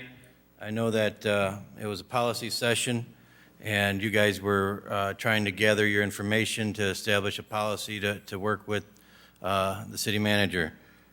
I just want to say I'm here tonight. A few of my employees, retirees, and the unions here to talk about our jobs. We're extremely proud about our team, how they stand strong during these times of adversity when discussions of a takeover of our company come up again and again every 5 years. This time it's only been 3 years. I understand this. The folks in favor of the buyout and studying the buyout will tell you that this isn't personal, that it isn't about our team or even the water company. That's just their first mistruth on this subject. What we do every day is personal. We deliver water to our neighbors and their families and your families. And we take that personal responsibility to ensure it is there every time you turn on the faucet and that it is safe. Water touches everything, your food, your clothes, and you. Water is life. There's nothing more important than ensuring clean, safe water. That's what our team has been doing here for over a century. They can be proud of the job they do and the company they work for. And so can our customers and you, the city leaders. There's no reason to go down this road once again and waste more money. Money that the community doesn't have, and if it did, should be focused on the real community priorities like education, inequality, crime, and the 200 to 300 million CSO problem. We are willing and able to partner with the city on the CSO project. Investment in infrastructure is critical to the health of this community. We've invested over $150 million in the last 10 years to upgrade critical infrastructure, not just at the plant, but 35 miles of water main. And even with that investment, an investment that other communities normally kick down the road because raising rates is a political issue, the water bill is still your lowest household bill. We're proud of the value we provide and encourage the council to not fix what isn't broken and to focus on the real community needs. When those in favor of the purchase try to convince you that Illinois American Water is a cash cow to solve other community problems, you need to take into consideration that each year Peoria receives almost $5 million in annual revenue that we provide the city through taxes, fees, and it not only goes to the city but to the county, the schools. Illinois American Water also has benefits of economies of scale.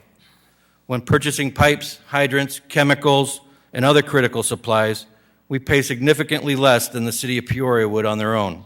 In fact, water main costs about half as much for us than it would for the city because of our purchasing power. That's another loss to be made up. And then there's the obvious, using any revenue from a water fund to fix roads, CSO, and other problems is just trading one problem for another. Halting the good work we have done to try to keep up with the ever-challenging investment needs will create a significant issue for residents. Look to your neighbors across the country. Who is making up those losses? These costs would all be in addition to any bonds taken out to purchase our system, which would easily be over $300 million. Illinois American Water has been here in the community through many setbacks, and we have been part of the comebacks. When other corporations want to leave this town, we want to stay. The council has been at this fork in the road before and has accepted private funding to look at this effort. Funding that was promised to not have to be repaid when the voters and city leaders made that right decision years ago to not move forward with the takeover.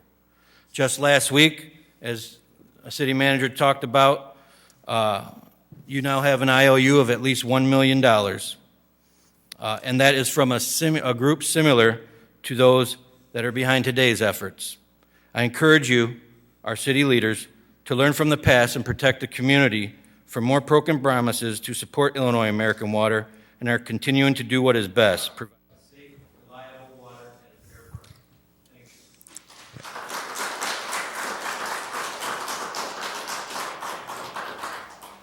you. Bud Greaves.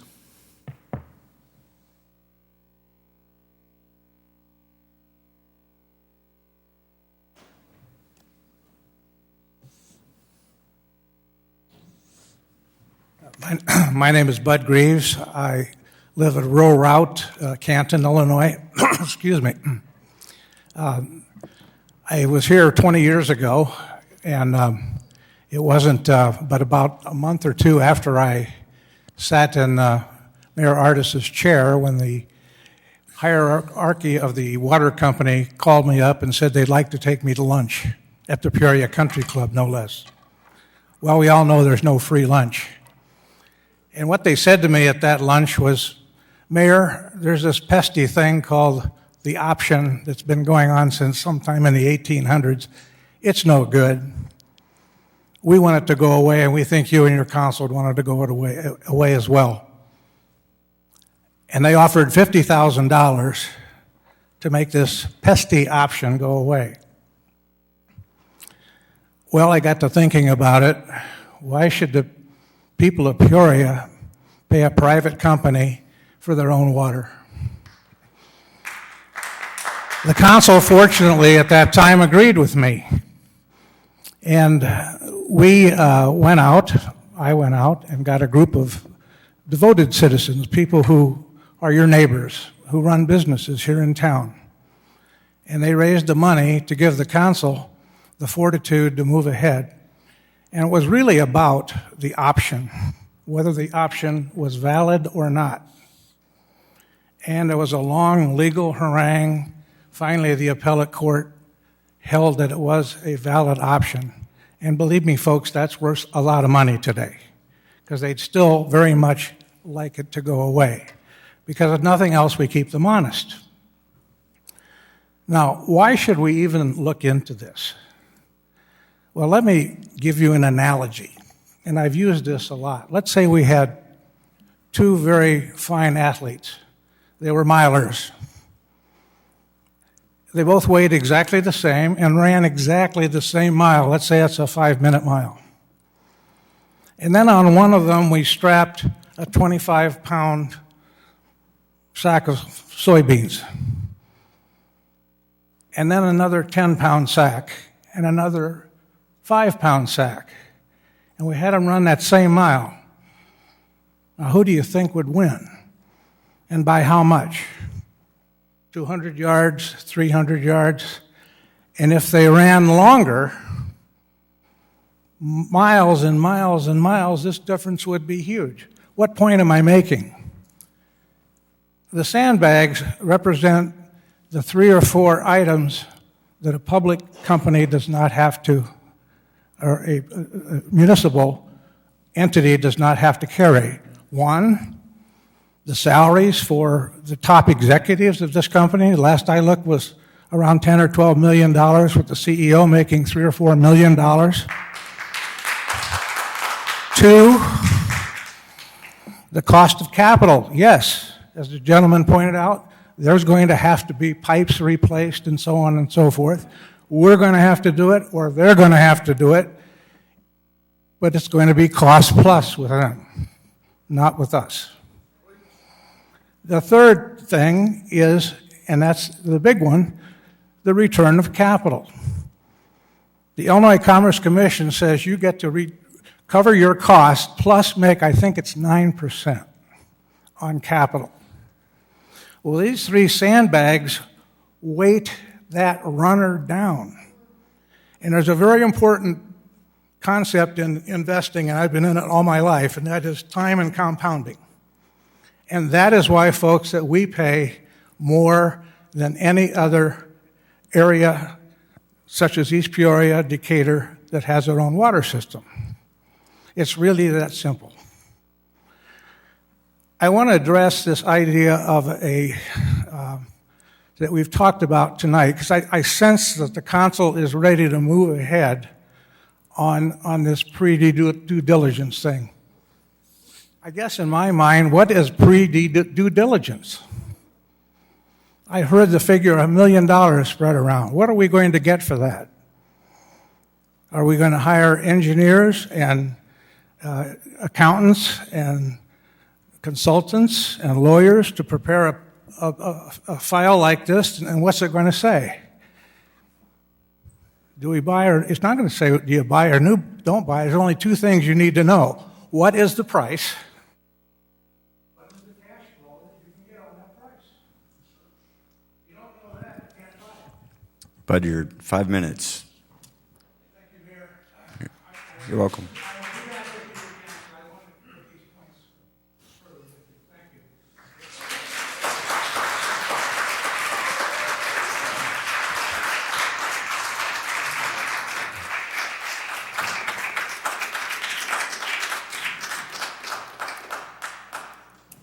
Madam Clerk. We have an executive session. Mr. Leist. We do, Your Honor. Pursuant to 2C11, there would be a motion would be appropriate to go into executive session pursuant to pending litigation, as well as 2C21 to discuss previously closed minutes. Okay, we have a motion to go into executive session by Councilmember Ruckriegel, seconded by Councilmember Sear. Seeing no discussion, please cast your ballots. That motion passes. Councilman Montalongo absent. We have a motion to adjourn by Councilmember Euler, seconded by Councilmember Sear. Seeing no discussion, please cast your ballots. That motion passes with 10 ayes and 0 nays. We'd like to thank H. Wayne Wilson and his listening audience at WCBU, Cable Channel 22 as well. This meeting is adjourned.